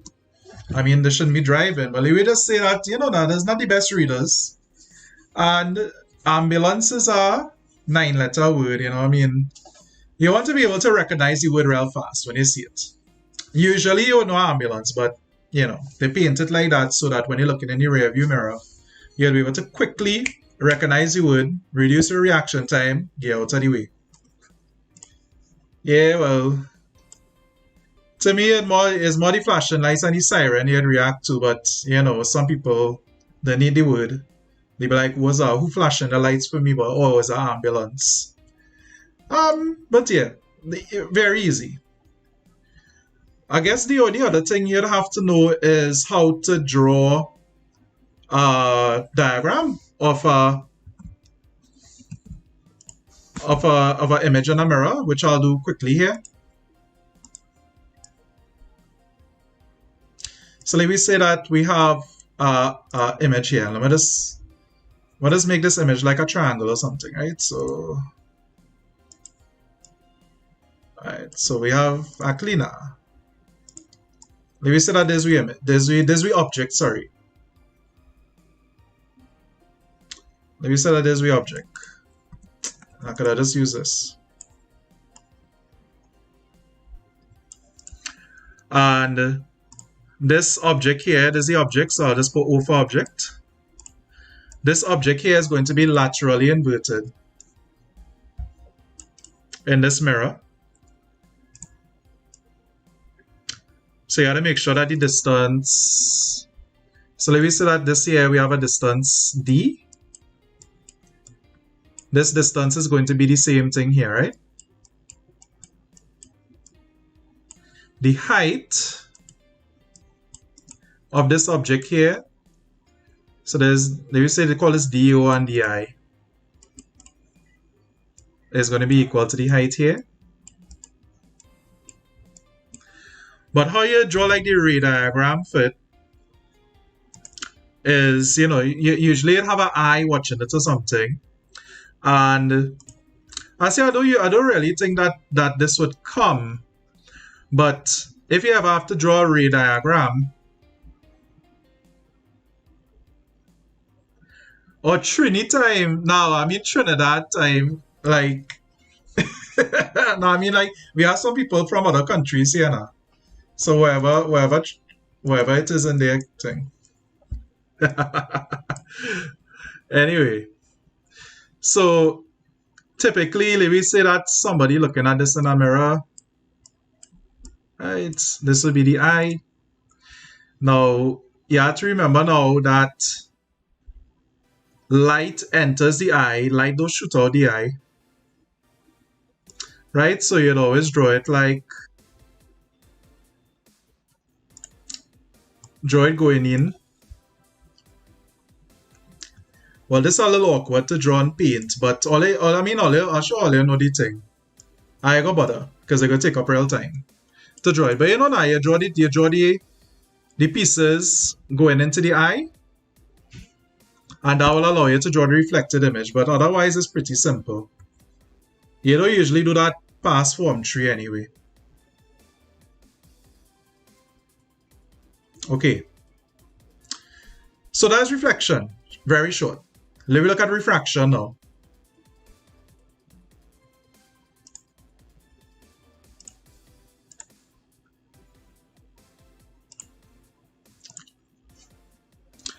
Right.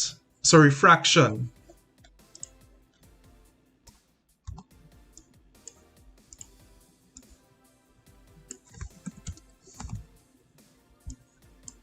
Okay. So again, the first two laws. So the first law says this: the incident, the normal, and refracted ray lie in the same plane. It's kind of the same as the first law of reflection, except we're replacing the word reflective with refracted. Put in the chat here, was it our name for the person who come up with the second law? Give me the name of that person now. The ratio of the sines of the angle of incidence and refraction between two media is a constant. So that seemed like a lot. So what's a simpler way we could say this? Well, you could just write the formula. And the formula basically says n is equal to sine I over sine R, or sine theta 1 over sine theta 2, whichever is the one all you learn. Right, good. So that's called Snell's law. Nice.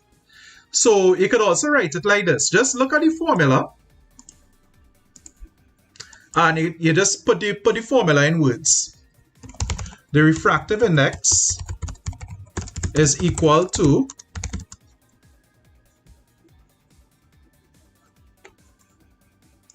the ratio. Well, when you divide something, it's like a ratio. The ratio of the sines of the angles of incidence and refraction. This could be like across two media or between two media or something, right? Whichever one applies. But the formula is the law. The law is just the formula worded. That's all it is. The formula is if the law is just the formula put in words. So you can actually get away. If it's like 1 mark, you could get away putting the formula. If it's 2 marks, you could write the formula and then write what each letter of the formula stands for. Whichever one. If you feel like you can't remember the wording. Remember, the thing is you want to put as much info as you could without your time running out. So if you feel like you didn't word it correctly, put the formula, man, and put N stands for refractive index, I is for incidence, I is for angular incidence, R is for angular refraction. All in all, I mean, right. So in terms of refraction now, we have to learn how to draw the thing. So let me show you how to draw this thing. Draw and label.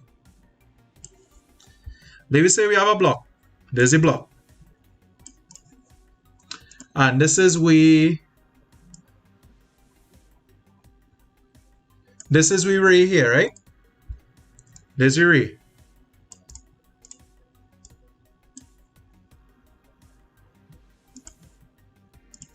So we're drawing with normal, and we normal going to be 90 degrees to this boundary here. So this is normal.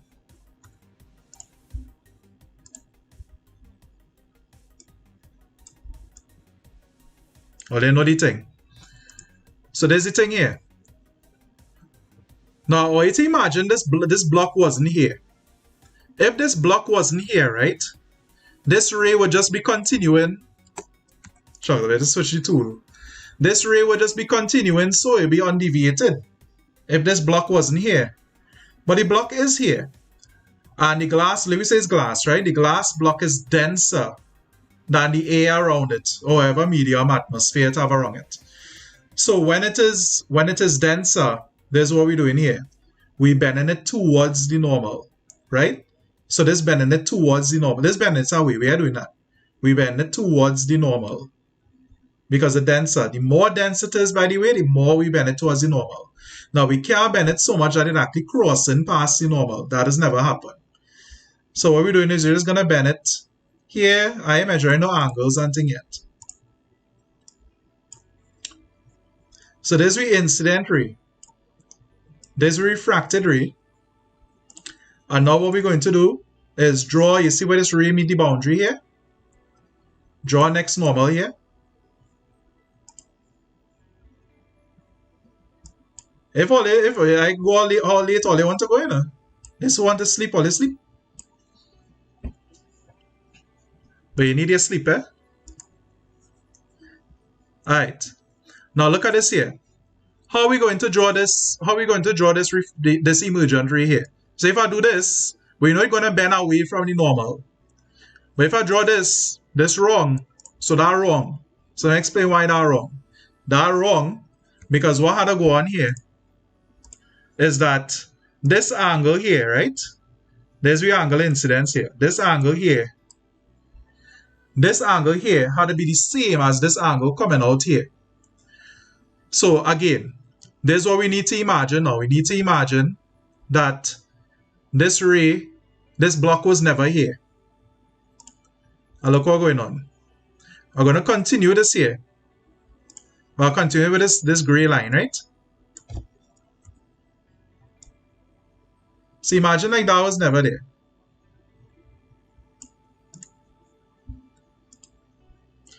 So I just put this as a dotted line so you chain up yourself. What this is as if, I'll label it there.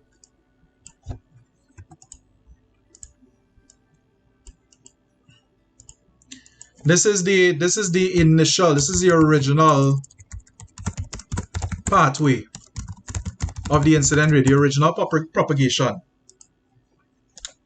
Now, what we need to do is we want to make sure that we ray coming out, that this is going to be parallel to this here. So it's not going to be so because that's not parallel. It's not going to be so, that's not parallel. It's going to be like this. Now this here going to be, so the emergent ray going to be parallel to this incident ray. So this here, this is called the emergent ray. I put in an E here for emergent.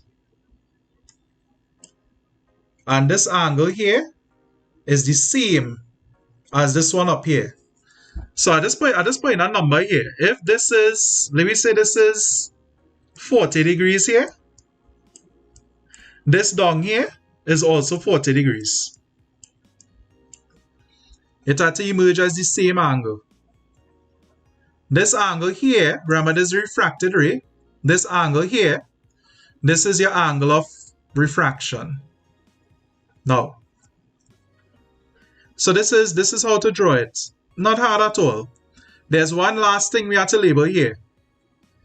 And that is this distance here. Basically the distance, how much the original ray shift.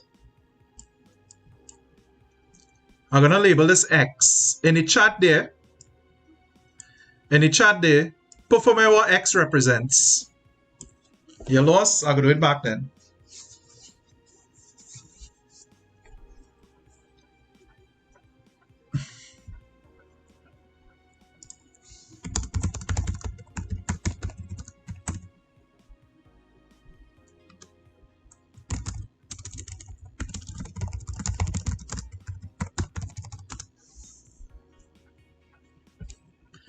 Put in the chat there what does X represents.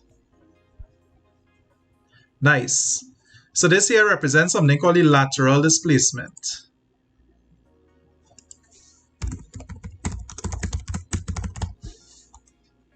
Okay, so let me get a simulation running here, right?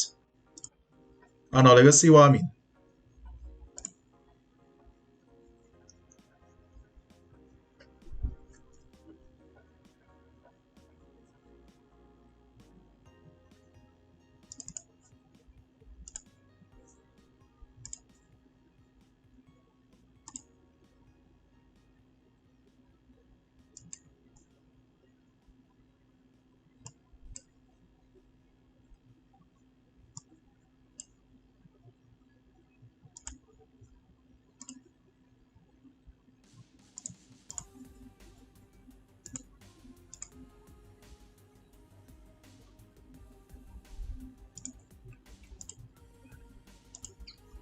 Alright. Watch this here.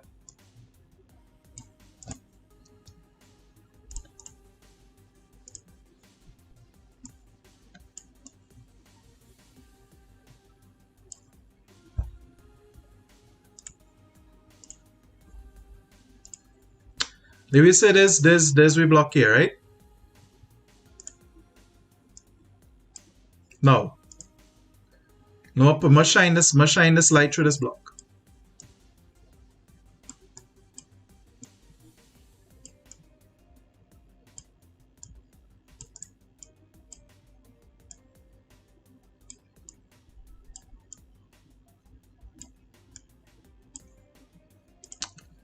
Nice.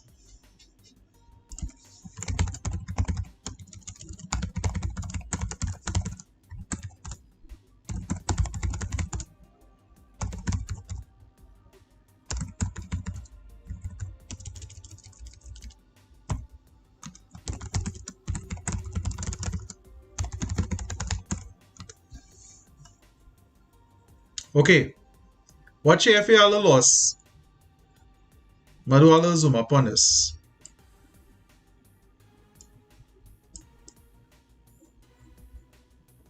Watch here. See this here? There's the incident ray. There's the ray that basically coming out of the flashlight or the whatever, right? The light source. There's the incident ray. It reaches the first boundary here. There's the first boundary. There's the normal. The normal, remember, is a 90-degree line, an imaginary 90-degree line to this boundary. The ray now is refracting. So this is a refracted ray. There's the incident ray and there's the refracted ray. It bends towards the normal, you know, so it's closer to the normal. As we coming down here now, this ray is exiting. This is the emergent ray, the emerging from the medium. This is the emergent ray. This emergent ray, right? This emergent ray is parallel to this incident ray. So let me get this, let me mark this up here. Let me look at this.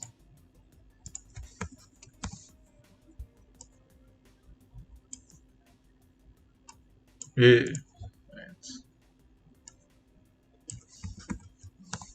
Right, so imagine this.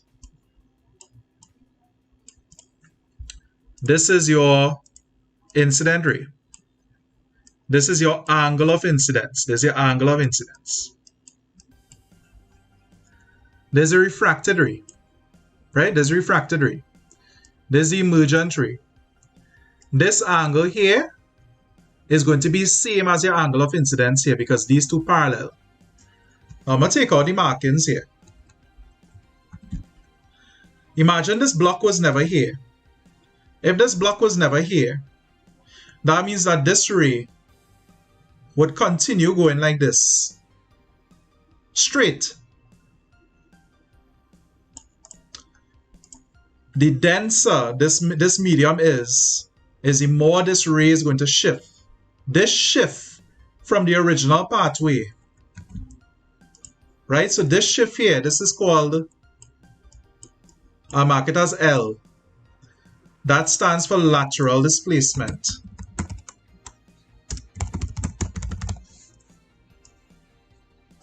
Right? And basically, the denser the medium, and the, well, I could say the not greater the rate of refraction, but they say the denser the medium, the greater the lateral displacement. So I'm going to show you what I mean.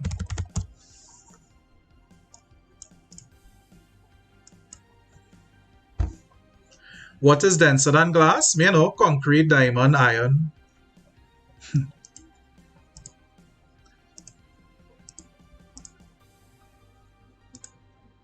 Okay, so watch here. I'm going to make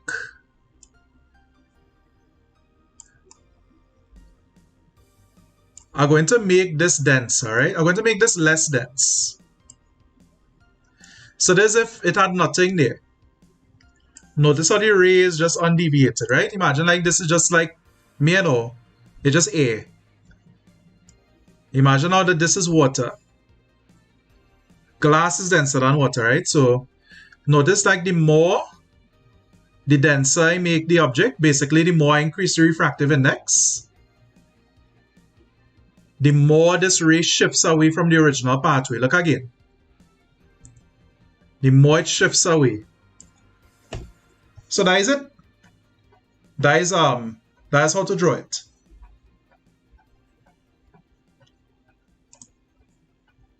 Let me look here. Let me type it.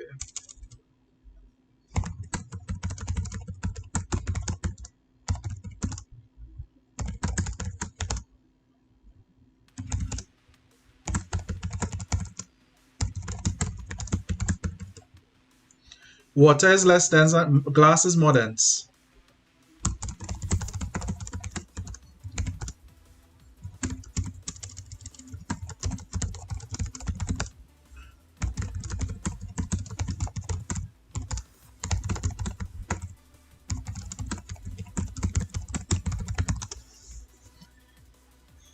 All right. So let me look at the next example here. There's a next one that's liable to come. Drawing this prism.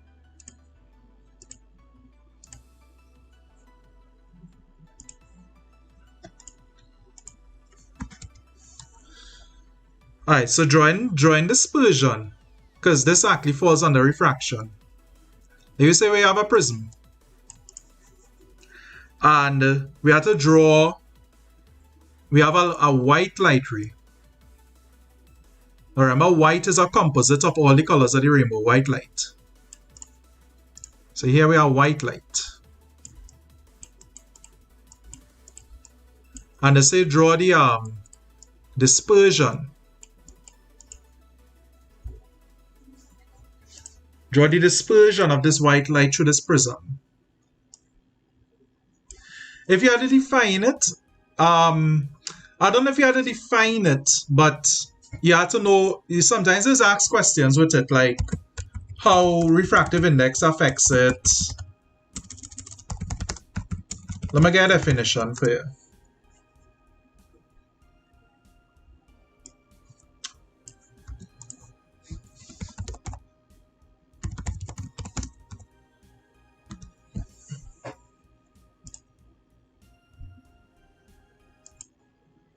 All right, so if we come back here, if we say to draw this here, well, the first thing we have to do is draw a normal. I'm drawing the normal in yellow. I'm going to draw it in gray. So this normal, plenty of people go draw the thing so. So that's not it. Eh? Remember, the thing had to be 90 degrees, not to the ray, but 90 degrees to the boundary. So this is where you're going to use a protractor, your set square, or whatever. So I just winging it here, I just do eyeballing it here, right? So let me say that this is 90 degrees. Right, so this is normal. And this is going to bend towards the normal. I'm going to put the dispersion after, don't worry. And what's going to happen here now is it going to exit. So this we have to draw next normal. So the normal is going to be 90 degrees to this here. So again, measure 90 degrees to that boundary. I'm just eyeballing it.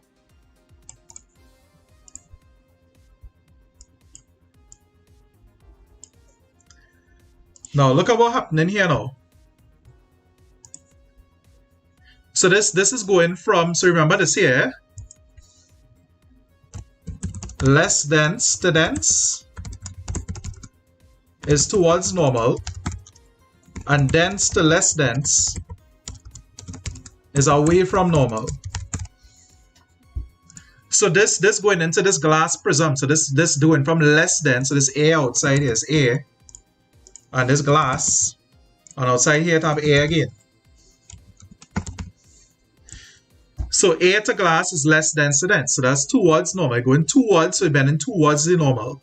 I used to remember it like this. Like if you're going towards the dense medium, you're bending towards the normal. If you're going away from the thing, you're bending away from the normal. Well, Talash, I don't know if you're... your protractor is your best bet. I don't know. I don't think your eyeball have a protractor in it, so you best to carry a protractor tomorrow. Anyhow, don't do like me. I say I just wing anything here because I'm just showing all there. Anyway, so imagine that this boundary wasn't here. The thing would be going like this.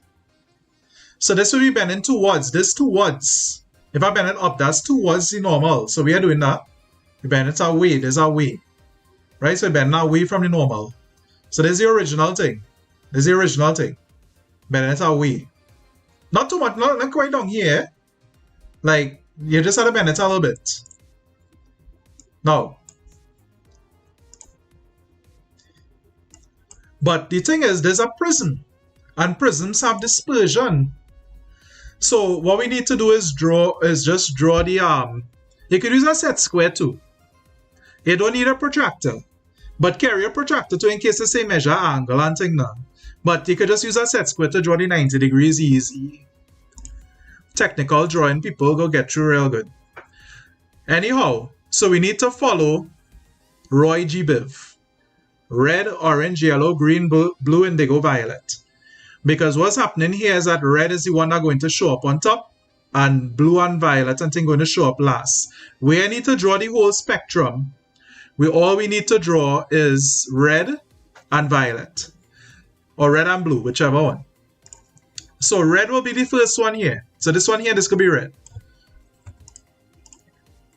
So this could be red.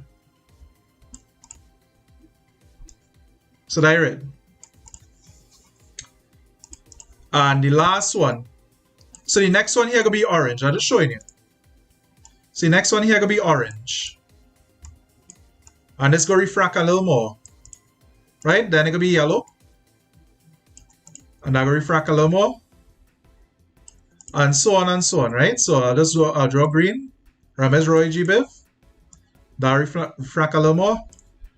And then, yeah, then I'll draw blue. And then indigo and violet. So I'll just draw violet. Yeah, you have to work with your color pencils, buddy.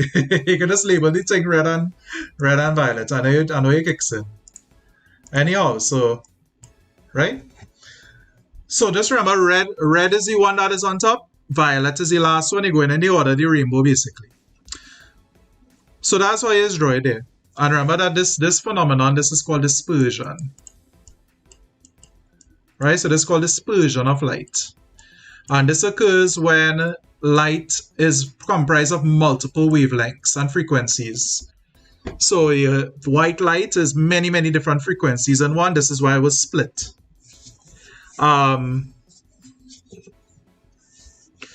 When see if anybody know in the chat now. If we have a ray that is just one color, what's the name for that type of ray? Like just a red ray. Like it's just one color, it have a name.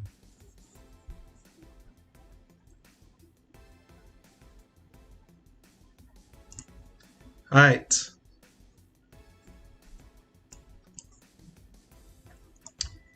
So we look at some questions. Yeah, man. I say anything here fully, you just watch back the video. Hopefully, CSEC take it on. You know what I mean? Remember to look at my notes too, eh? Everything there in the notes. Where we there? Monochromatic, yeah. Composite could be when it have plenty. Monochromatic. That's correct. Okay, so let me try some questions here. Let me say that we get a question is.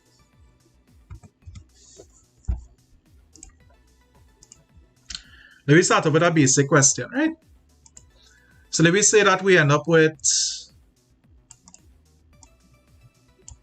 this is we get a diagram. And they say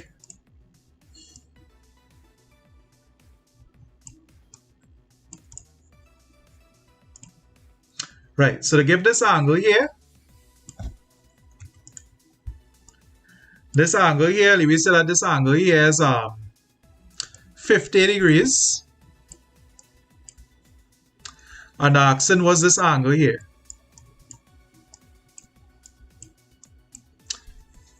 So, how are we doing this here? How are we doing that? Well, they had. Now, you have to look for our next bit of information. If we say that they give you the refractive index. The refractive index of glass is about, let me say, 1.48. Right, look how we're doing this. This is the only other information again. So N is 1.48. Yeah, monochromatic is the answer there. Now, how are we doing this? So you're going to put this formula here. N. Now, sometimes you have to stay away from sin I and sin R, right? So, I put in sin theta 1 over sin theta 2. And just think of it like this. Theta 1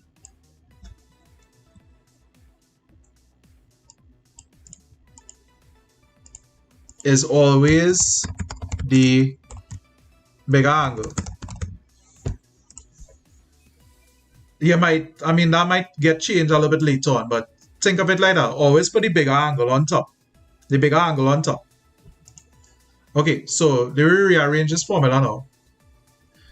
So N, let me plug in some numbers. N is 1.48 because that's the refractive index.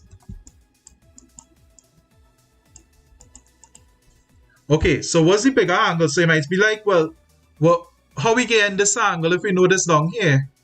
Well, if you remember what I said, this angle here, this angle of emergence is the same angle up here. So this is also 50 degrees. There's corresponding angles now. Now, we're going to take this as theta 1, this theta 1, and this here going to be theta 2, this angle here. So this is going to be sine 50 over sine theta 2. So rearranging this here, sine theta 2, now going to be sine r, right? This is r. So that's going to be sine 50 over 1.48. Alright, so this is our next thing here. When you're using a calculator, make sure that the calculator is set on degrees.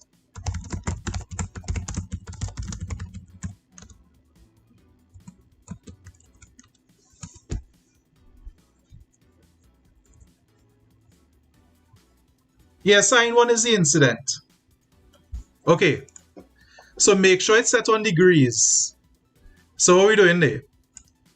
We're going to say sine 50, put in a calculator, right? Sine 50, and that's 0.77. Well, 0.766.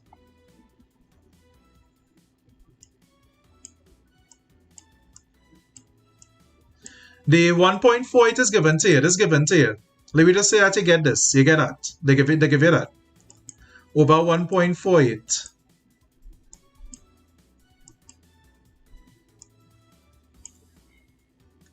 So you divide this now. Don't worry, I'm going to do our next one. 0.77 divided by 1.48. So when you divide that again, 0.52. Now check it here. This is not the answer. This is the sign of the answer. This is the function of the answer.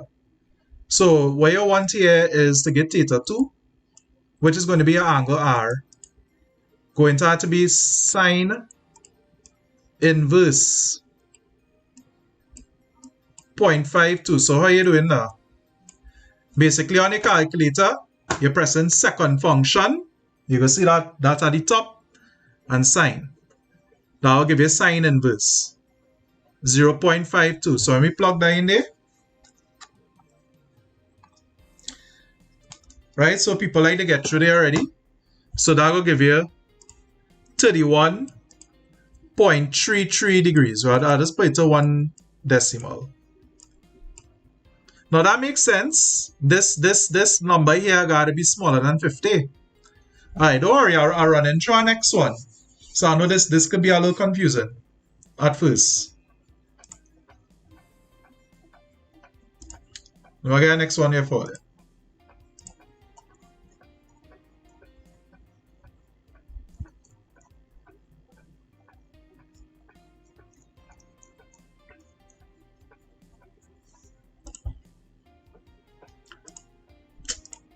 Hey, what was it? Was it 0 talk about? We have 1s on remaining.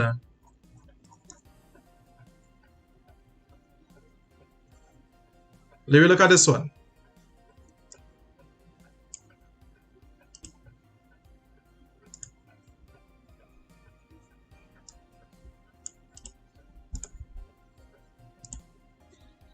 Alright, I'm going to take this off.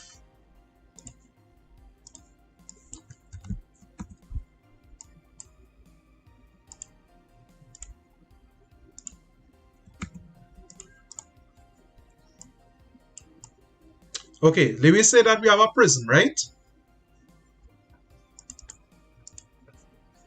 Let me say in a prism, the angle of incidence for white light is 40 degrees. If the prism's refractive index is 1.52, calculate the angle of refraction for the red light. And then the next one, calculate the speed of the red light in the prism. Same thing. Now look what we're doing again. We put in the formula. N up in sin I and sin R here, since it looked like a basic, thing. Sin I over sin R. Same thing as before. So you put in, so the angle of incidence is 40. So sin 40,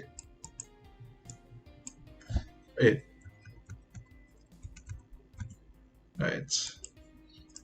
So you place the numbers now. So you want the angle of refraction, right? So let me rearrange it. Sin R going to be sin I over N. Draw your triangle and figure it out, you know what I mean? Alright. Sin I. So that's sin 40 over 1.52. You worked out. So sin 40,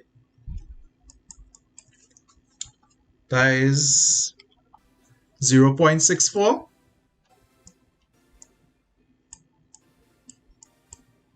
over 1.52.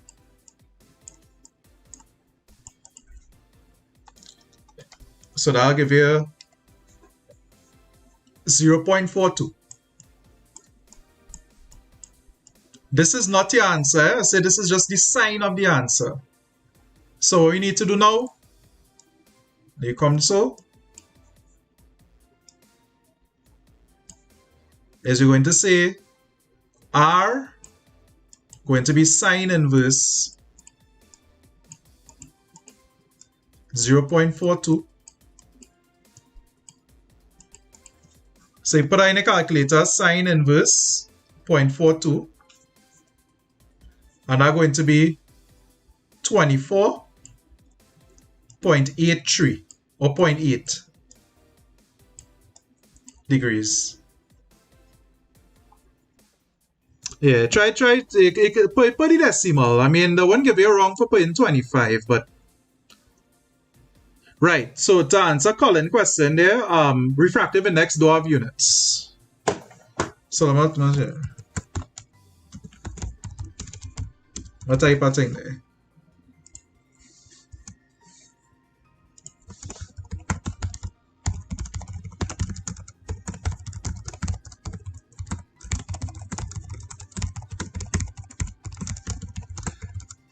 Alright, just to explain here, refractive index is kind of like saying this. Imagine it kind of, it's not how, this is how it is, but kind of like this. If something have a refractive index of 1.5, think of that as being 1.5 times optically denser than A. If something have a, so for example, diamond have a refractive index of like, I think it's like 3 or 3 point something. That means that it's 3 point something times optically denser than A. Water have a refractive index of about 1.3. That means it's about 1.3 times optically denser than A. That's really what the number means. It's a comparison, it's a ratio. So it don't have a unit. So it's not degrees or cm or anything like that. Yeah, as I mentioned, let's thing. So it don't have a unit. It don't have like it's a comparison, kind of like relative density. Okay. Let me peep here. Let me look at the next one.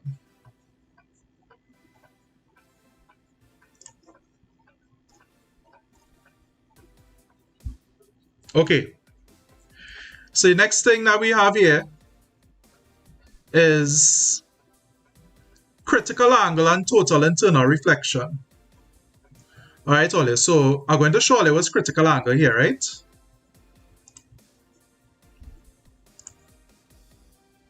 Alright. I gotta share my screen just now.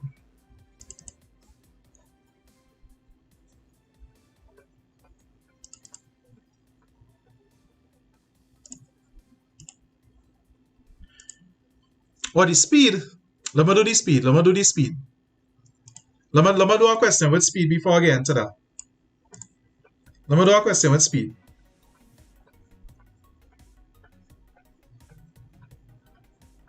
Let me do the speed.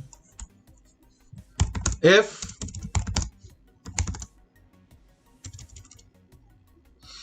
the speed of light in a vacuum is 3 by 10 to the power 8 meters per second, calculate the speed of light in water if water has a refractive index of 1.30, right?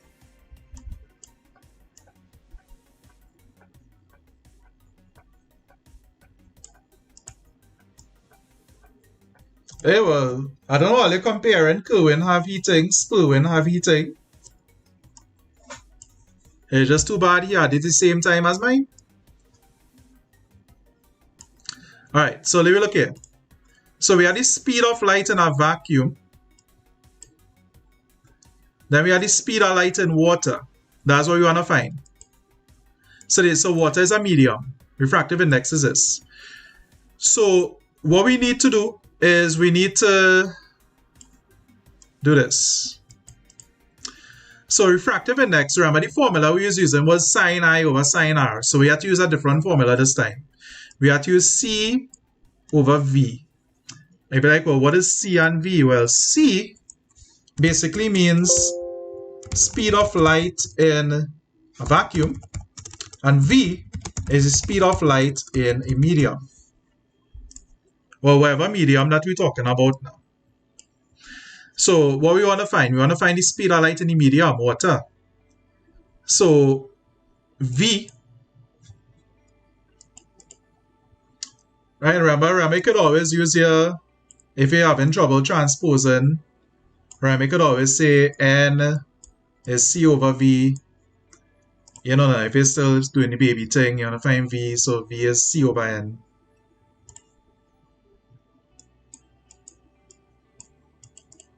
So there's 3 by 10 to the power 8 divided by N, refractive index is 1.3. And then you just calculate that. It's a pretty simple calculation. So 3 by 10 to the power 8, remember that's 3 with 8 zeros after it, 300 million. Divided by 1.3. And you'll end up getting, and I'll put it in standard form here, 2.31 by 10 to the power of 8 meters per second. Or you can put the full thing, I mean this big thing, 230,769,230. Yeah, that's totally unnecessary. Once you know how to use standard form, you're good. So this is how you do it with the speed. It's simple. Alright. Alright, so let me go into total internal reflection there. Alright, I gotta share my screen.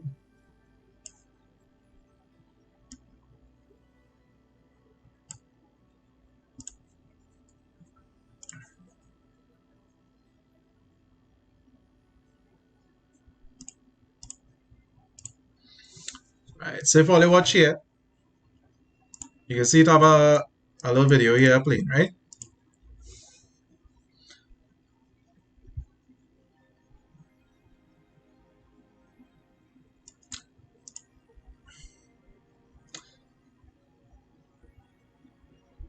Alright, so if all you peep this here, I know the quality might be kind of off, but if you look at the divisions, it's in 10-degree divisions.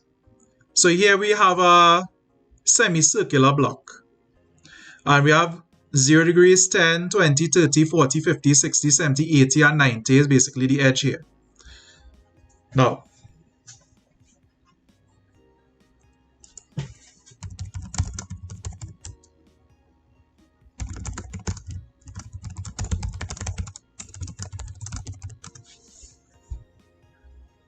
alright.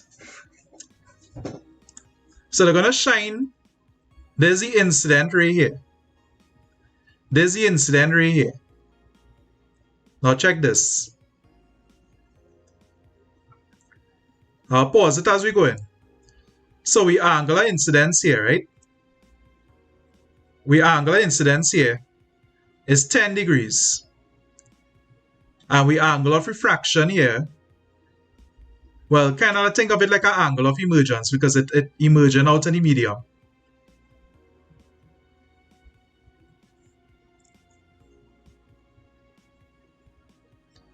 Hey, the kind of thing you calculate, boy. There's a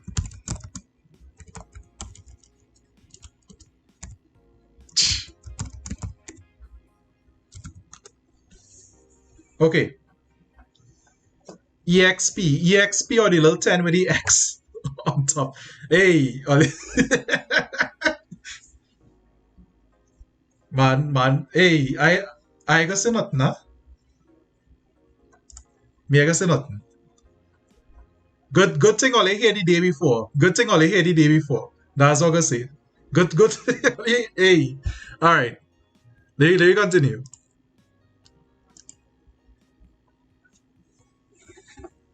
Now notice this.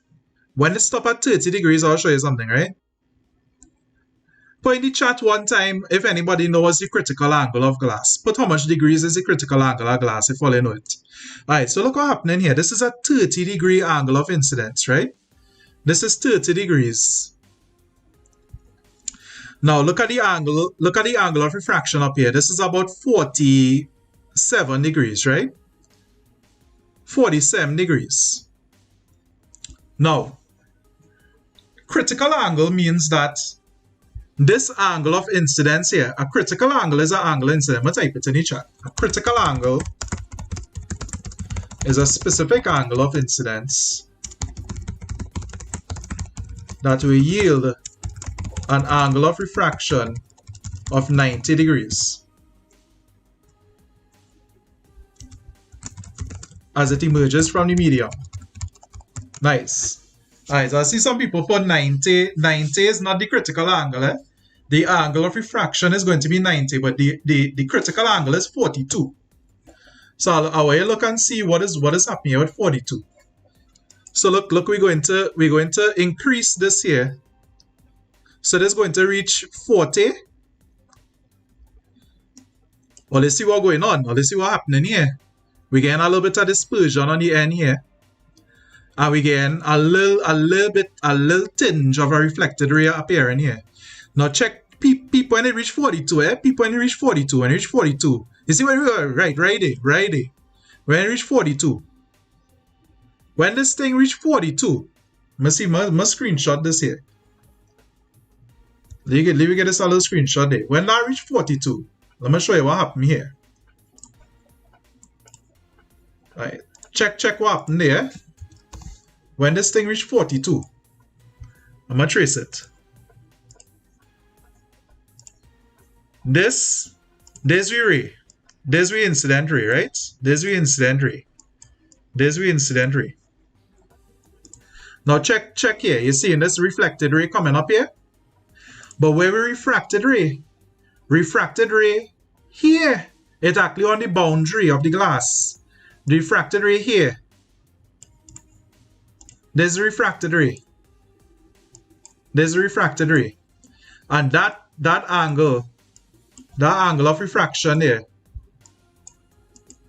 that's 90 degrees. That is 90 degrees. That is S.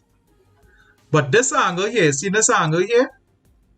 This angle here, this 42 degree angle. This is the critical angle. That is the critical angle. So remember how to define it. Basically, a critical angle is a specific angle of incidence that yields an angle of refraction of 90 degrees as the ray emerges from the medium, from the denser medium. That's what the critical angle is. So once we get the thing appearing on the side, that is it. Okay, so let me show you again. I'm going to show you again as we go in.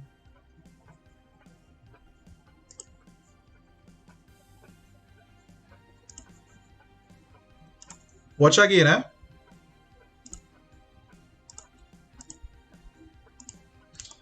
Right? So watch as it going. Remember the critical angle of glass is 42 degrees. Yeah, I need to memorize that 42 degrees. I just telling you. Okay. So it reaching 40. You see the reflected ray appearing? Nice. Okay. So 41, 42. See that? See now the ray? It basically disappears into the little corner there. It disappears into the little corner there. That there, that is the critical angle. I'll put up the note again just now. Don't worry. Don't worry, Woodley. I'll put it up. Now, if we increase this angle past the critical angle, right? It's 42. If you put 43, 44, 45, 46, if we increase that, the refracted ray go on, and nowhere to be seen. The refracted ray go on. All we left with here is a reflected ray. The reflected ray now, this phenomenon is called total internal reflection. Right, so let me peep this again.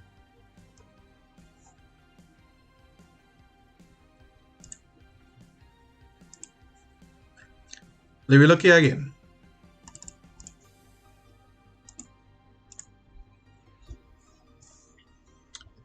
So let me draw a little something there.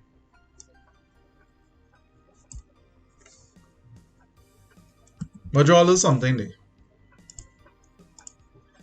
Let's imagine that this is the medium. This is the medium. Right? There's a piece of glass there. Crown glass, whatever. Now watch this, eh? So this is we normal. That line is we normal. Now typically, this is what we're going to happen here. I'll put 3 of this. Typically, this is what we're going to happen here. So if we have an angular incidence as less than the critical angle, so we just get like normal refraction now. We just get the regular normal thing happening, right? So there's if the angular incidence is less than the critical angle. So let me say that this is 30 degrees or something here. So if we get the angular incidence equal to the critical angle, this is what's going to happen here. angular incidence is equal to the critical angle. So that's 42 degrees for glass. It'll be different for different different types of media, right? Anyway, so you're gonna come here. So this is going to give an angle refraction at 90 degrees. So this is how you know it's a critical angle when the ray emerging on this boundary here. You can't really see it, but you just kind of see like a little emanation coming out. But you don't really see it peeping off the side here. Now, if we was to increase this, let me say to 60 degrees, a little 60 degrees.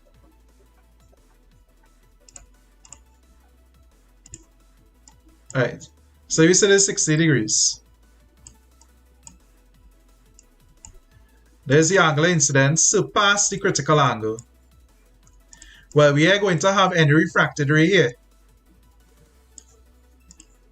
What we're going to end up having is a reflected ray. So this here is called total internal reflection.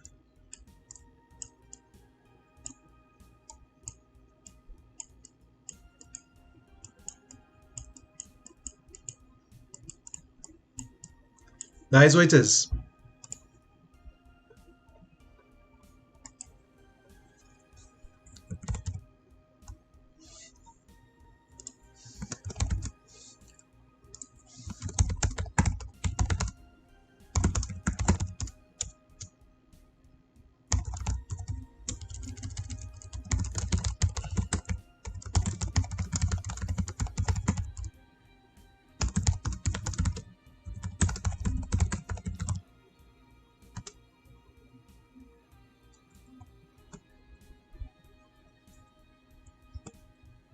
Okay, so my definition here, total internal reflection occurs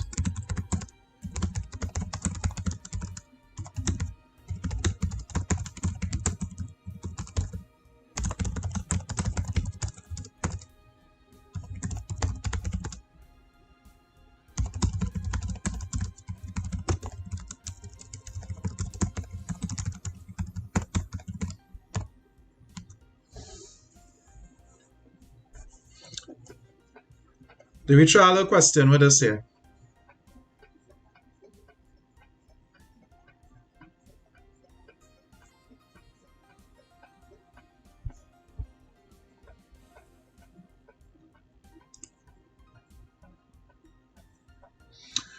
Right, so something all you should learn, though I'm not going to go through it here, but learn at least one application. So Sanjay say optical fibers, learn at least one application in which total internal reflection is used. Now, like good examples is like periscopes and road reflectors, but optical fibers is a perfectly decent example too. Alright, mitosis, wrong stream. Alright, so let me try a question here. I'm gonna dig it up. Yeah, I know that this section here got bust up all here, but I feel like teaching waves over online, that probably was a real, not teaching it but learning it, I should say. That probably was a real can't imagine it. Because a lot of it is like, you know, you have to draw the thing, and if you're somebody who does do nothing home, you don't know work well, you're gonna boy. Alright, let me check this one here.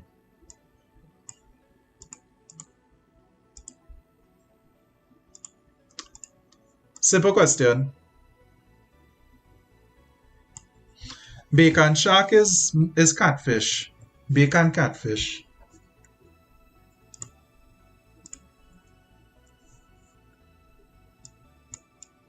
They'd probably have one who just catch real sharks, but most sighters be catfish.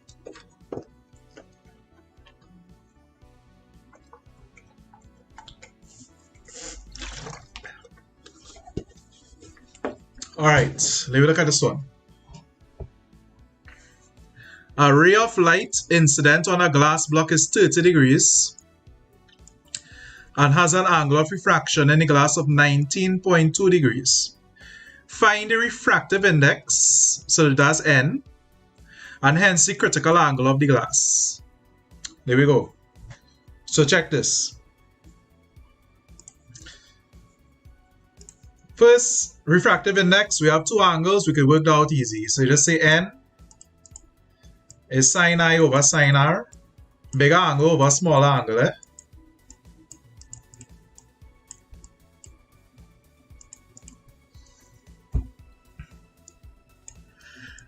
Now, I'm actually not too adventurous with the food I just eat.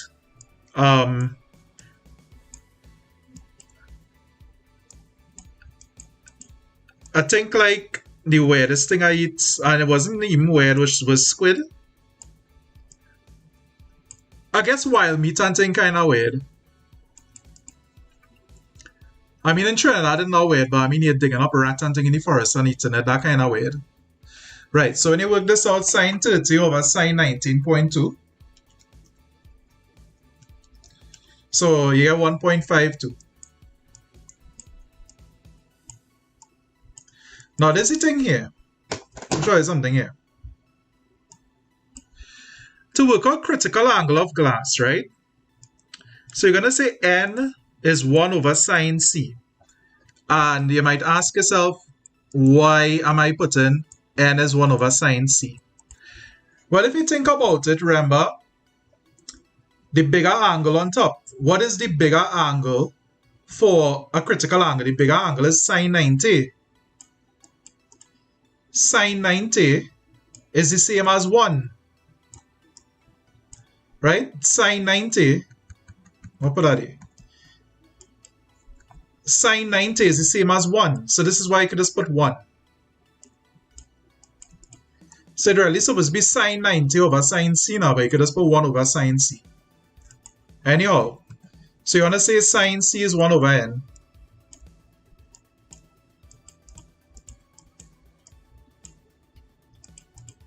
One over 1.52.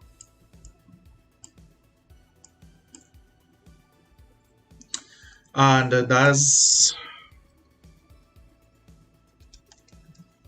0.66. Alright, so that's 0.66. So C is going to be equal to sine inverse 0.66.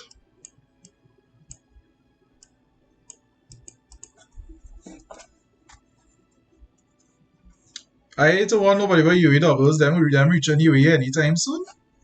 Anyway, so that's 41.3. Close enough to 42.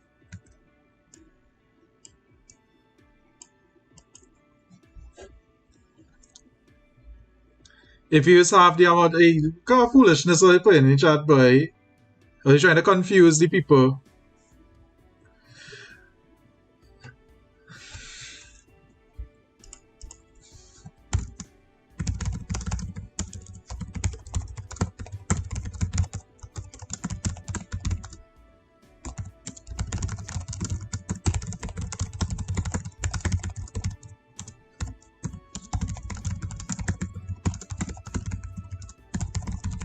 Yeah, I do mine like straight from the calculator, but I mean, them don't really care if you're off by the 0.1, 0.2 and thing. You don't have to worry about that. The key thing is that you show every step that you did. That's all you really need to do, you know, just make sure and show every step of the way. Anyway, so that's critical angle.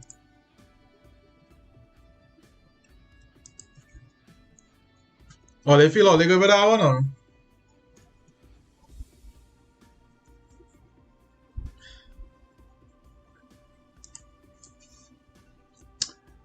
Well, I feel we can move on to the next one.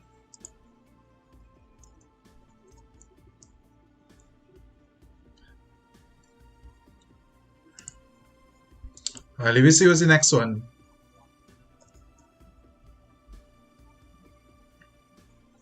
Okay. Actually, wait. Before I go on to the next one, I'm gonna show you one more thing.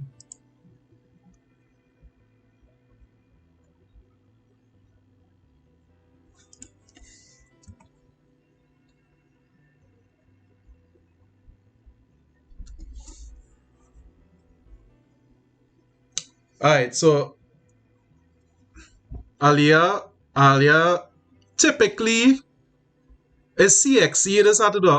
I mean, where this supposed to be very refractive index, that mean whatever medium to whatever medium, but CXC does always give you it from the less density dense medium. It's not really supposed to be so. You have to blame Wayne and them for that one. That is not really how it's supposed to be. This is why I say always put it is be different for like GC and Cambridge and thing. But CXC does always do it like that. Like you have to put the bigger over the smaller. CXC physics now. They have their own physics. But it really just supposed to be that you know, you get a certain refractive index to match that one formula, but it don't be so in CXC. Alright, so I know what I said there was real confusing, but yeah. But just put the bigger angle over the smaller angle. Just put the bigger thing over the smaller thing. Alright, so I'm going to show you one more thing here.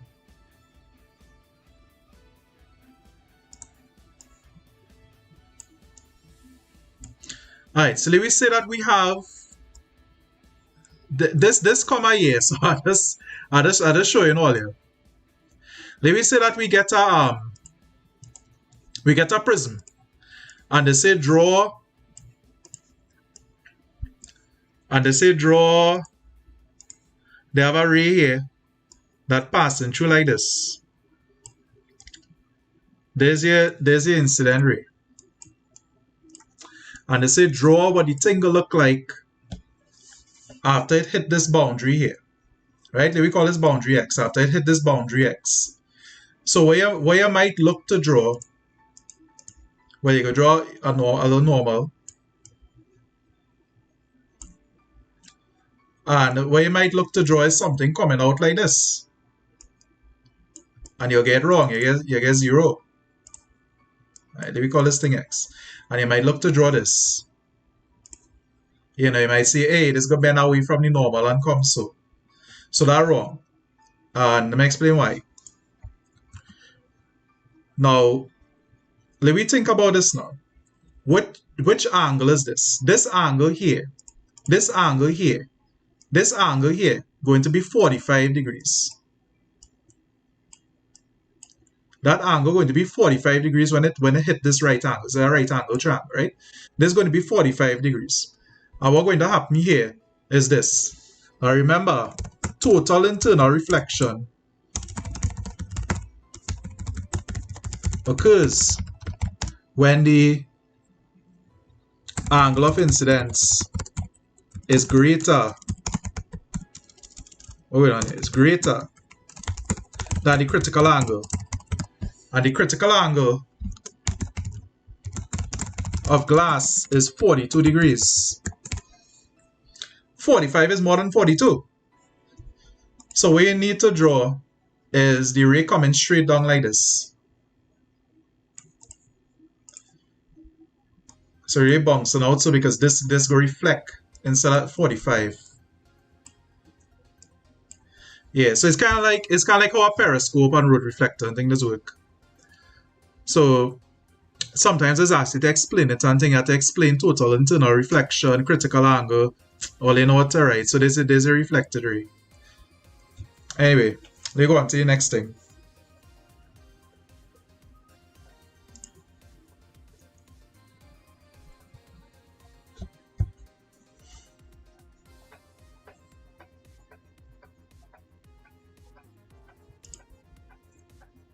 Alright, repeat this here.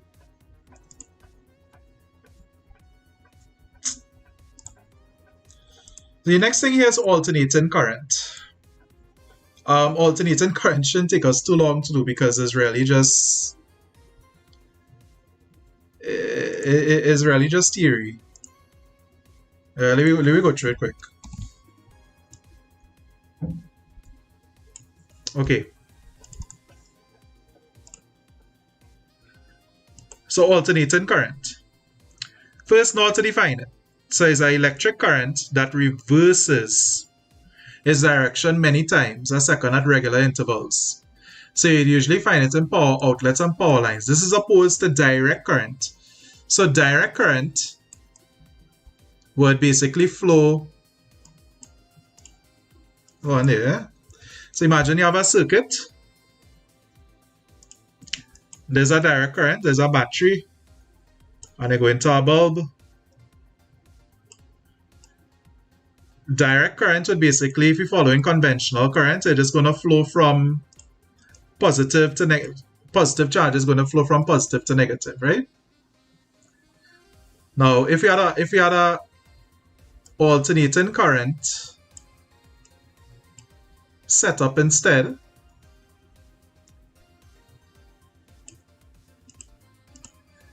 what we're going to get there is electrons, they're not going to go from one end to the next. Instead, what's going to happen here is that they're going to kind of move back and forth. Right? So they're going to move back and forth. They're going to constantly reverse their direction. Because really all you need is a change in potential difference, in order to create in order to deposit energy into the bulb. So this is what alternating current does. Alright, I'm going to open up a little thing here.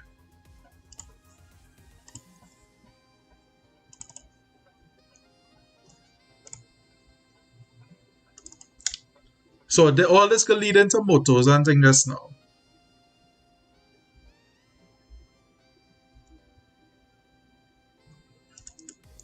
Alright, Ollie, watch this here.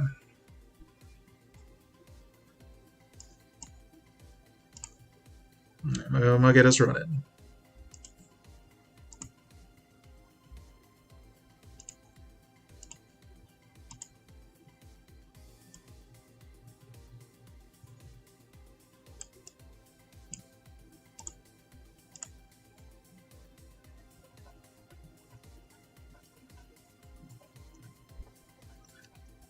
Let's watch this here, right? Here we have a direct current. And the direct current, let's see how to show it here. Right. And the direct current is basically electrons flowing out of one end of an electrical source to one source there. Now, you can see that there's a magnetic field. If I move this compass here, you can see that I have a magnetic field around this thing. But you notice that the magnetic field is static. You can see it here. It's a static magnetic field because the current basically flowing through the solenoid from this battery and flowing back there. Now, peep here what happened with the alternating current.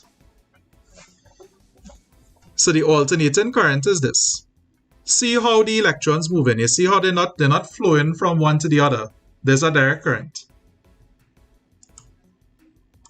Now check the compass needle. The magnetic field is actually changing constantly with an alternating current. That they're going to come in very important when you learn about motors. Not motors. I don't know generators here now. I gotta check. Anyway, so the point here is that the alternating current is creating a change in magnetic field. Also look at the graph. Look at the direct current graph. Oh, I don't have a graph for that. But the direct current graph is just a straight line, but the alternating current is a transverse wave because it actually have a positive region and a negative region. So this is like if you put it in our oscilloscope. Anyhow. But the point here is that we created a change in magnetic field using our alternating current. Now we look at generators. If we have a moving magnetic field, whether it's moving in a linear fashion or a circular fashion, we have a moving magnetic field. That is going to generate, same way our alternating current could generate a moving magnetic field, a moving magnetic field could generate an alternating current. So it's reversible. So if I allow this wheel to spin with this magnet, this is going to generate an alternating current. Look at how it can look on a galvanometer.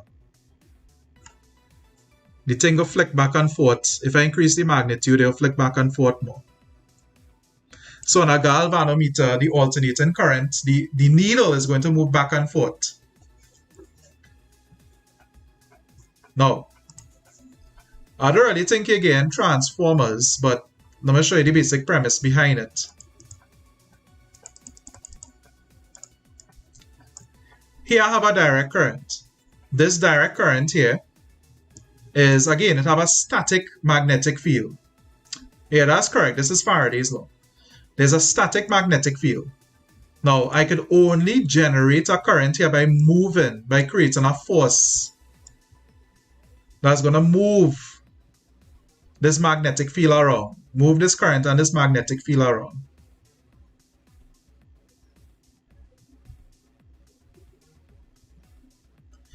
But it have an easier way to do this.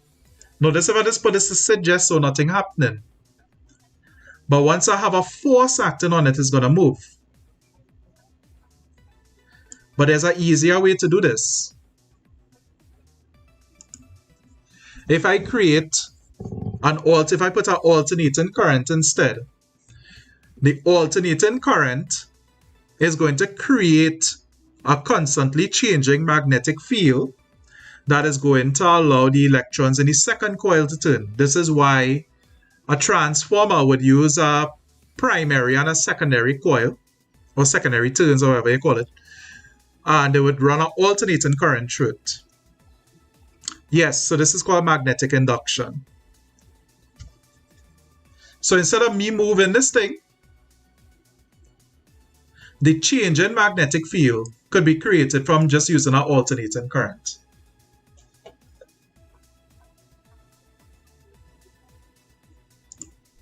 Same thing that you see in here. But direct current, but I don't think I'll get in lenses, law. I go check my notes and see. Anyhow. So let me look back at the notes here. So I know all that's pretty confusing right now. I'll tell you.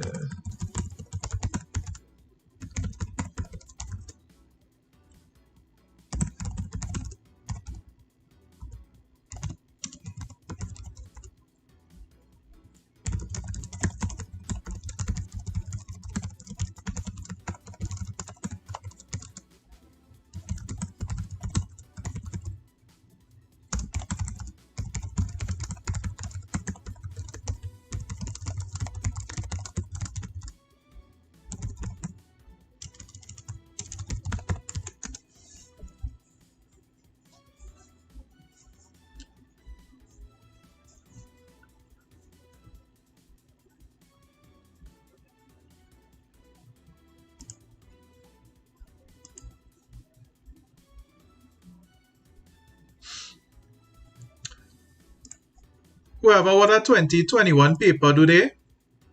I could pop the let me upload that now. Give me a minute. I do the solutions for it already. Me running through that now because whoever come at about 2021 Jan, not June earlier. Don't get hype up. I believe that whoever come there mightn't come back in June. That is typically be the case. But I'll still upload it here. Alright, I'll go link it in the chat.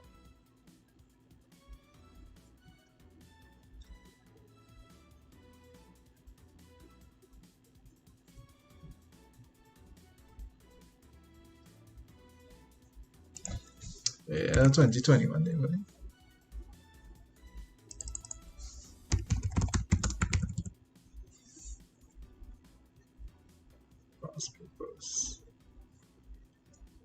Right, I'll link it here.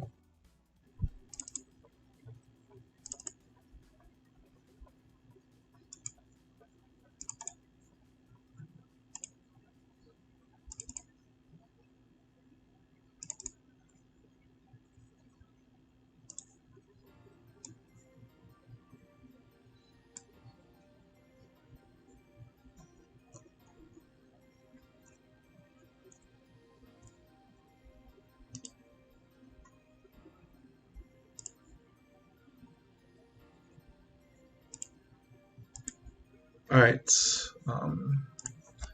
Who wanted Alessandro?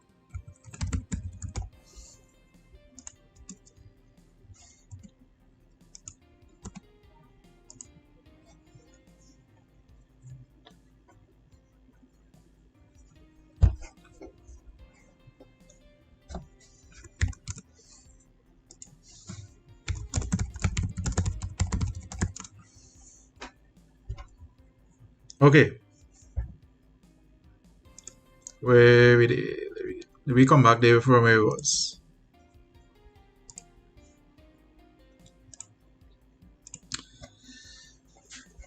The generators I is showing them. I mean, I can still go through it, but I don't know. Did they specify generators or just motors in the broad topics?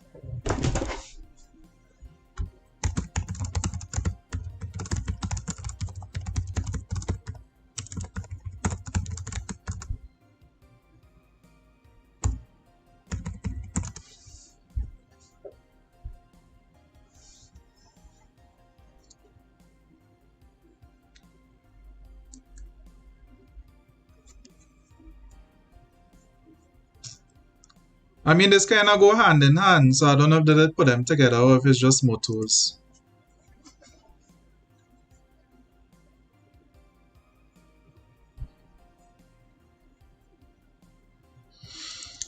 Just motors? We can see. All right. Yeah, I think halfway rectification might be in there. So let me do a little explanation of that. Now I had the so you have to know the graphs. What field I might bring is they might pair up alternating current. What is like to do is pair up alternating current with things like period and frequency and thing. So there's a direct current, right? So DC graph. There's the voltage. This could be current too. And there's the time. Now for alternating current,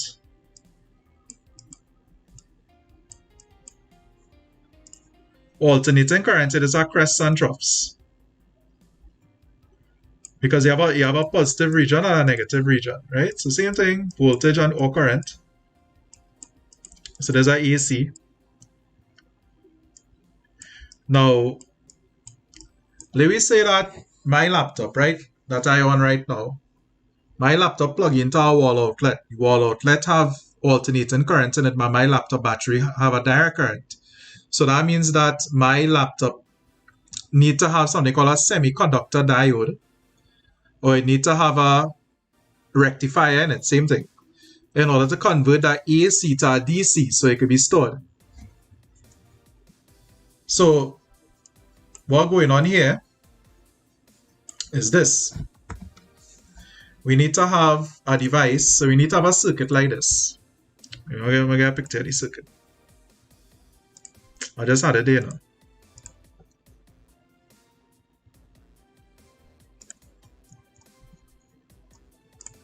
Right, so we need to have a circuit that looks like this.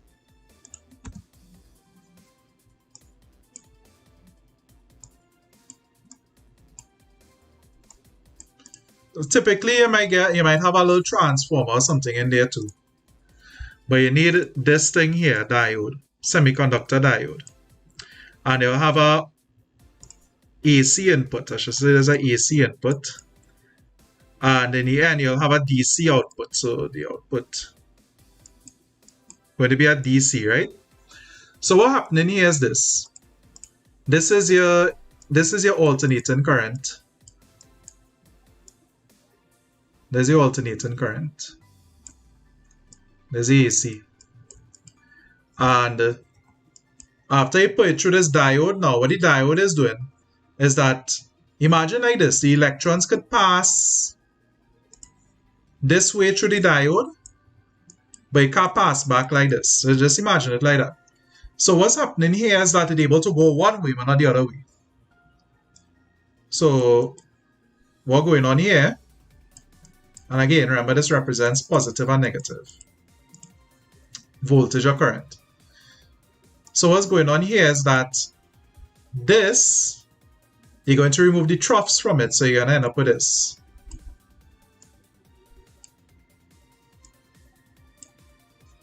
Right, so this is called half-wave rectification.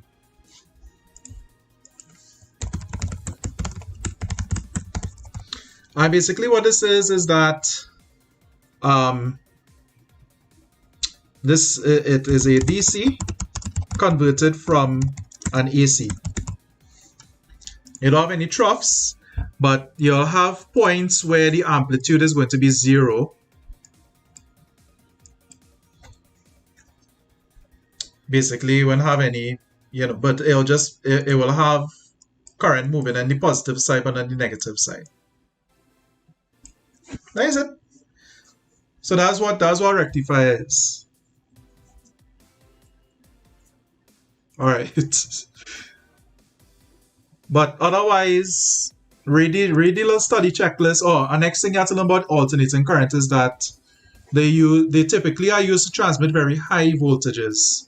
This is to reduce transmission losses so for example, power gen, they won't hook up a little battery to send you electricity because DC usually tends to use lower voltages. AC tends to use higher voltages. That's on the power line, you have a couple 100,000 volts, but a little AA battery at 1.5. And batteries is direct power sources, but power lines are alternating. Sorry, batteries are direct current sources, but the power lines are alternating current. So alternating current usually has a high voltage. Okay.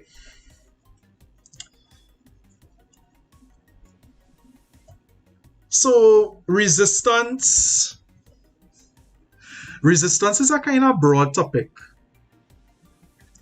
And I don't know if they're talking about resistance when relating to a circuit or resistance when just calculating it, but we'll do like two example questions here real fast.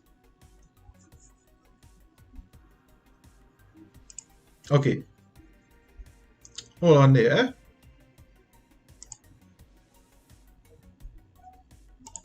Because resistance, I mean, that could be almost the whole thing, you know.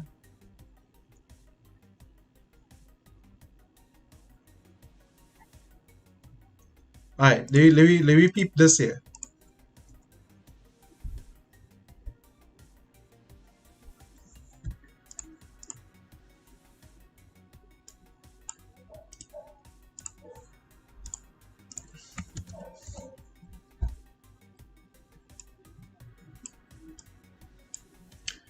One person this like probably the man I tell him to go and eat his Sunday lunch. Man saying let's talk more work. Alright, so let me say this question here had 3 parts, right? The 3 parts is this. A, calculate the total resistance of the circuit. B, let me see what it had for B. The calculate the total current flowing. The total current in the circuit.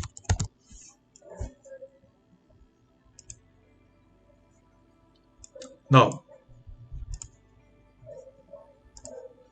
we have 3 resistors here. R1, R2, and R3. Let me just to make this a little tougher, let me just change R3 now. Let's change the value of R3. I'm going to put this as 25. Nah. Yeah, okay, 25. That just to make it a little tougher. Okay, so we have a voltage is 24 volts, 3 resistors, but only 2 of these resistors are parallel. R2 and R3. I don't know why I mark R3 forward. R3 is these 2 are parallel. These 2 parallel. This one is not, R1 is not parallel to these 2. R1 is actually in series to this section here. So you see in this dotted red section, this is its own section and R1 is separate from that. So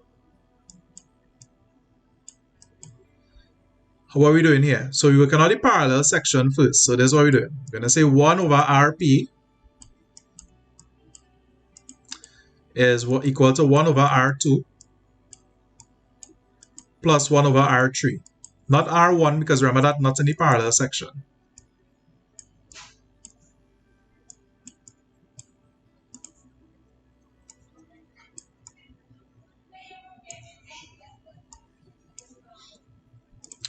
So we need to do a little basic maths here now. All we're going to do is we're going to find LCM, the lowest common multiple of 10 and 25. And remember that not highest common factor, the lowest common multiple. So 1 over 10 plus 1 over 25. And I'm going to shift this up a little bit.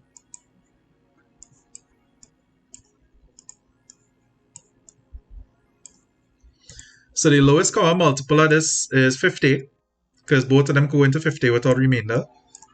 10 into 50 is 5. 25 into 50 is 2. So we end up with 5 plus 2, that's 7, over 50. So the next thing we have to do is this. So remember, this represents 1 over the resistance. So what we need to do with this now, so I'll just put another asterisk here. Let's start it back here. So that means RP is going to be 50 over 7. So you worked out 50 over 7 is 7.14. So this section here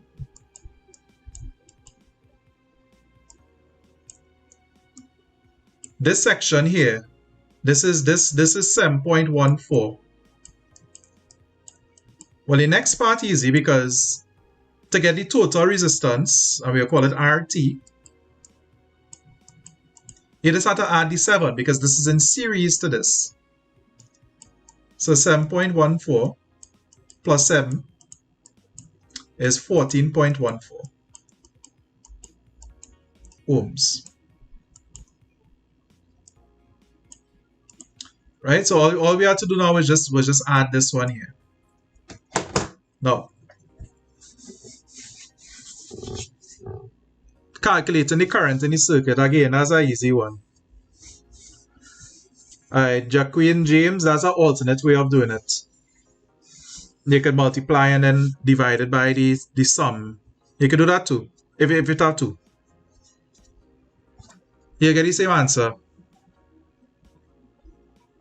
Now, calculate the total current in the circuit. Well, this is easy. You just need to say V is equal to IR. So I is V over R.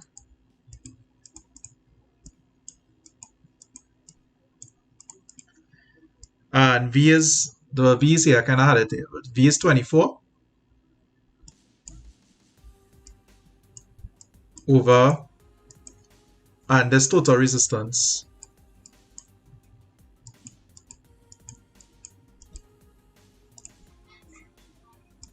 And I realize I'm quite in the corner of the document, yes? Hold on.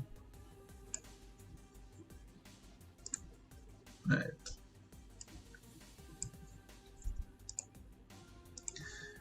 And divide this, and you're going to get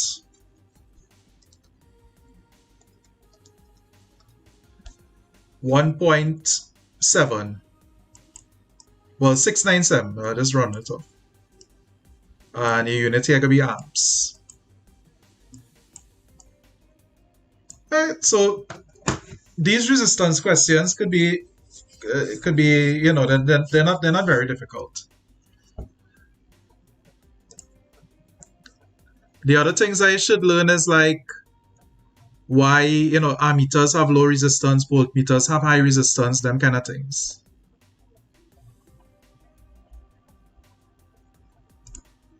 Otherwise, I don't think I'll stay on resistance for very long. Things they should know is like Ohm's law, stating Ohm's law, defining what resistance is. Right? Tell me if you want me to do a next circuit question. But I mean, other than that, I don't think you're going to have a very heavy focus on circuits. I think that might just ask you to define resistance or to do a little Ohm's law question. But let me know if you want to do a next circuit question.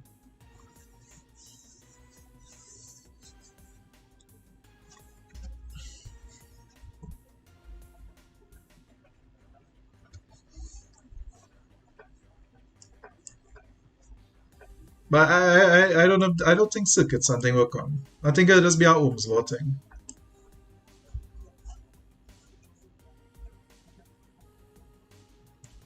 Do a hard one?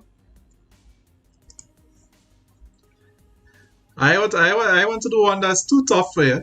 I mean, too tough for the stream, because we have people who are going through here. But let me do one that not so tough. Well, intermediate. Alright, let me get this here. Alright. Let me use alternating current. I want the alternating current, right? Okay.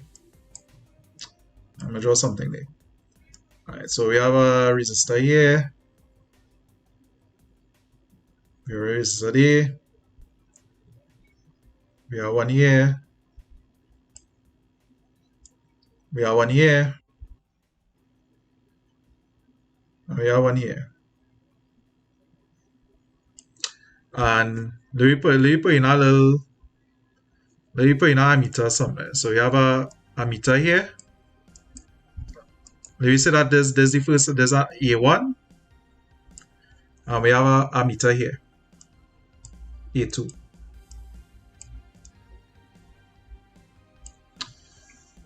The values for these resistors is 10 ohms,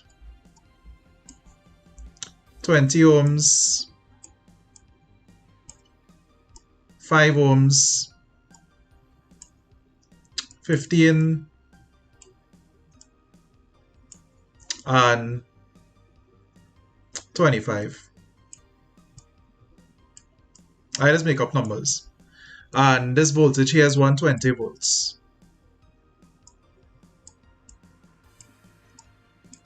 Alright. Let me break it down. So these two resistors here that are underlining in red, these is not part of the parallel system, right? But we could just add them. 10 and 20, we could just add them and we get 30. So these two in series, the resistors in series, we could just add them. 10 and 20. That's 30. Let me say the objective is to get the total resistance and what's the current in A1 and A2. Okay, now this section here, that is marking off. Hold on, I'm gonna mark it off in pink. This section here,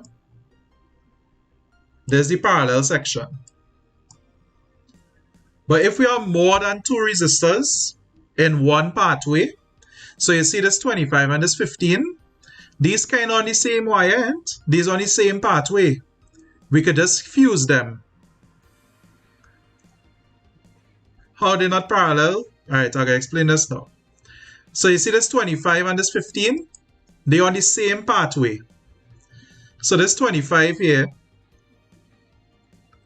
gonna fuse with this 15, and we're gonna get 40. So there's gonna be 40 down here. This is some of these two, and the 5 is by itself. Now, we're gonna work out what's the total resistance in parallel. So resistors in parallel. So this is going to be 1 over 5. So the 5 is this one here. And this pathway down here is 40. Well, the LCM of 5 and 40 is 40. 5 into 40 is 8. 40 into 40 is 1. Okay, 9 over 40. So the resistance in parallel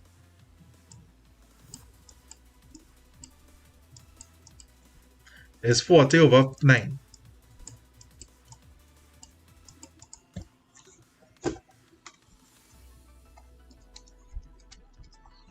So that's 4.44 ohms.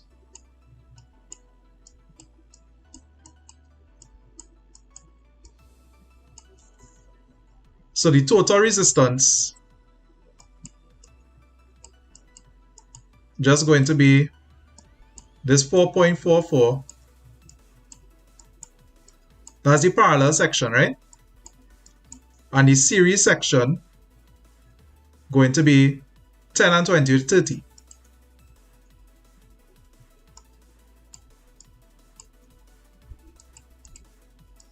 But again, unlike this though, to the 4.44 ohms. Yeah. And alright, so I see some people like that little chain up. Let me do the ammeters part. Let me show you with a simulation, right?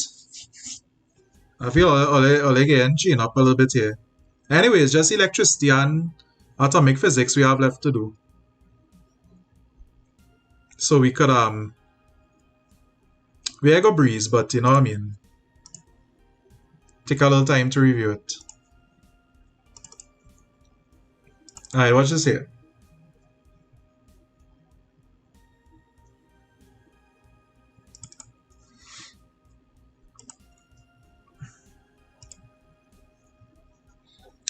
Now, let me build a simple circuit here.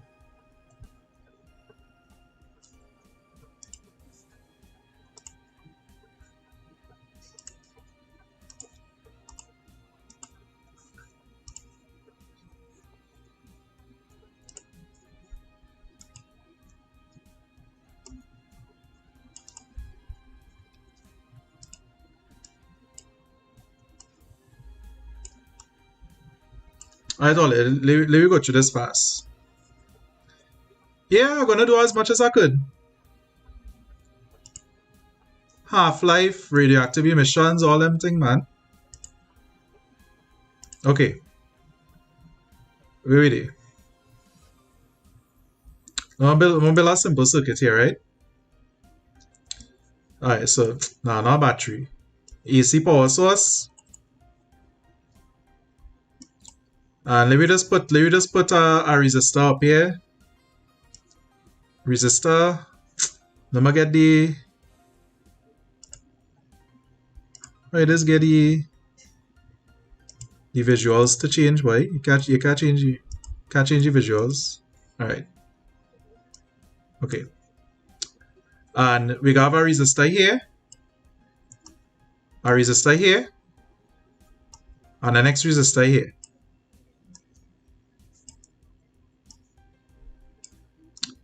Alright. I thought something here as we go in.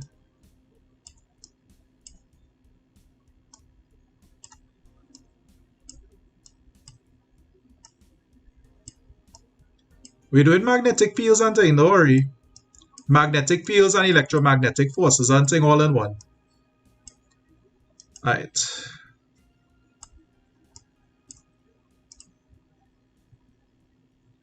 Alright, that's a little too big. Alright. So let me say all these resistors here had the same thing, right? Each one is 10. Each one is 10. I wonder if I could show that here. Each resistor is 10. And just for the sake of simplicity, let me just put a battery instead. Now, let me look at how the electrons flow in. The charges flow in. So follow my cursor. All you can see the charges flow in here. And this is where the current is going to split, kind of like a junction in a road. So imagine that these electrons are cars on a road. The wire is the road. And you have a junction. So they're splitting. So some of the current is being redirected here. And some is coming down here. You'll notice that this section down here, the traffic moving much slower than up here. Why? Because we have two resistors here. So we have more resistance down here than this here. But if I had to map it out here, what's happening, right? I'm gonna paste it here. Don't study you can't do physics, you can do it. You don't worry about that.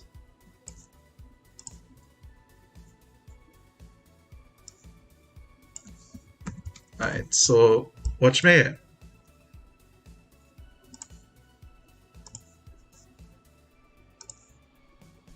If I could use a computer, or I could more than do physics. Let me say that this is, I'll just put in a number. Let me say that this is 20 volts. This is 10 ohms. This is 10 ohms. This is 10. And this is 10.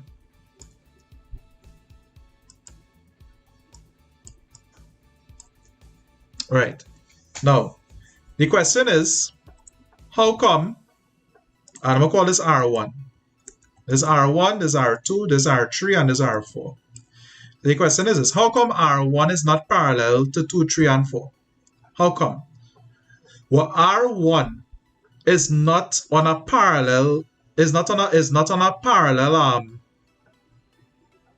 pathway to the battery. You always have to look for the battery. R1 is actually series to the battery. This is on the same line as the battery. R2 is on a totally separate path. So if you look here, right, there's a totally separate path. There's a totally separate pathway.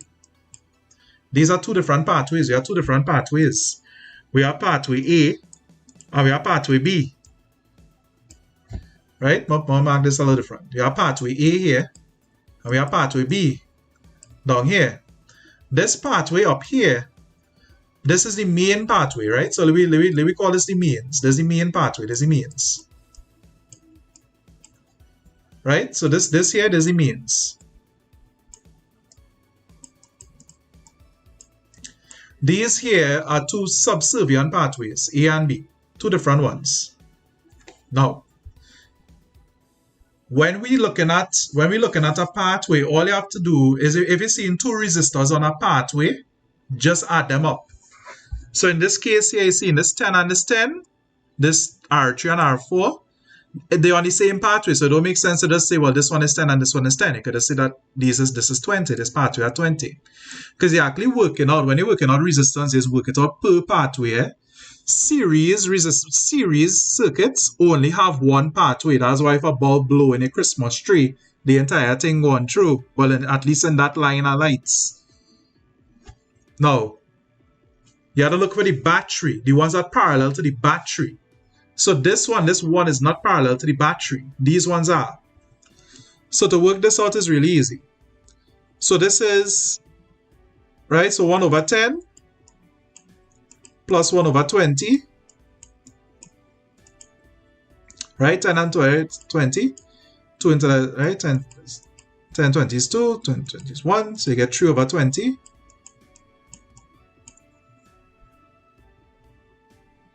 And so the resistance in parallel is 20 over 3. And that's going to be 6.67 ohms.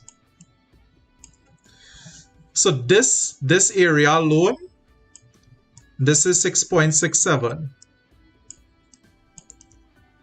That don't include this 10 here. So the total resistance is best all quit physics and sell doubles. Doubles is make real money. Even if it have E. coli bacteria like UE doubles, they make real money. While you learning all the circuit and thing for best you learn to make bara. So the total resistance is 16.67. Now if you want to work out what is the current, let me say you want to work out what's the current, right? That's not hard because let me label some areas here. Let me say that this is I1, this is I2. So I is V over R. All you have to do is take the voltage. Oh shucks, this could be a little different. Alright, leave it over there with the current. But what you have to do is find the current through this one here first and then subtract it. But I don't think they're bringing all of that. I think resistance could be something real small. Because honestly, I think the majority of the question is going to be motors and things. So let me get into that now.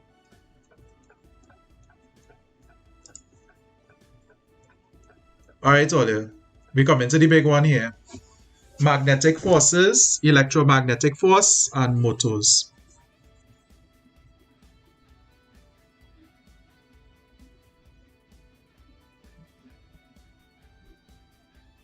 Alright. Hold on, eh?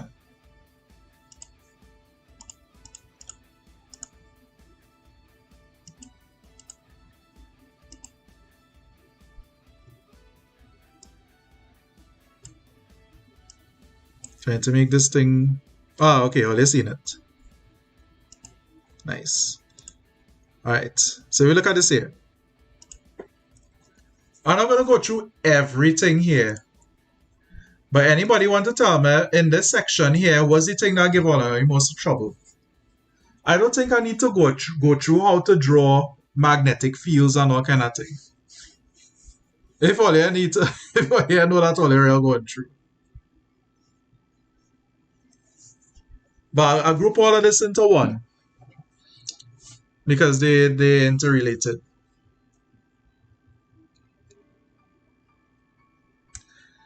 Well, if you all need a 5 minutes mental break before we start this part, probably that gonna help all you clear all your head a little bit.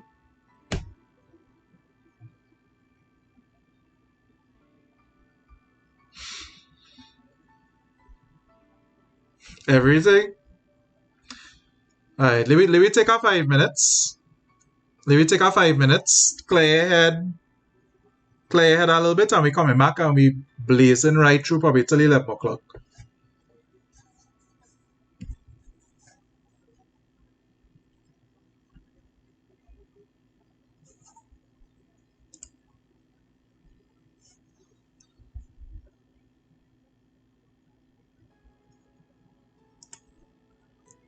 Alright, so 5 minute break. I'm still here though.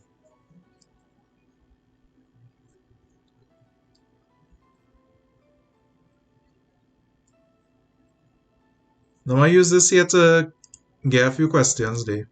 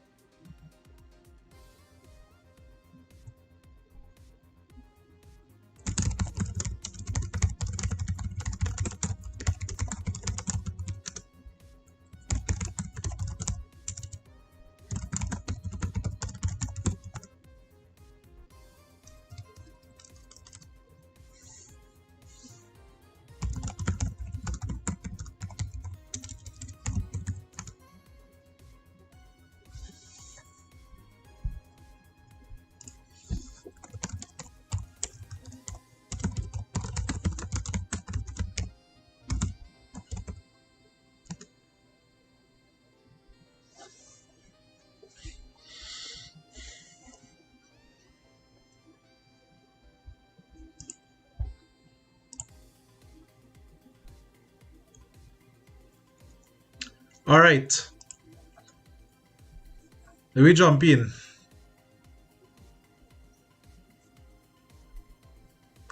Young double slit experiment. They couldn't know because it had to do with diffraction, and diffraction kind of like refraction. So yeah, sure. Hopefully they bring it.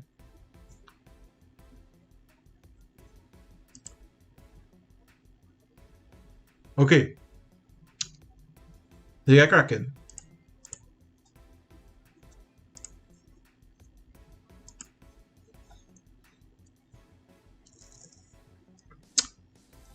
Let me start with how to start this by. Let me start with some definitions.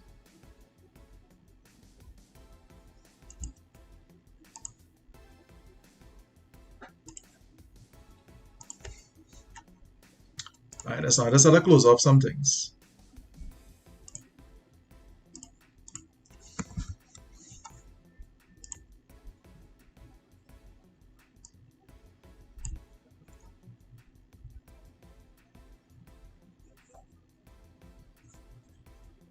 Alright, so I'm gonna pop something here. And don't worry, you don't have to understand all of it right now.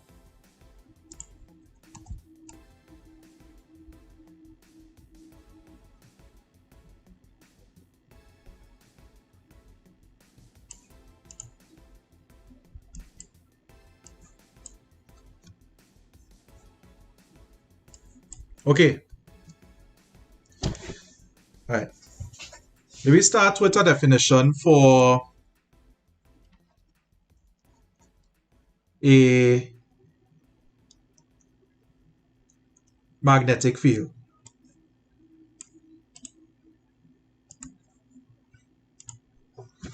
Okay, so let me paste this. Don't worry, I'll come back to them things.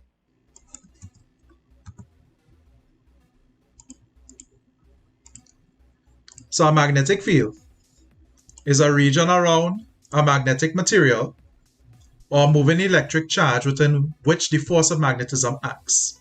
So let me break this down for you, right? Let me break this down. Let me get it in there. Do you break this down real simple?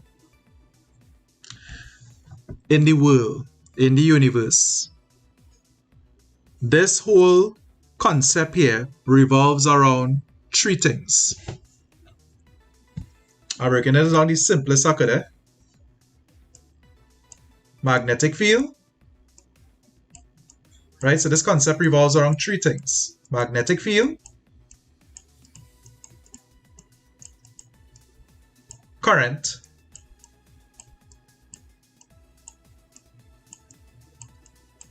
and trust. Not like trust and betrayal, eh? But trust as in a forward force. Alright, so trust or force. In this universe that we know, if I could have two of these things, I can generate the third. That is the entire concept behind it. If I have two of these things, I can generate the third. For example, if I have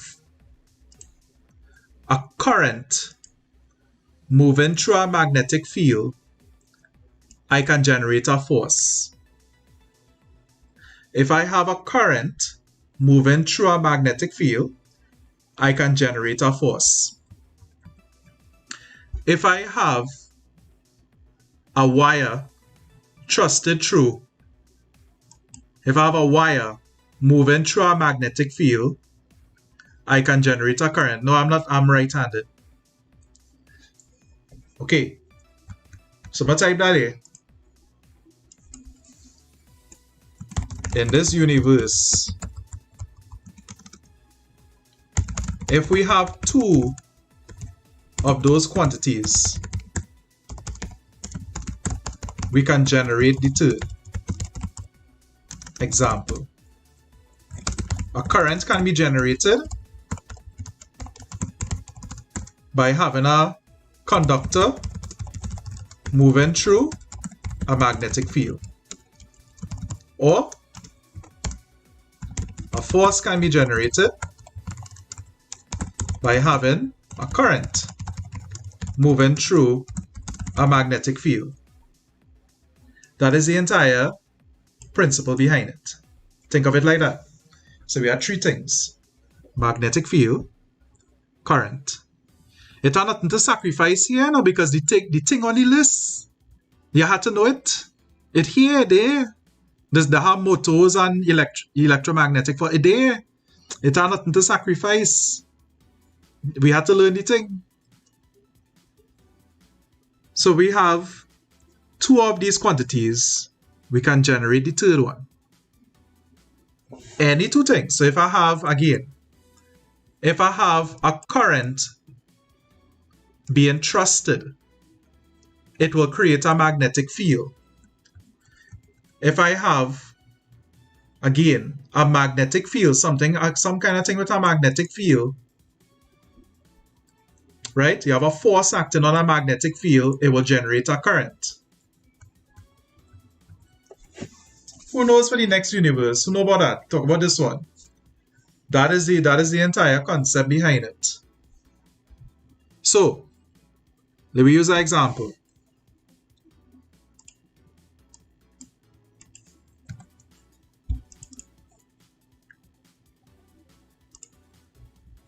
Let me see our motor, right? So our motor going to have, so we're going to have a magnet here. Maybe say there's the north pole of a magnet. Now with the thing on the list though, we do the sacrifice after all. But let me get through this first. So magnetic fields always go north to south, right? Magnetic fields always travel from north to south. So that means this is the direction of the magnetic field. I'll just parallel M here for magnetic field. Now, imagine now, this is our conducting wire. This is our wire here.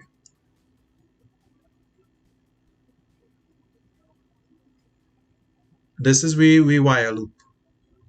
So what's going to happen here? We're going to create a motor. Now if you think about what a motor does. A motor converts, I'll put it here. A motor converts electrical energy to mechanical energy. Like a fan. Right? A generator does the opposite. A generator converts mechanical energy to electrical energy. Like a windmill.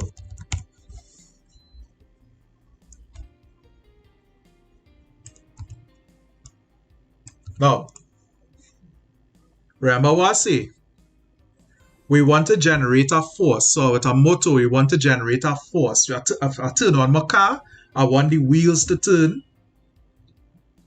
I put on my fan, I want the blades to spin.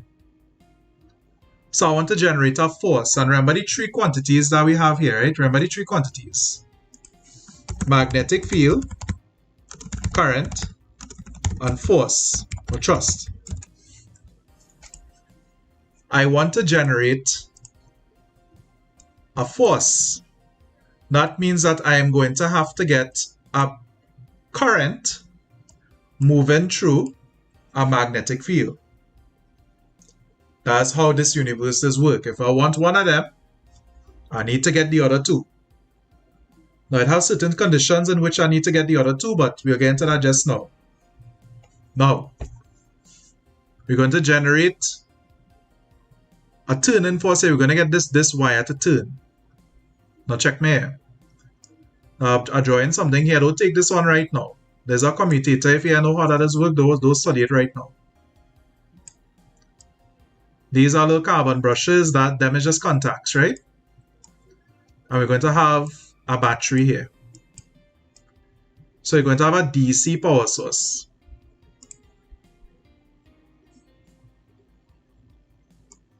So remember, there's the plus end of the battery and there's the negative end. Check what happening here now, right? What's happening here? Remember, we're using conventional current. So we're flowing from plus to minus. Plus to minus. So the current flowing like this. There's the current. So this intensity of current I. There's the current there. So let me label this thing A, B, C, D.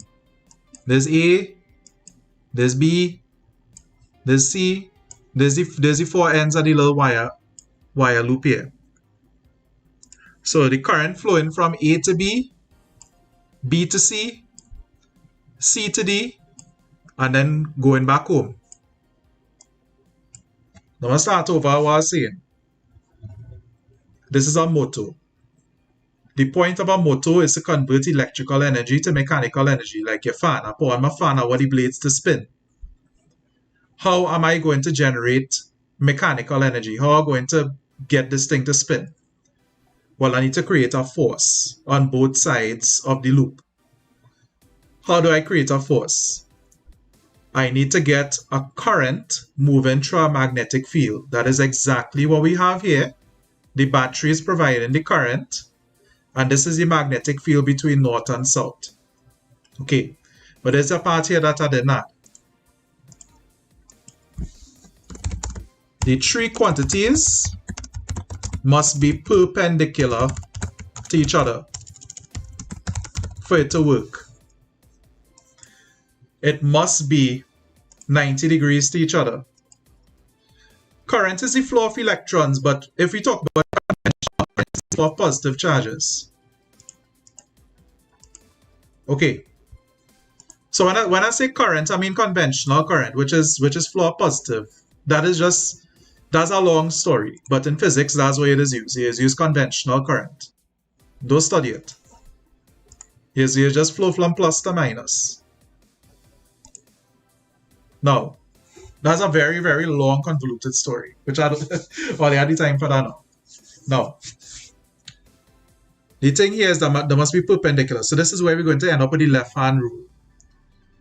Let me get a little picture here of the left-hand rule. Of course, for your left-hand rule, you need a left hand.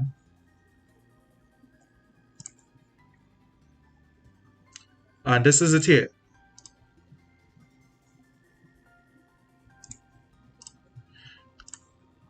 Alright, that's one. I'm gonna paste it. Alright, peep that here. What you're seeing here is that your thumb is representing the thrust. Right? So think thumb thrust. Your first finger after your thumb, think the first, like F, is the field. And your second finger is going to be current. But if you really look at how you do your hand for the left hand rule, they actually 90 degrees to each other, you know. When you really check it out, they actually 90 degrees to each other. So they have to be 90 degrees. So far, there we go there. They have to be 90 degrees. Now, let me come back there.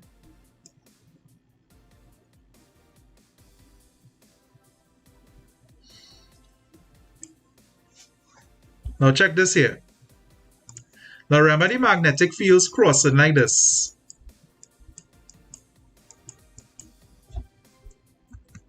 Now we're going to get a turning force on, oh shucks. We're going to get a turning force on AB. And we're going to get a turning force on CD. You need to bend up your finger. You just have to bend up your wrist. Check it. We're going to get a turning force on AB. So we get a turning force here. We're going to get a turning force on CD. But we're not going to get a turning force on BC. Put it for me in the chat why we're not going to get a turning force on BC. Let me see if anybody got it. Anybody could figure it out. So we get one on AB.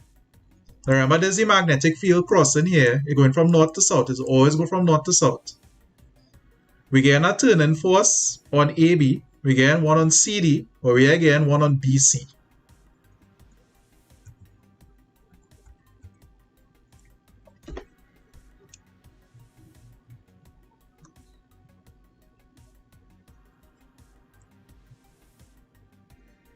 Nice, because it's not perpendicular. Nice. AB and CD are perpendicular to the magnetic field, but BC is parallel to the magnetic field. So there's no thrust there. Nice. So how are we going to do this?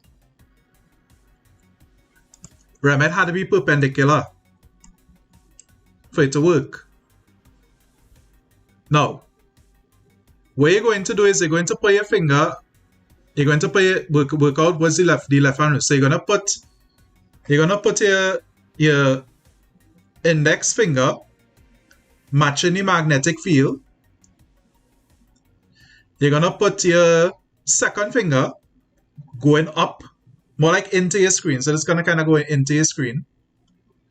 Right, so this kind of going into the screen, and your thumb, if you notice now, so if your middle finger pointing into your screen, and your second finger, sorry, what am I talking about, right?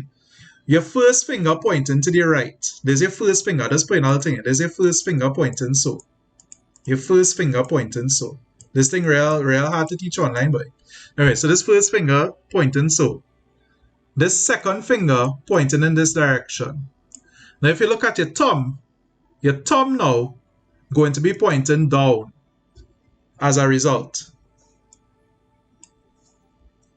So AB going to have a downward force.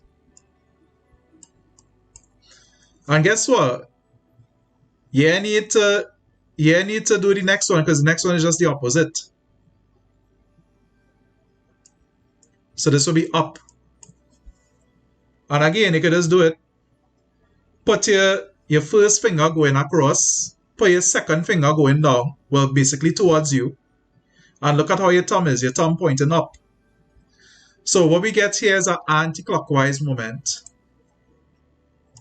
Right? So this creates an anti-clockwise turning force.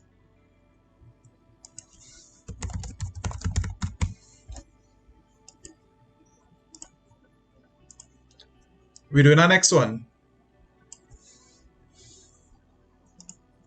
We're doing our next one, right? Let me use this diagram here.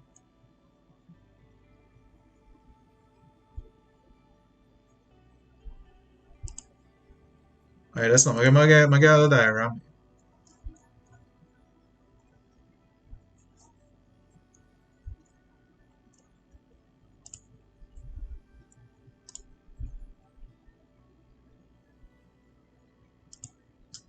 We're doing our next one.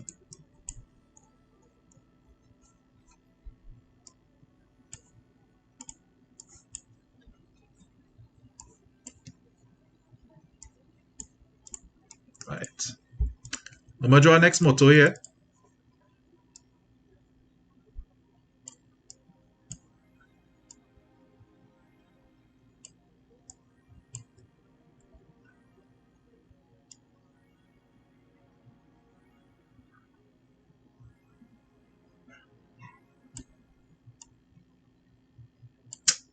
I have to redraw the whole thing, but all I'm doing is flipping the current.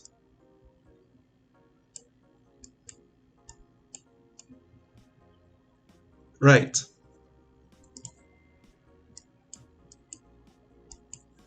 So watch this here. The magnetic field always going from north to south. The current, right? So let me type that in. Magnetic field always flows from north to south. Conventional current, which is the type of current that we just use in physics, always flows from plus to minus. Now, The current gonna flow like this. I'm gonna label this up. So again, this is A, B, C, D. Alright. Now, coming like this, the current going up here, across here, down here, like that. Now we look at AB.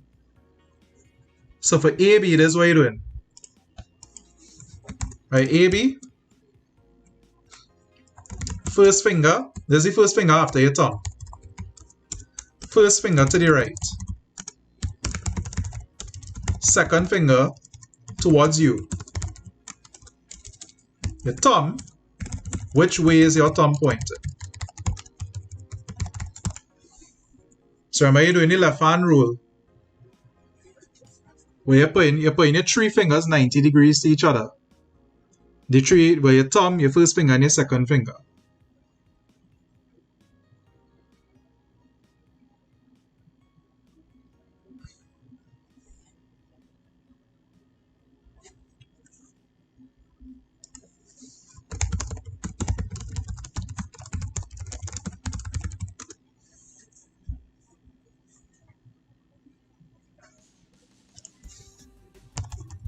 Right. Your thumb going to be pointing up. Right? So that thumb pointing upwards. Yeah, you don't have to do it for the next one. Because the next one is just the opposite. So we have an upward force here. And a dop. The first finger after the thumb either. Alright, so this here going to create, right? So that's the moment, it's a clockwise moment. That is it. Okay, so let me look at some explanations here. Let me look at that question here. I'm gonna dig up this question. So that question I did see at a point. That look like real. That look like real zest. I'm gonna find it.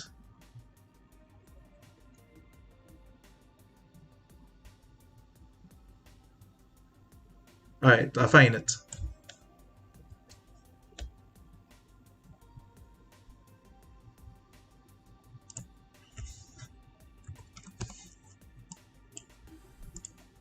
This question look like a real thing, boy. Alright, so let's get again a piece.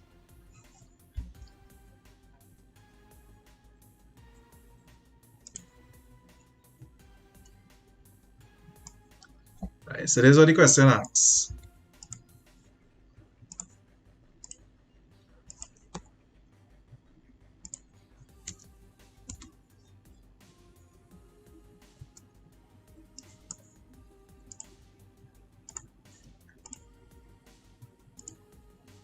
Okay. So look at this. There's a 2018 Jan. Look at this 2018 Jan, boy.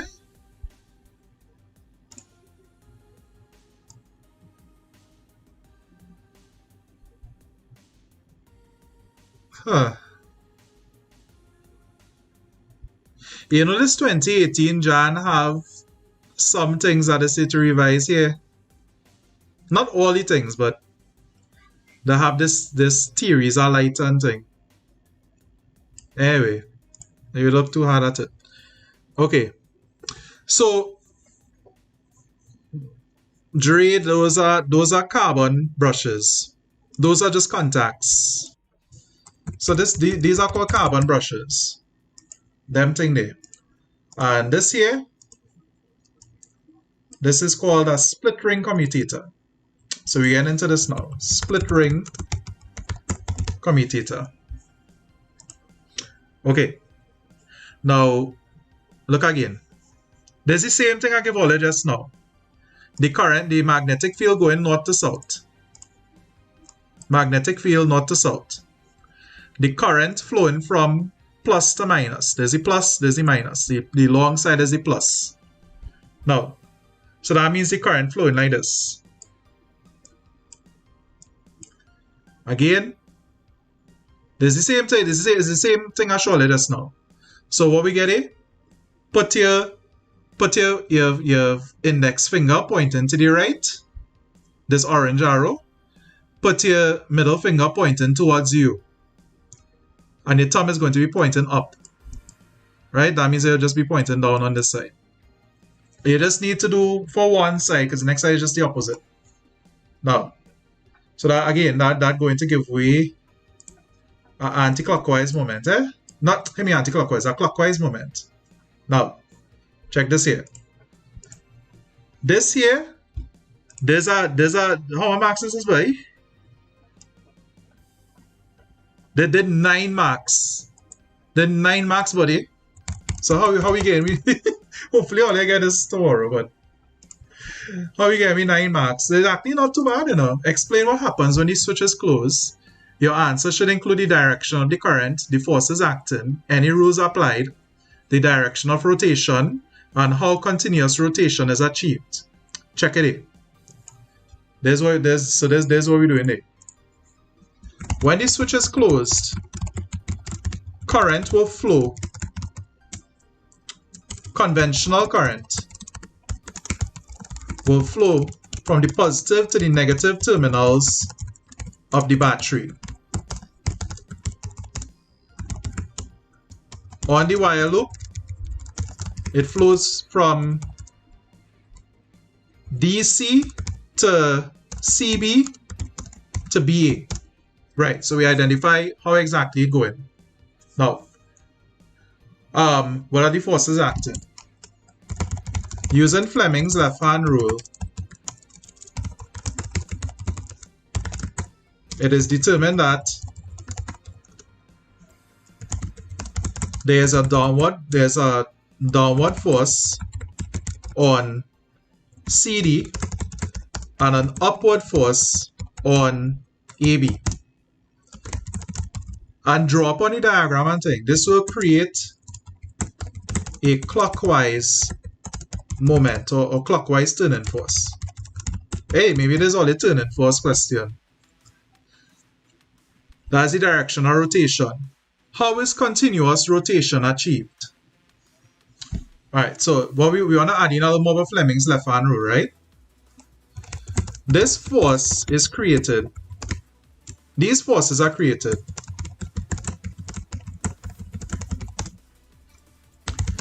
when the current is perpendicular.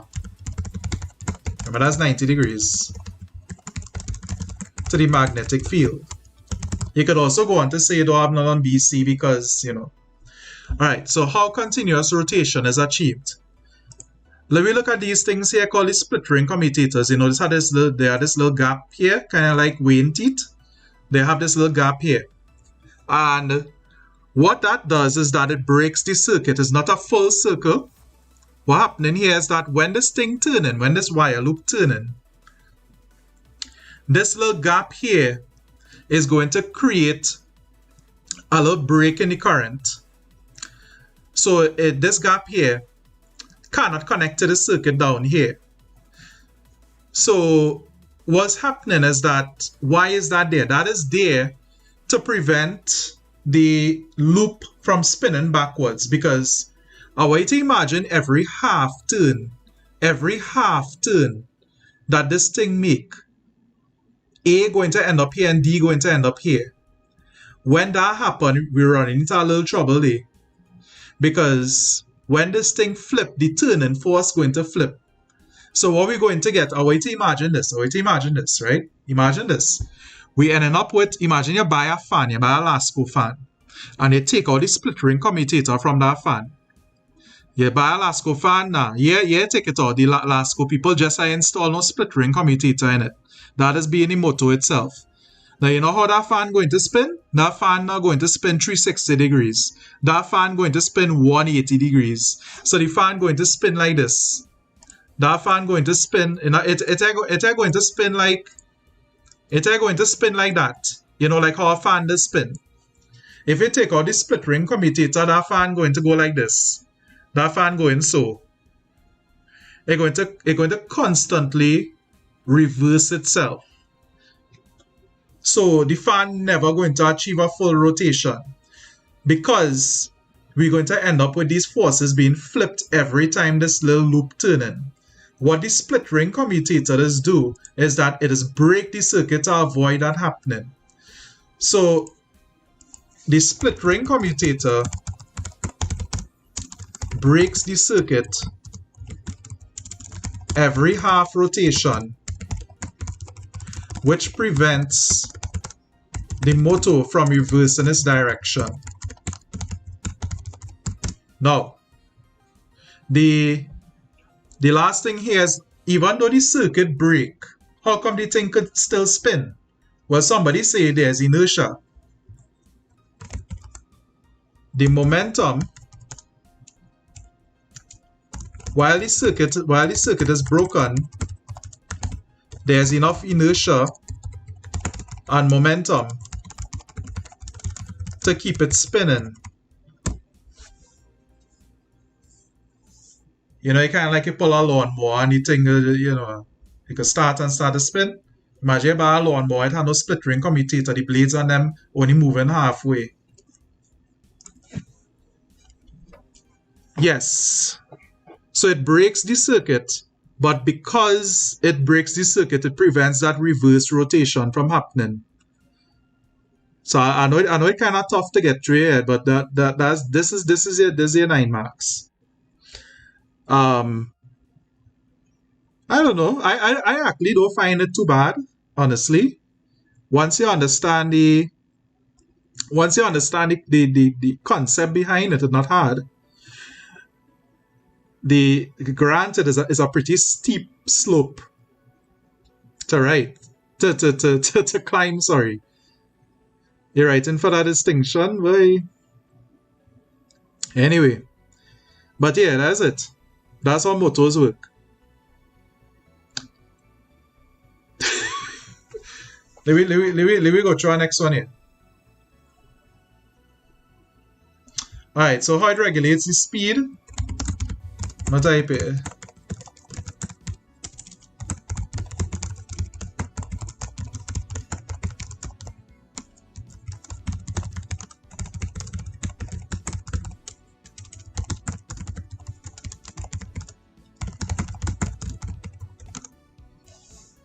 Right. What's the next thing I was gonna say? Well, what else you have to know about a motor is what makes a motor spin faster. So I'll put it here in the chat. So factors that make a motor spin faster. So one is higher voltage, or basically more electrical energy, more turns in the coils, and third one is stronger magnetic fields. So just having stronger magnets.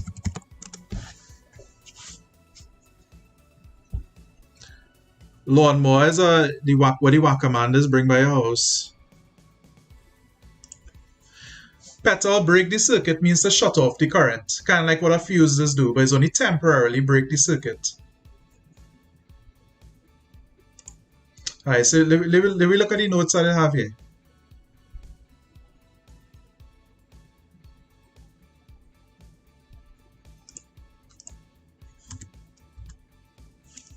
Alright, that's now, eh?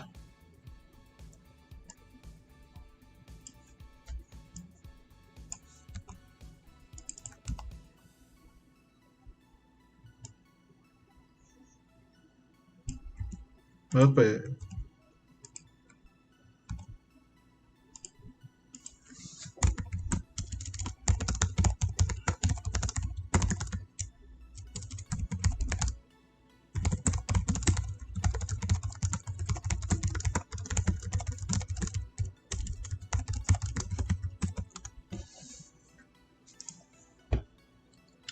So every time the gap comes, with them contacts there, you have that gap, that's what happens.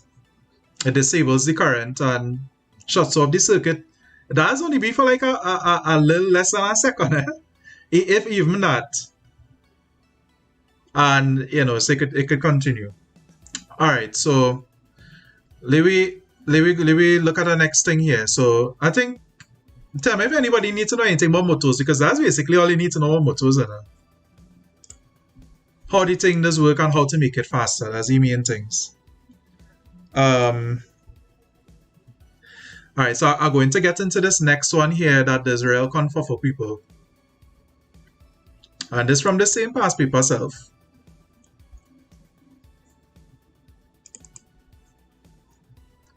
Okay. Alright, so I'll put in two things here. This is from the same 2018.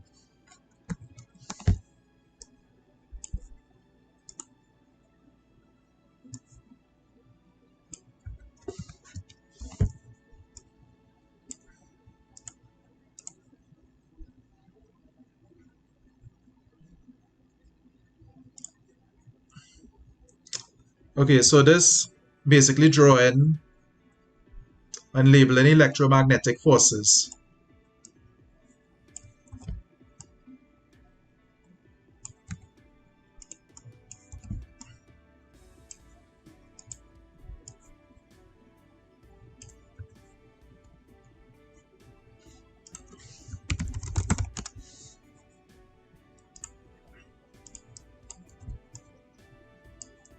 Alright, all you.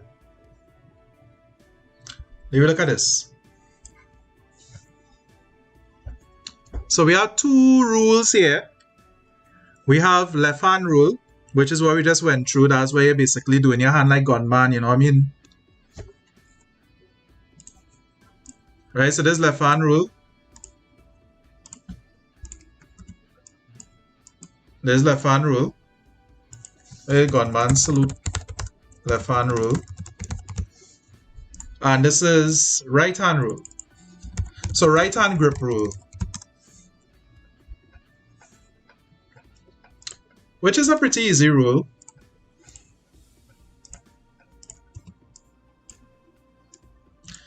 A right hand grip rule is just like you're holding something.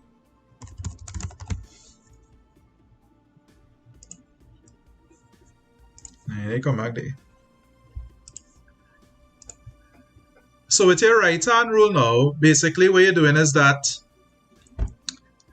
imagine you're giving a thumbs up or thumbs down or thumb sideways, but you're doing your hand like it's a thumbs up.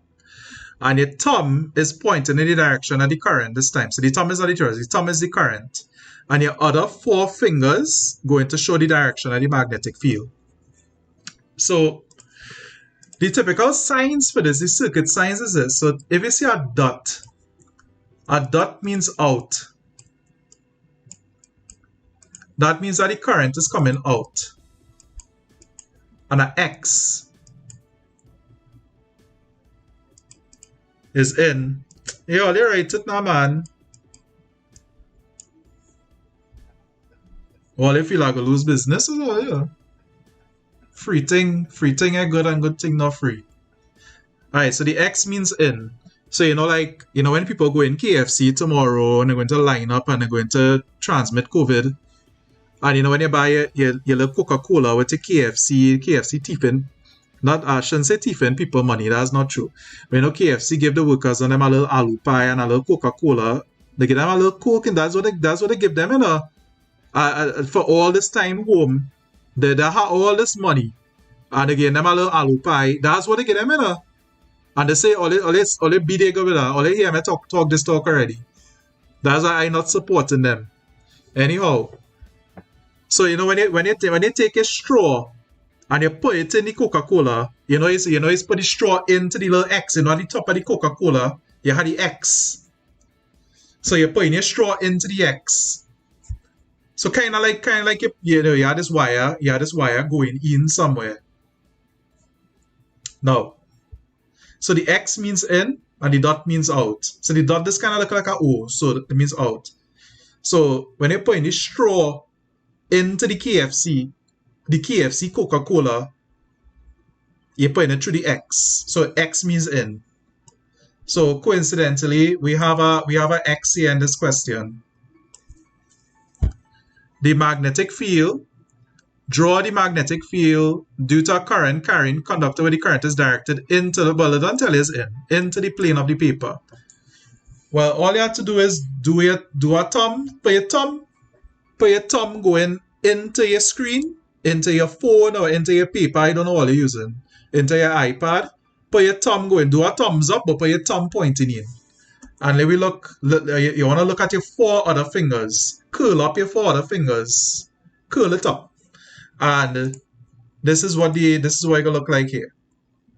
So you want to draw about 3 concentric circles. Well, they're going to be not evenly spaced actually, because the field is getting weaker as it moves. So, and what we're doing now is we're drawing the magnetic field. So it's going to be a clockwise. It's going to be a clockwise, not anti-clockwise, clockwise, because we're going in. So the thing coming like this.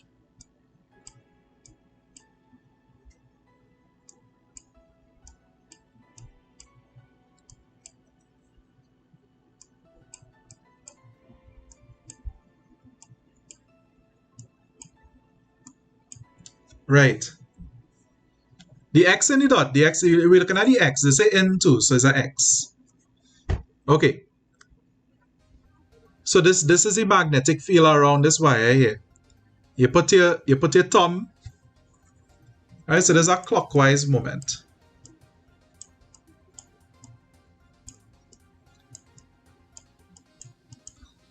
Alright. Okay, oh, let's see this one. This one is your zest here. There's the one that going to rail chain up. It's not hard though.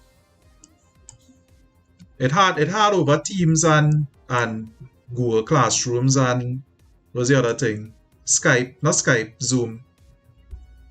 And YouTube Live. Right. Let me check here. The resultant magnetic field. Draw the resultant. So now we have this thing here, but between 2 magnets. So remember what I say. If we have a current in a magnetic field and they're perpendicular to each other, because this current coming towards you and this magnetic field going from north to south, this magnetic field coming so north to south, north to south, north to south. So we're going to get a thrust on this. So firstly, we determine that thrust and then we go draw it. So this is all you do. Fleming's left-hand rule. Index finger pointing to the right, north to south. Middle finger pointing towards you. Not towards you. Towards the device.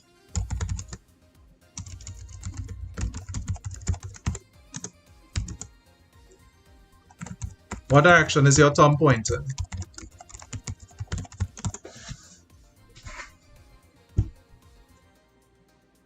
You gotta twist up your wrist a little bit.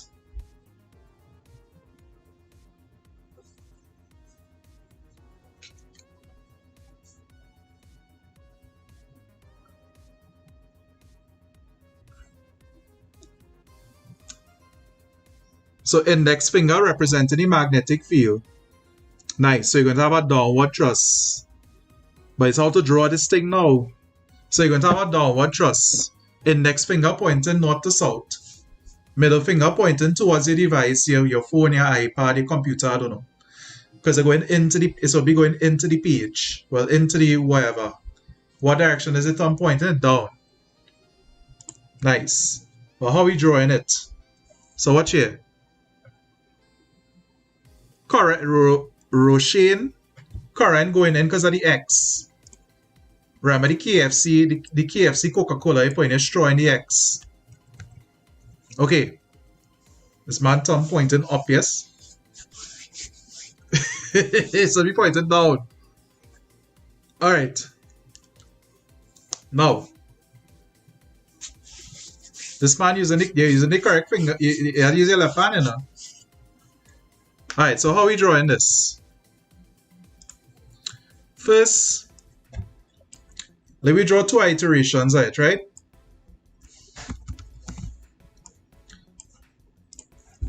Now, we know that with the magnets alone, the magnetic field, they're going from north to south. There's the magnetic field alone.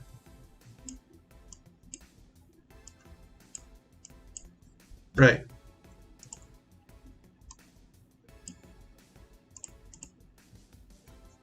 Right, there's the magnetic field alone. Now we know with the wire in there, so the wires are X. And remember now, I'll just draw in 2 circles. Remember, right hand grip rule for this one. Put your thumb going in, you get clockwise.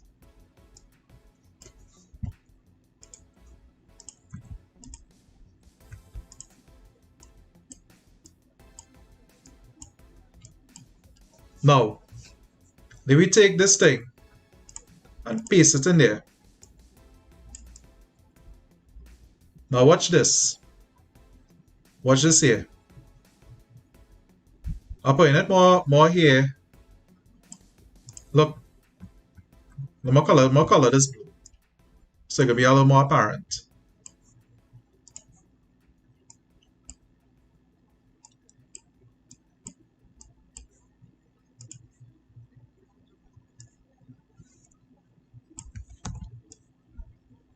Alright, check this. I want you to look at up here and down here. Up here, you notice that how much arrows that are pointing in this direction? There are 4 arrows pointing in the same direction up here. And these ones kind of opposing. So what's going to happen is up here you're going to have the stronger magnetic field. And down here, you're going to have the weaker magnetic field. So these here now, this magnetic field from this wire is going to fuse with the magnetic field of these permanent magnets here. So if I was to redraw this, don't worry, I'm going to do our next example. If I was to redraw this, they become so.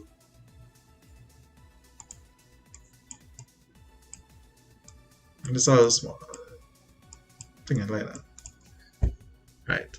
So if I was to redraw this, check it here. They're going to look like this.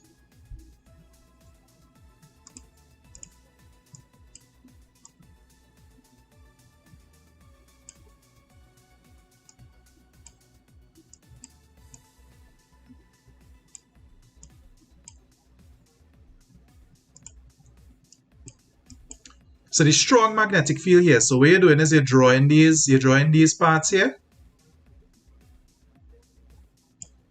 You're drawing them real close together. When the magnetic field, when the field lines close together, it means it's strong. Supplicant boosts you up. Now down here, it's weak. When it's weak, the field lines is be further apart. So you just draw them being far apart.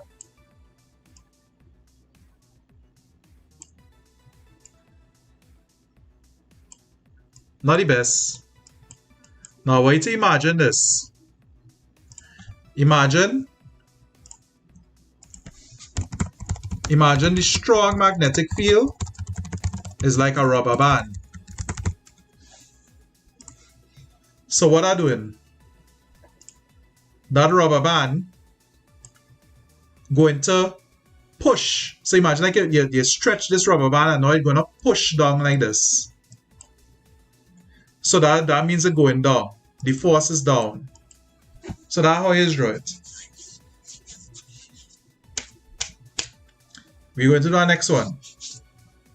Yeah, man, Danny, you go and rest. Good luck tomorrow. Let me do our next one.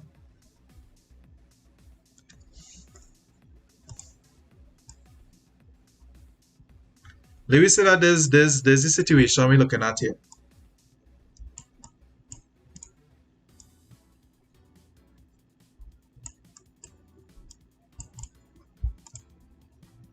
Alright, so we have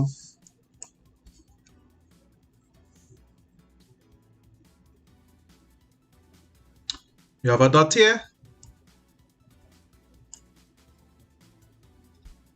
Right, so we have a dot, and this is the north, and this is south. Check it. There's what going on there. There's what going on here. There's the dot, so this means out, coming out towards you. Current coming out.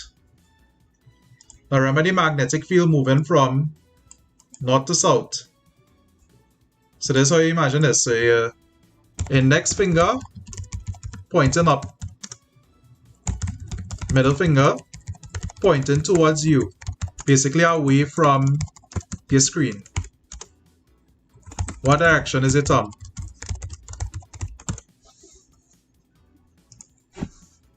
Left hand rule by the way, right?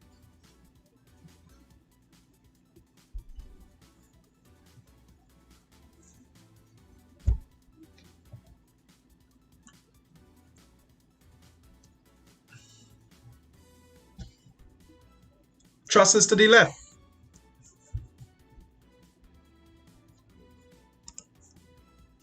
Right, so the truss going to the left.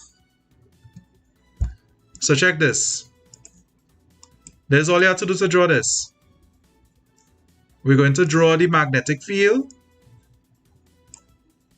close to each other here.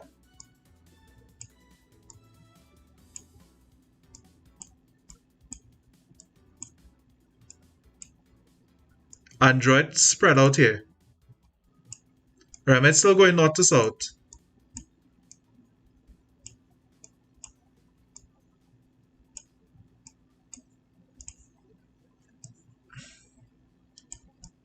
Me know what's on again up in there.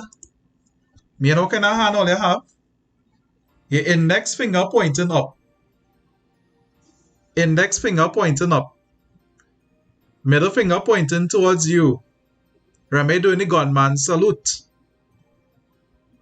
What direction is the thumb? It should be pointing to the left. You know all again? What's going on there? All you have two finger pointing up. Or? Okay. Right, so it should be left. That is why you're doing that. Okay. Let me see what else I had to run through here. In this topic.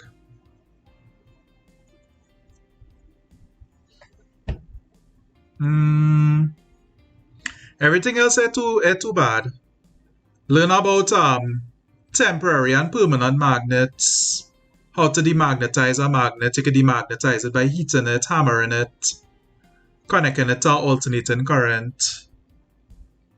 I don't think it have anything else big in this. The big things is motors and this electromagnetic forces. Kyla Phillips, yes, you can use our next version of right-hand grip rule for this, but you don't really learn that at this level. Alright, Ole, so what we are left here, half-life, or like we're jumping into half-life.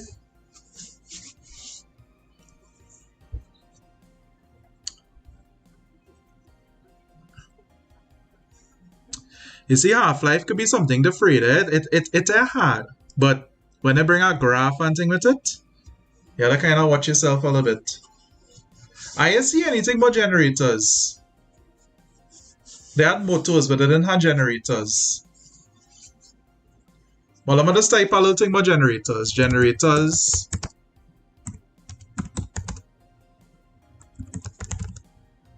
As the inverse of motors. I didn't see anything with. I don't think transformers there. They would have put if that motors and they had separate thing, they would have had transformers as its own thing.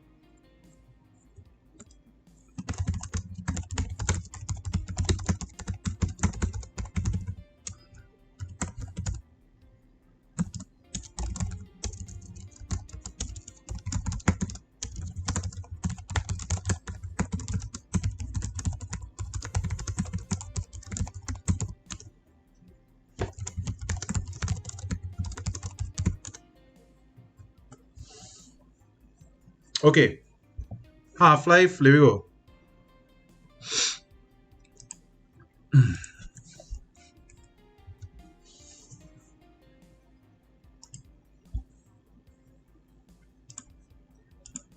Well, yeah, it's kind of doing past papers the whole time, you know.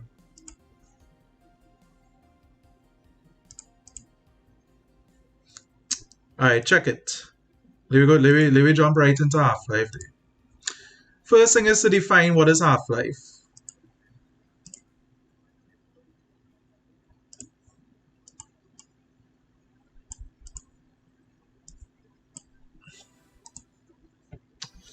Somebody confirm from M generators any topics, so I'll know if to do it.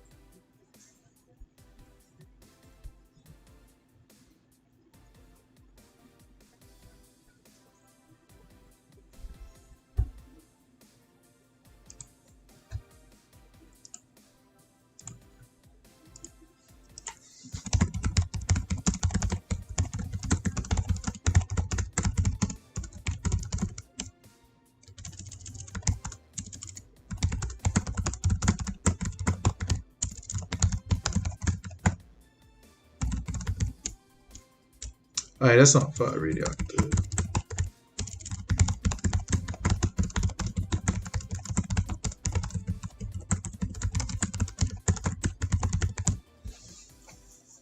Alright, forget generators. Let me go straight into this. Half-life is defined as the time taken. So it's a time. So a half-life could be minutes, it could be hours, it could be years, it could be in the millions of years. It could be in the thousands, millions of years. That's half-life. So it's defined as the time taken for a radioactive substance to decay by half or to decrease to half its activity. So typically I represent half-life as the symbol here, T a half. Now, let me use a basic example for it, right? The half-life of carbon-14, which is the most popular one, most popular thing to measure age or fossils, is 5,700 years. It's about that. Right, so the half-life of that. What this means is that every 5,700 years, the mass of carbon-14 in a material is reduced by half, or its radioactivity drops by half. That's what that means. So for example, 100 grams of C14 would be reduced to 50 grams in 5,700 years. And in another 5,700 years, it would be reduced to 25 grams. Now this is our next thing. Half-life is an estimate due to radioactivity being a random process. Okay, so it's a random process, so you have to remember that what we're working with here. So when I say 100 grams get reduced to 50 grams, it wouldn't be exactly 50. It might be 48, it might be 52, it might be 51, but there's a little room for error because it's a random process, but it's actually a very dependable process, at least as an estimate. So it's used to test the ages of materials, it's used to determine how activity would be. So like uranium, they use Chernobyl as an example. Chernobyl, which had a nuclear fallout in 1986. There's a lot of strontium, radioactive strontium that get put in the air. And I think the isotope of strontium that they had, the radioactive, the half-life of that is like 2,000 years or something. So that means that nobody could really live there for, a good couple 10,000 years, I think. Maybe we would all be dead by then, but because of that fallout in Chernobyl, which is in Ukraine, close to Ukraine. You know, that area basically is called the exclusion zone. It's not inhabitable. So good for predicting those things too. Now let me use an example. You do an example question. A fossil was measured as having only 1/8 of its activity of C14. Using this figure, calculate the age of the fossil. I shouldn't say calculate, estimate the age of the fossil. Okay, so this is how you do this. So we only have 1/8 of the activity, right? Now, we're going to assume that in the beginning, we had 100%, so that's 1/1. So after one half-life, this arrow represents one half-life, right? So after one half-life, remember this is going to drop to half its activity. After a second half-life, remember there's no formula for this, you could literally just put this. It drops to a quarter of its activity. And then we're doing this until we reach 1/8. So if they say 1/16, you keep doing it. So 1/8. Oh shucks, I should put here that I forget to put this.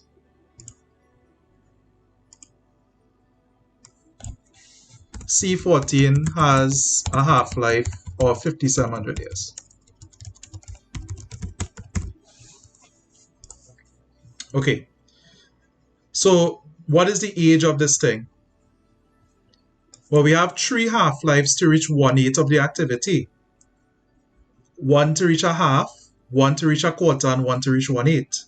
If you want to keep going to 1/16 and thing, you only need to really go to that if they say 1/16 and thing. So you have 3 half-lives.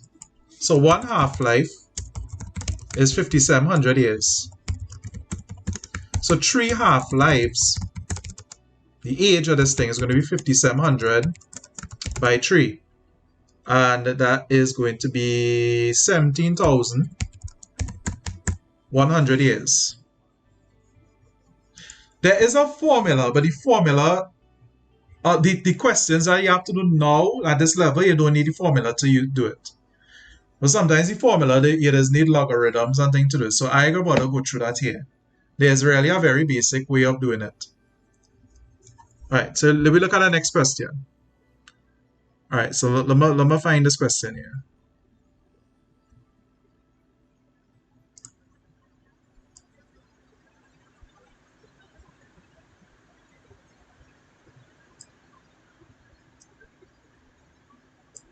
Alright, let me look at this one.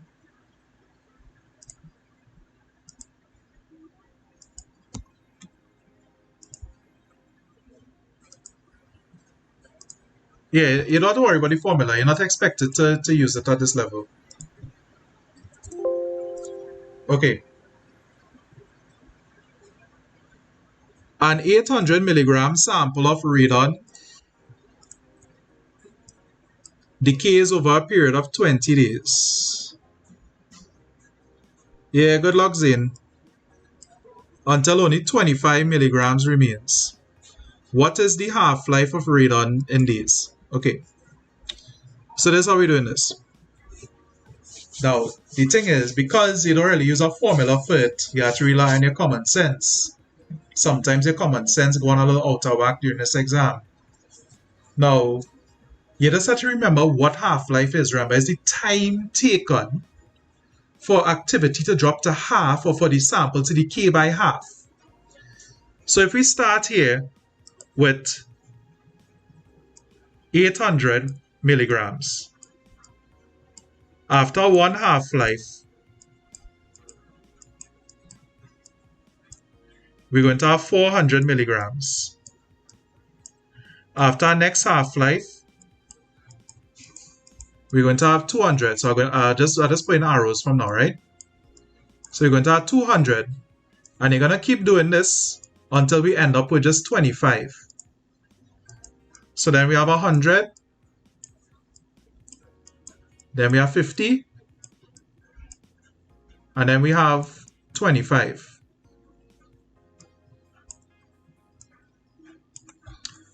So let me count how much half-lives pass. 1, 2, 3, 4, 5. Because we have to keep dividing by 2. We have to keep halving it to get from 800 to 25. So 800, 400, 200, 100, 50, 25. You can also work it out as a percentage, which are a fraction, which I'll show you just now. Now, watch here. So 5 half-lives. This is just a little bit of algebra here now. 5 half-lives going to be equal to 20 days. So 1 half-life is going to be 20 over 5, and that's 4 days. So Casper have it correct there. Right, so this is going to be 4 days. Like how easy it is. It is hard. Now if you don't want to do it like this kind of the baby way of doing it, you can do it like this. You can take the final value, 25 over 800, and work that as a percentage. Right, so when you work this as a percentage, I believe that this is going to be 1 over 32. Let me check there. Yeah, so this is going to be 1 over 32. And 1 over 32 is basically 5 half-lives. Because, you know, you go a half, that's 1, a quarter, that's 2, 1/8, that's 3, 1/16, that's 4, 1 over 32, that's 5. I find that way kind of redundant because you could just use the numbers themselves and get that same value. So, yeah, you need to do that. So that's half-life. Now let me go through how to do it with a graph.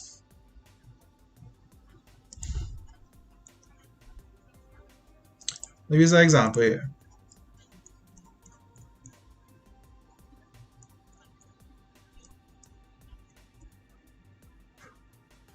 Alright, that's not it.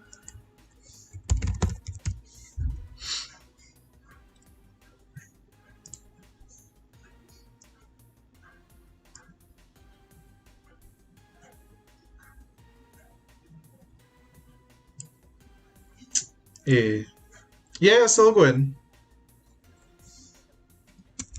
Magnesium. Oh no, there. I'm just looking for a file here. Alright, I find it.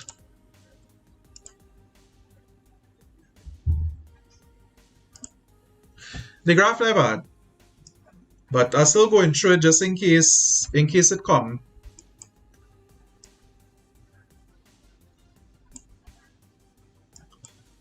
No problem, Alia. Once it help out. Okay. So this is how we doing this. Let me get a fresh graph, yes, just now. Let me go on Google and get one. Half-life graph.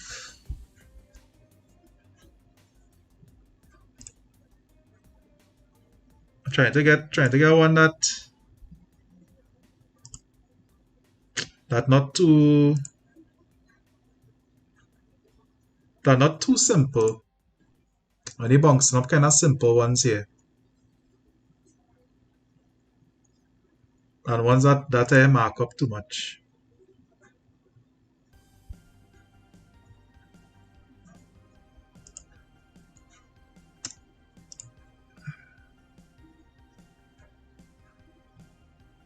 Alright, let me look at this one.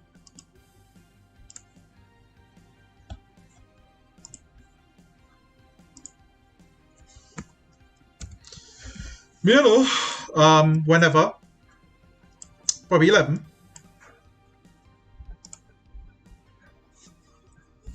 Alright, let me look here. Okay, so here we have the counts per second on the side, and here we have the time in seconds here. How do we work this out?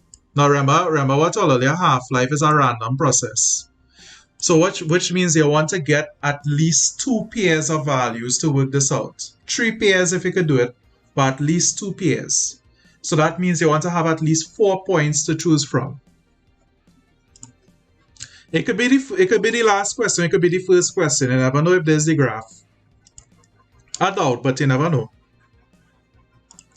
Alright, so we need to pick 4 points, 2 pairs of points. So let me take 80 as one. So 80 going to be I'm gonna call this T1. And how much seconds is T1? That's 0 seconds. T2 is going to be half the activity of T1. So if T1 is 80, T2 is going to be 40. So let me carry this across and bring it down. So you're doing it until they touch the curve. Bring it down. And that looking like, let me say 48, right? So let me say 48. So T1 going to be 48 seconds. Give me T1, T2. My bad. Going to be 48 seconds. So that's our first pair. So our second pair now, we need to choose any 2 numbers. So I'm gonna choose try not to choose back like this. Say I use 80 and 40. Try not to choose like 40 and 20. You wanna get you wanna get distinct points, right? So let me do 60 and 30. Now let me do 50 and 25. So 50 gonna be my T3.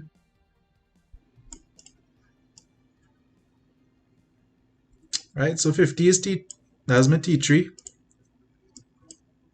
So remember, this could be any point, eh?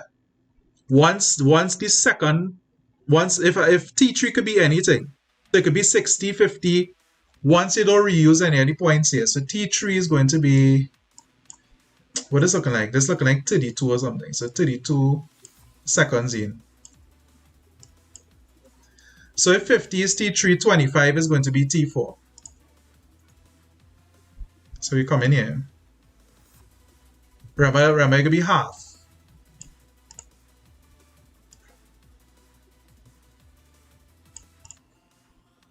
So this T4. And I just put 90 for that. I mean, when you actually draw, if you get a graph, you can actually be able to read it properly. Nice. Okay, so this is what we're doing now. So to calculate the half-life, this is what we're doing. So you're going to say, our first calculation, T a half, and I'll just put another 1 here to just to signal is the first calculation. So this is going to be T2 minus T1, basically the difference between these two things up in blue. So this is going to be an easy one because one of them is 0. So that's going to be 48 minus 0, which is 48.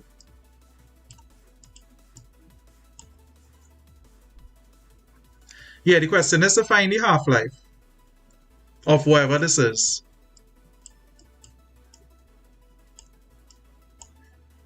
Alright, so the next one here, we're going to use the second pair of values now.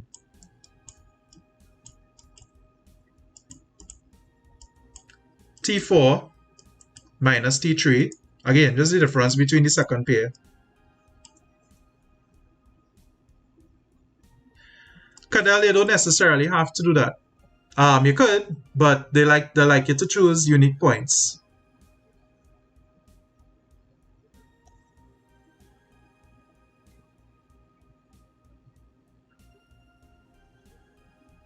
Why not on blue for 20?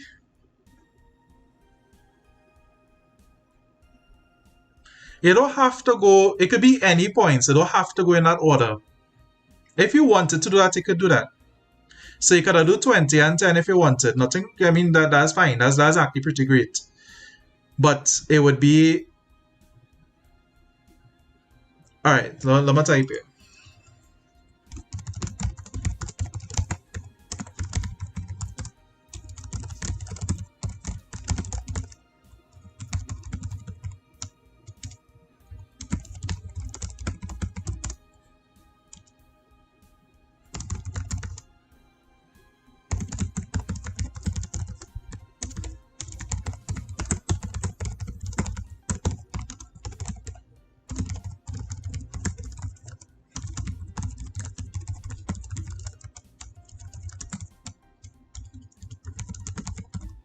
No, you could do either one. It's the same answer you're gonna get anyway, or at least very close to it.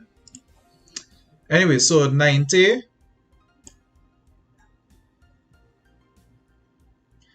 T2 and T3 mix up, no? T2 is half a T1 and T4 is half a T3.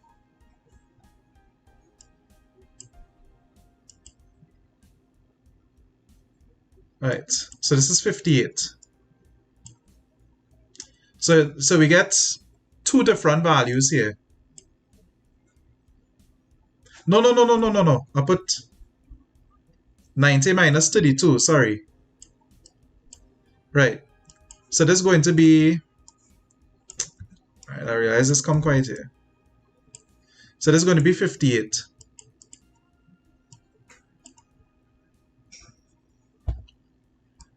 We finishing a little like quarter to 11. Batty Manzel. So you see how we get two different values here? What we need to do is get the average. So we're saying T a half average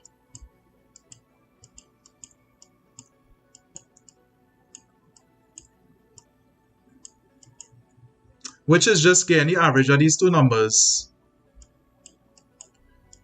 48 plus 58 over 2. Well, I believe this is 53. But let's double check. I mean, yeah. So 106 over 2. And there's 53 seconds.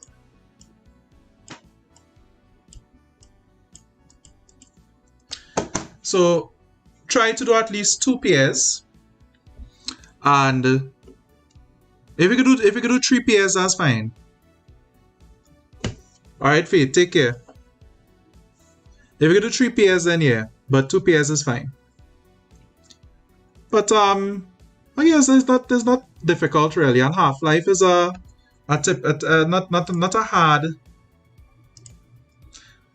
but again, know how to define it, know how to solve basic things with it. I don't think you'll get a graph with it. Know that it's random.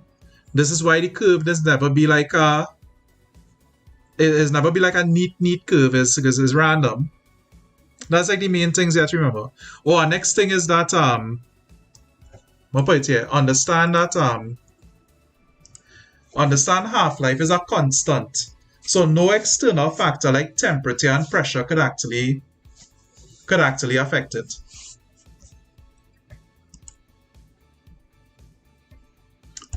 Yeah, I feel like we kind of only wrapping up here.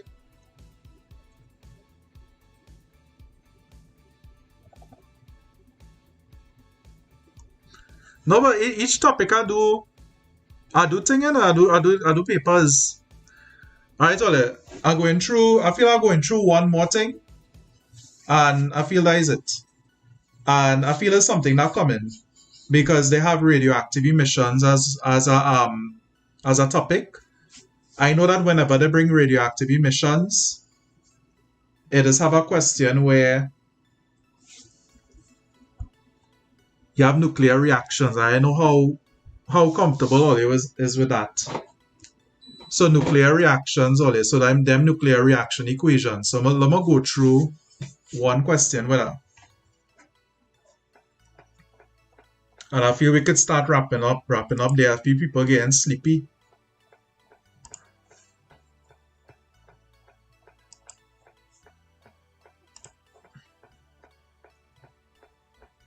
I'm going to find the question. Nuclear fission is not good luck, Ariana. Nuclear fission is not really part of... That fall under that?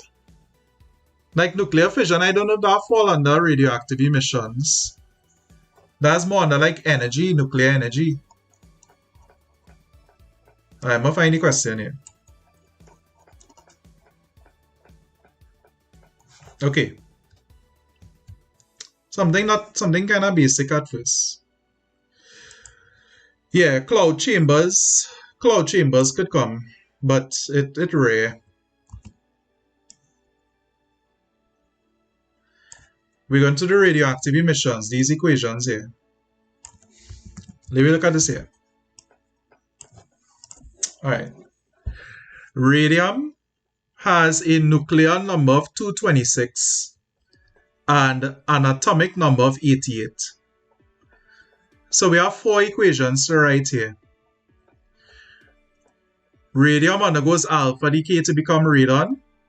Radon undergoes alpha decay to become polonium. Polonium undergoes alpha decay to become lead. And lead undergoes beta decay to become bismuth. Now, there's 3 types of radioactive emissions. That is alpha, beta, and gamma. But in terms of the equations, you don't have to write any for gamma because anything that undergoes gamma emissions is just remain the same thing. It just lose some energy. Alright, I go surely it was cloud chambers and that time just after I done this. So this is how you guys write this. So let me look at the first equation. Radium undergoes alpha decay to become radon.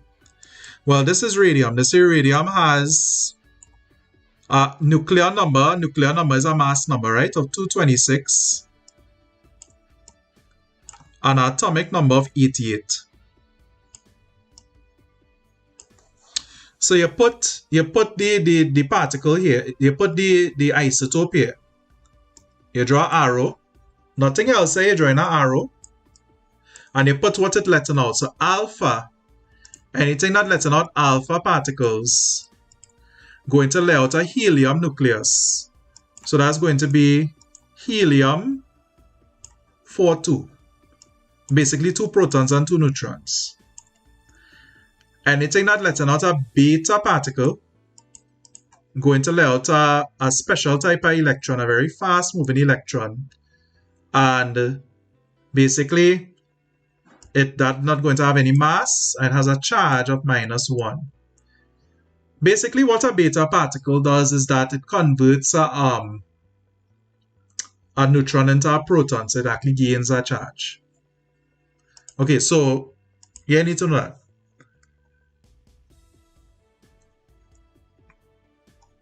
So this is alpha decay, so it'll be helium 42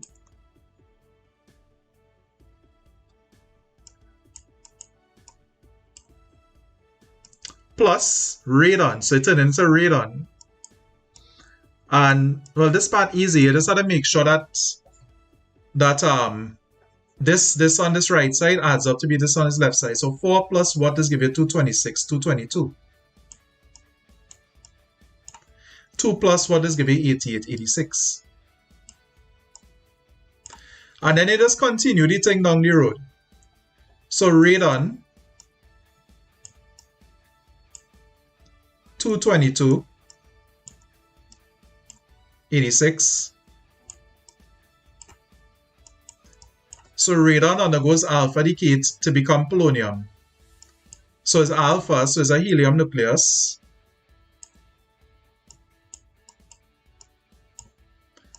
And again, you're just making sure that add up to be the same thing.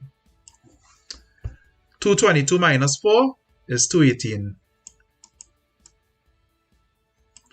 86 minus 2 is 84.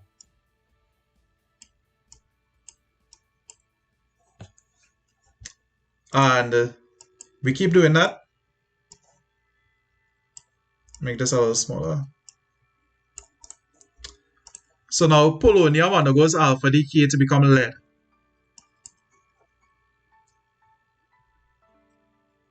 So using back the same thing here. Polonium 218, 84. It's alpha decay again, so same helium nucleus.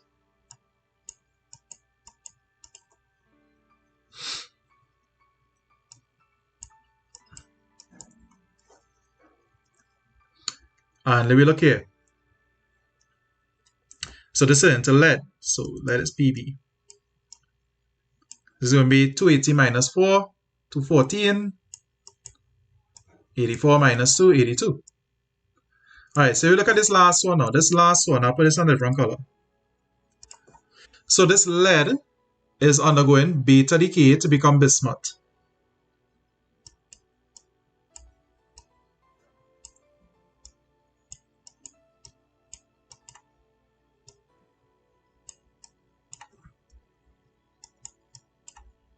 So this is going to be this electron here. 0, -1. So check what we're doing here. Bismuth is finite peptobismol, by the way. 214 minus 0 is 214. 82 minus -1. Remember, if you minus a negative, you add in. So 82 minus -1, this is 83.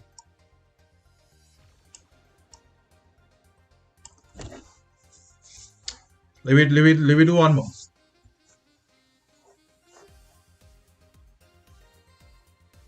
Yeah, Jason, no problem.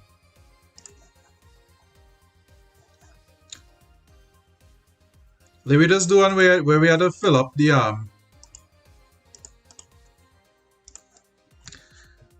Nikyle, I look like I know, boy. I don't look modest. I just literally turn on the thing. Yeah, later, Jason. I just turn on the thing and the thing just happened. And the magic does work. The magic of YouTube. Let me look at this one.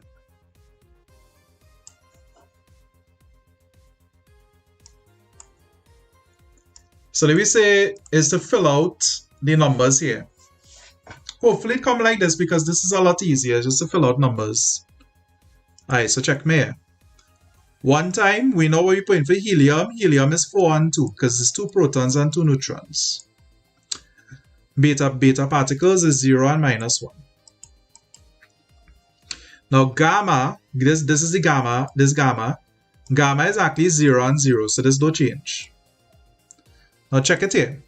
You just have to make sure both sides add up to be the same thing. So 234 plus 4 is 238.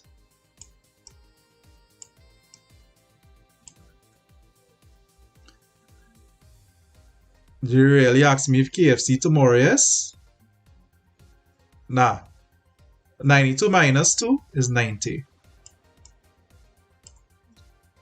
Right, so this 90 going back here. Because we just work it out here. Same thing here. 234 minus 0, 234. You're just making sure that it adds up on the same side. 90 minus -1, 91.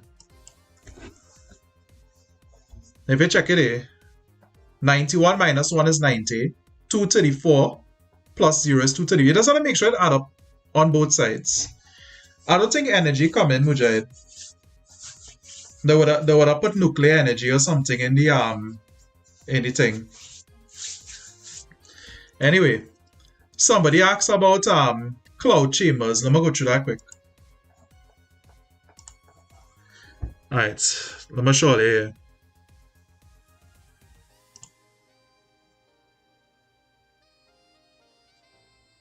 I put on my display.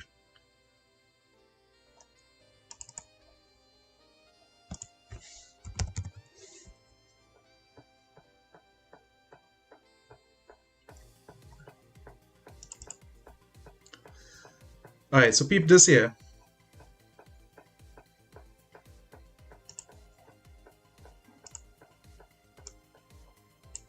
Hey. Alright, so this is a cloud chamber. It's actually a way to tell what is being emitted. Let's start it over. A cloud chamber is basically is isopropyl alcohol in a chamber, like a cooled chamber. And what happens there is that the radiation allows the alcohol to condense and you're able to see trails. Now check it. How you know which one is which one? So alpha particles are actually pretty dense. So what happens there? Yeah, go ahead, Janelle. Take care. Alpha particles release very, very thick clouds. Beta particles. Now I'm gonna show you how you know which one is beta. Alright, so you can see it has some broken trails here coming out. Yes, I'm gonna see if I could pause on one. Right, so you see like this broken trail here. There's a beta particle, but these very dense ones are alpha. Now all the little scattered little dots that you're seeing, that is gamma. So this gamma radiation is the little dots. So you could look at it and you could tell what coming out from what. So what you should know about radioactive emissions. I'm gonna type it here. Alright, that's now it.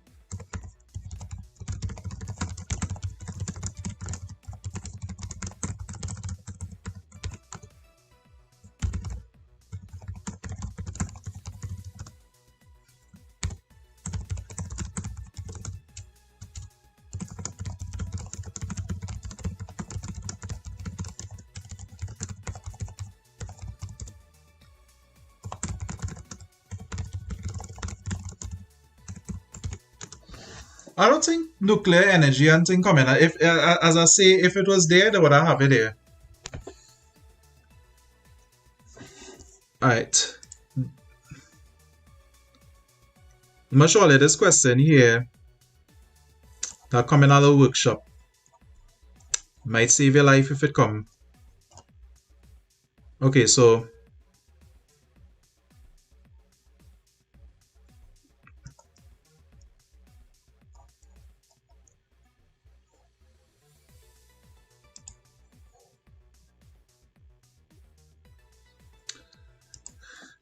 I don't think they'll ask how lightning is formed.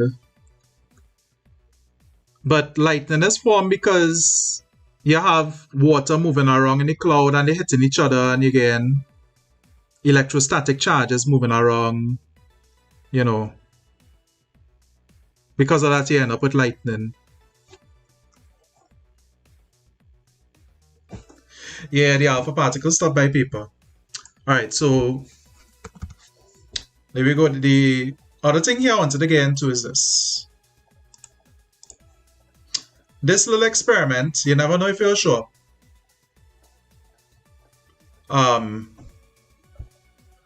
Let me actually find the paper with it. Give me a little minute there, because if this come and you know what to do, me I know what to tell you. No, it was a Jan paper, but let me see if I can dig it up and find it quick. If not, I could just draw it out. I know when it come, people, they know. Alright, look, I'll find it. It's actually a fairly common question.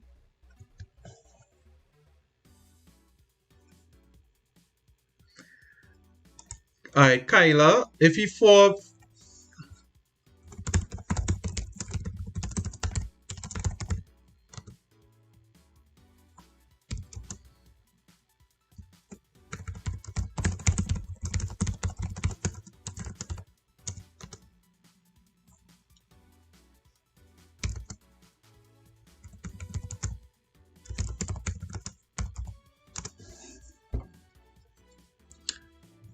Real and apparent, that actually not in the syllabus. I mean, you just still learn it, but you don't get tested on it. Alright, well, surely this question here. I mean, I'm probably familiar with this one here.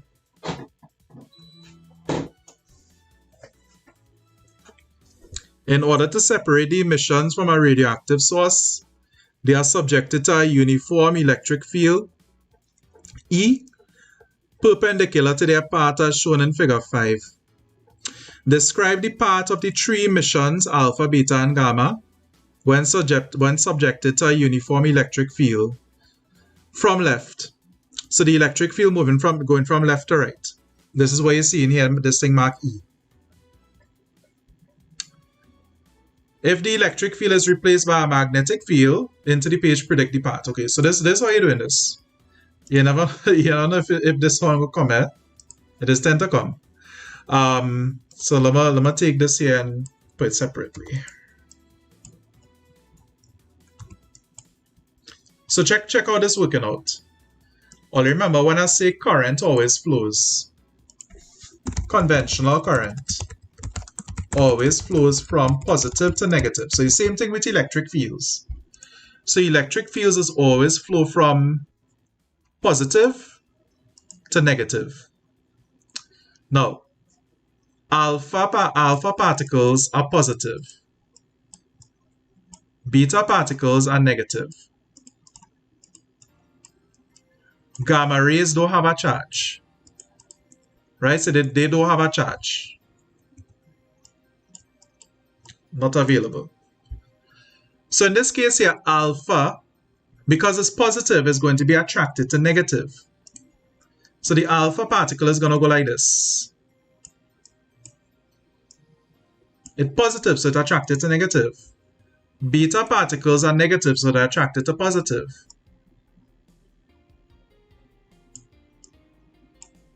And gamma rays, which are drawing green, those would be undeviated, which means that an electric field or magnetic field wouldn't affect them. So in a magnetic field and an electric field, it is always just go straight up. Alright, so I put the symbol here. Right? So you just have to look and see where the electric field running. If it running it run from plus to minus. Now, what about magnetic fields? Magnetic fields is just the opposite. So usually with a magnetic field, you would see it going like this. So I'm going to draw back the thing. So this is a radioactive source. Alright, this R for radioactive source, and there's a magnetic field. Your magnetic field coming in. How far they travel in the field? Beta does travel further because it's lighter. Alpha, because it has such a high ionization, it does end up deflecting more sharply than beta.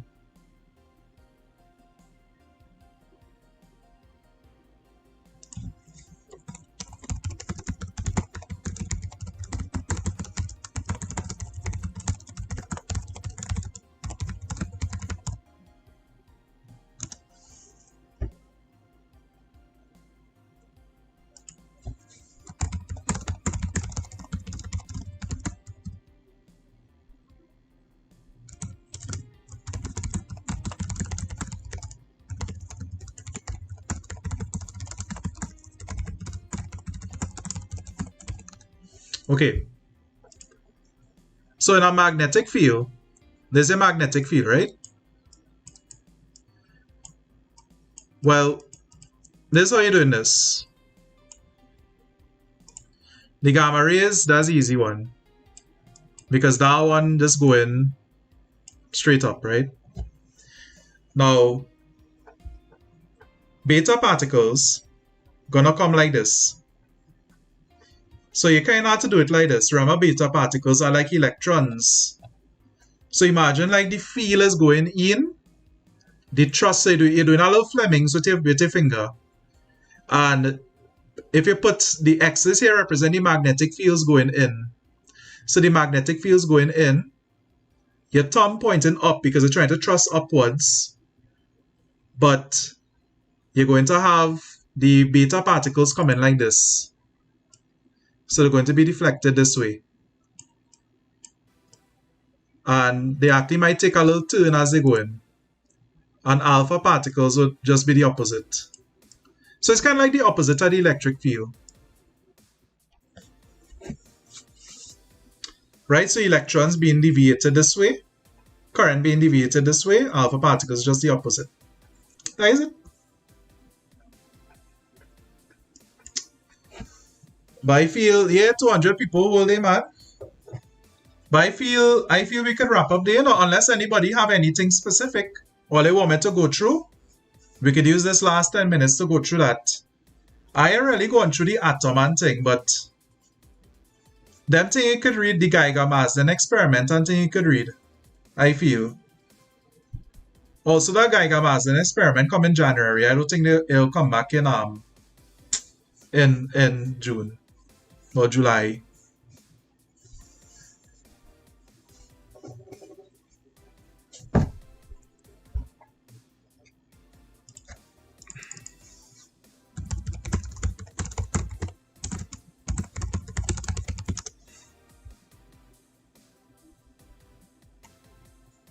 Yeah, sorry. I had it wrong. Suraj, correct there.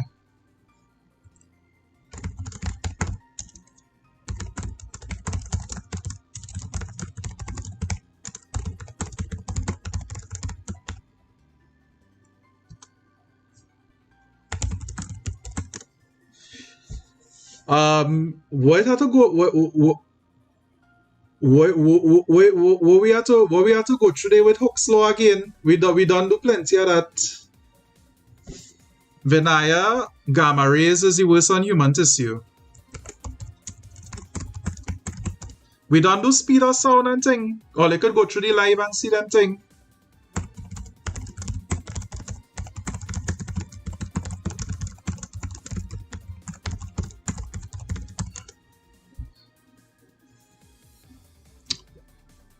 Check people saying waves, yes? Waves like waves. But when through real things at waves though. Well, let me just do some questions then. Men saying waves. Men saying resistance. Let me just do some questions. What types of water? What topic is types of water? But we do electromagnetic force already. That was the Fleming's left hand rule and thing.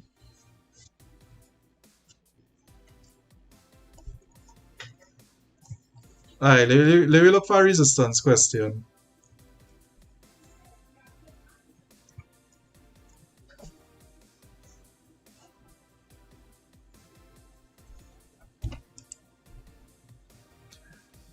Casper, when they say within the body alpha because of the ionization potential, but if we're talking about from the outside, so like in Chernobyl, a lot of the stuff that's being released was gamma rays. And gamma rays was highly penetrative. In fact, it had penetrated DNA. All the collagen, what it does, melt through and go on through, you know what I mean? Alright, let me look at some past paper stuff. I don't understand what types of water. Me know about that one.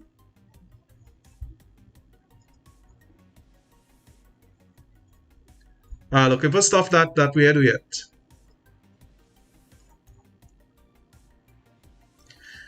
Nah, logic gates are coming. Logic gates under electronics. I mean, it might still bounce them thing up farm.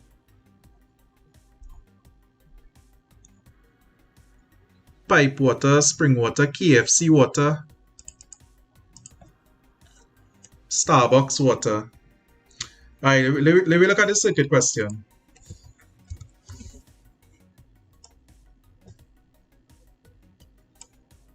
Hard water and so them is nothing, them is integrated science thing, them thing in physics again.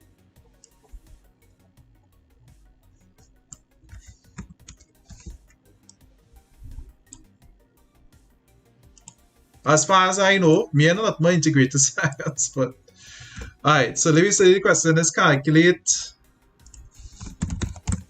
the total resistance of the circuit and calculate the current,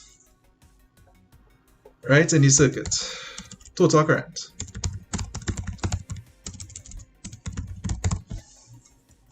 Okay. By the way, what's this here? Put it in the chat. What's that here? Types of waves. Yeah, earlier. We did types of waves. We did check back now. I do that like 1,000 years ago. It do any live. I do all them thing. All them reach late. Alright, so let me look here. So first of all, I put another S by the ones that are in series. So this in series, this in series, this in parallel, this in parallel, because they're on a different pathway. These here connected directly to the battery, so these in series. So watch here, working on the parallel ones first. Nice, so that's a fuse.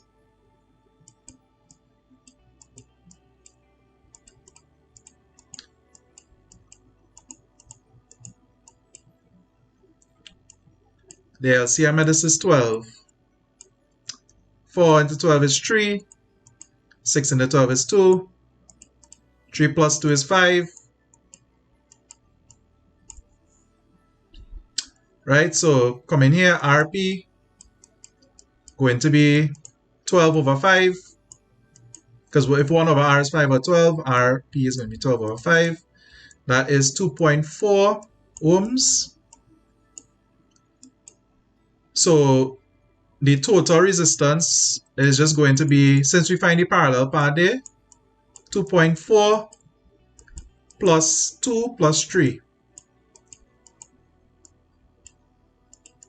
So that's going to be 7.4 ohms. So there's the answer. So to work out the current, we're going to say I is V over R.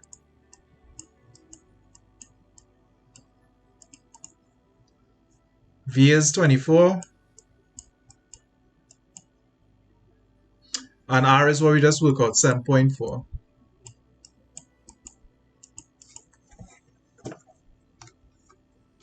(24) divided by 7.4. So that's 3.24 amps. Generators are coming. Motors coming. Right. Alright, check it now. Check it. This is what they're going to do now. This is what they're going to do. Or they're going to go in the description of this video.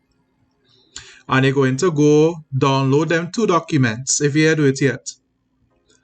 Everything that you feel, all them theory thing, like generators, which I'm coming, all them theory thing, you're going to find it in the notes there. I would suggest reading about the emissions and reading about the atom and thing. Just give it a skim. The notes and thing in order, it's pretty efficient, but not too long. Give it a skim if you're still feeling to study. But what I suggest is that you get a little rest. Wake up a little early, do a little reading from before, don't stress yourself out. And make sure that you have everything tomorrow. Make sure that you have your geometry set. Make sure that you have a calculator, a working calculator. Make sure your calculator, by God, is set on degrees, not radians. Make sure it's set on degrees. And you reach there and you start to do refractive in next thing, and the thing was set on radians and thing instead. You come home and you go real want to tongue yourself. Make sure you have a very sharp pencil. Make sure that you have a long ruler. If you had to get a long ruler in the morning, go and borrow one, go and buy one, because when you're drawing a graph, a short ruler don't really cut it. Yeah, everything in the notes. Everything in the notes. Yeah, I look into press too. 11 o'clock in the night, and all they should press, so they should get some rest. But look at the notes. Those who are asking for all kind of thing, look at the live. The live, I basically went and ordered the topics. Me know how to tag nothing. Me know them thing. So what I got to tell you. Good luck tomorrow. And all you do well. Just make sure you're prepared. Also check this. It have a formula sheet in the back of the notes. Give that formula sheet a little, give it a little read in the morning before you go. If you're too hot up with your laws and your calculations and things. Yeah, man. Well, I'll see you all next week. Because next week we're just going through multiple choice. I mean, we come into the end of the stretch. So next week, Sunday, we're doing physics multiple choice. And the Monday, I think it's the Monday, we're doing biology multiple choice. So we just running through multiple choice like mad on that day. No problem, all you. Well, you take care. And good luck with everything. All you're going to do great.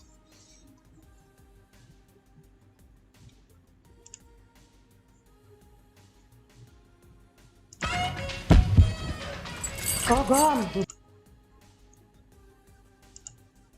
I like it.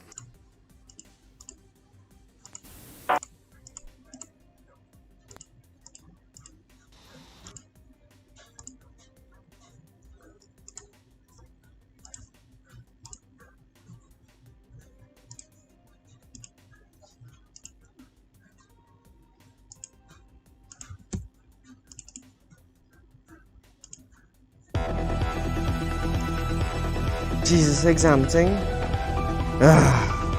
Hey. Who's that, me? Yes, you. Fix that face now.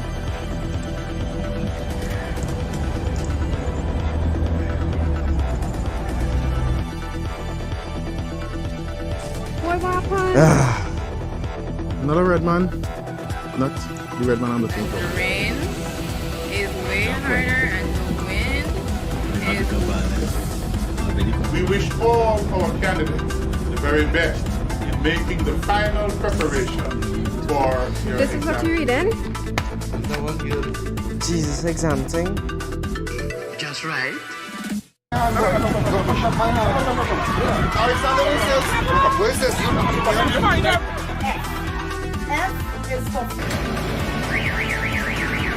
In Trinidad, this going on? That is real ginger beer. You want to tell the secret to being successful at CSEC? Yeah, tell me now. Balancing a top one sideways. Really? That is your big secret? Yes. This man real good. Real ginger beer. I went from alright to real good. The letter of the day is J. J is for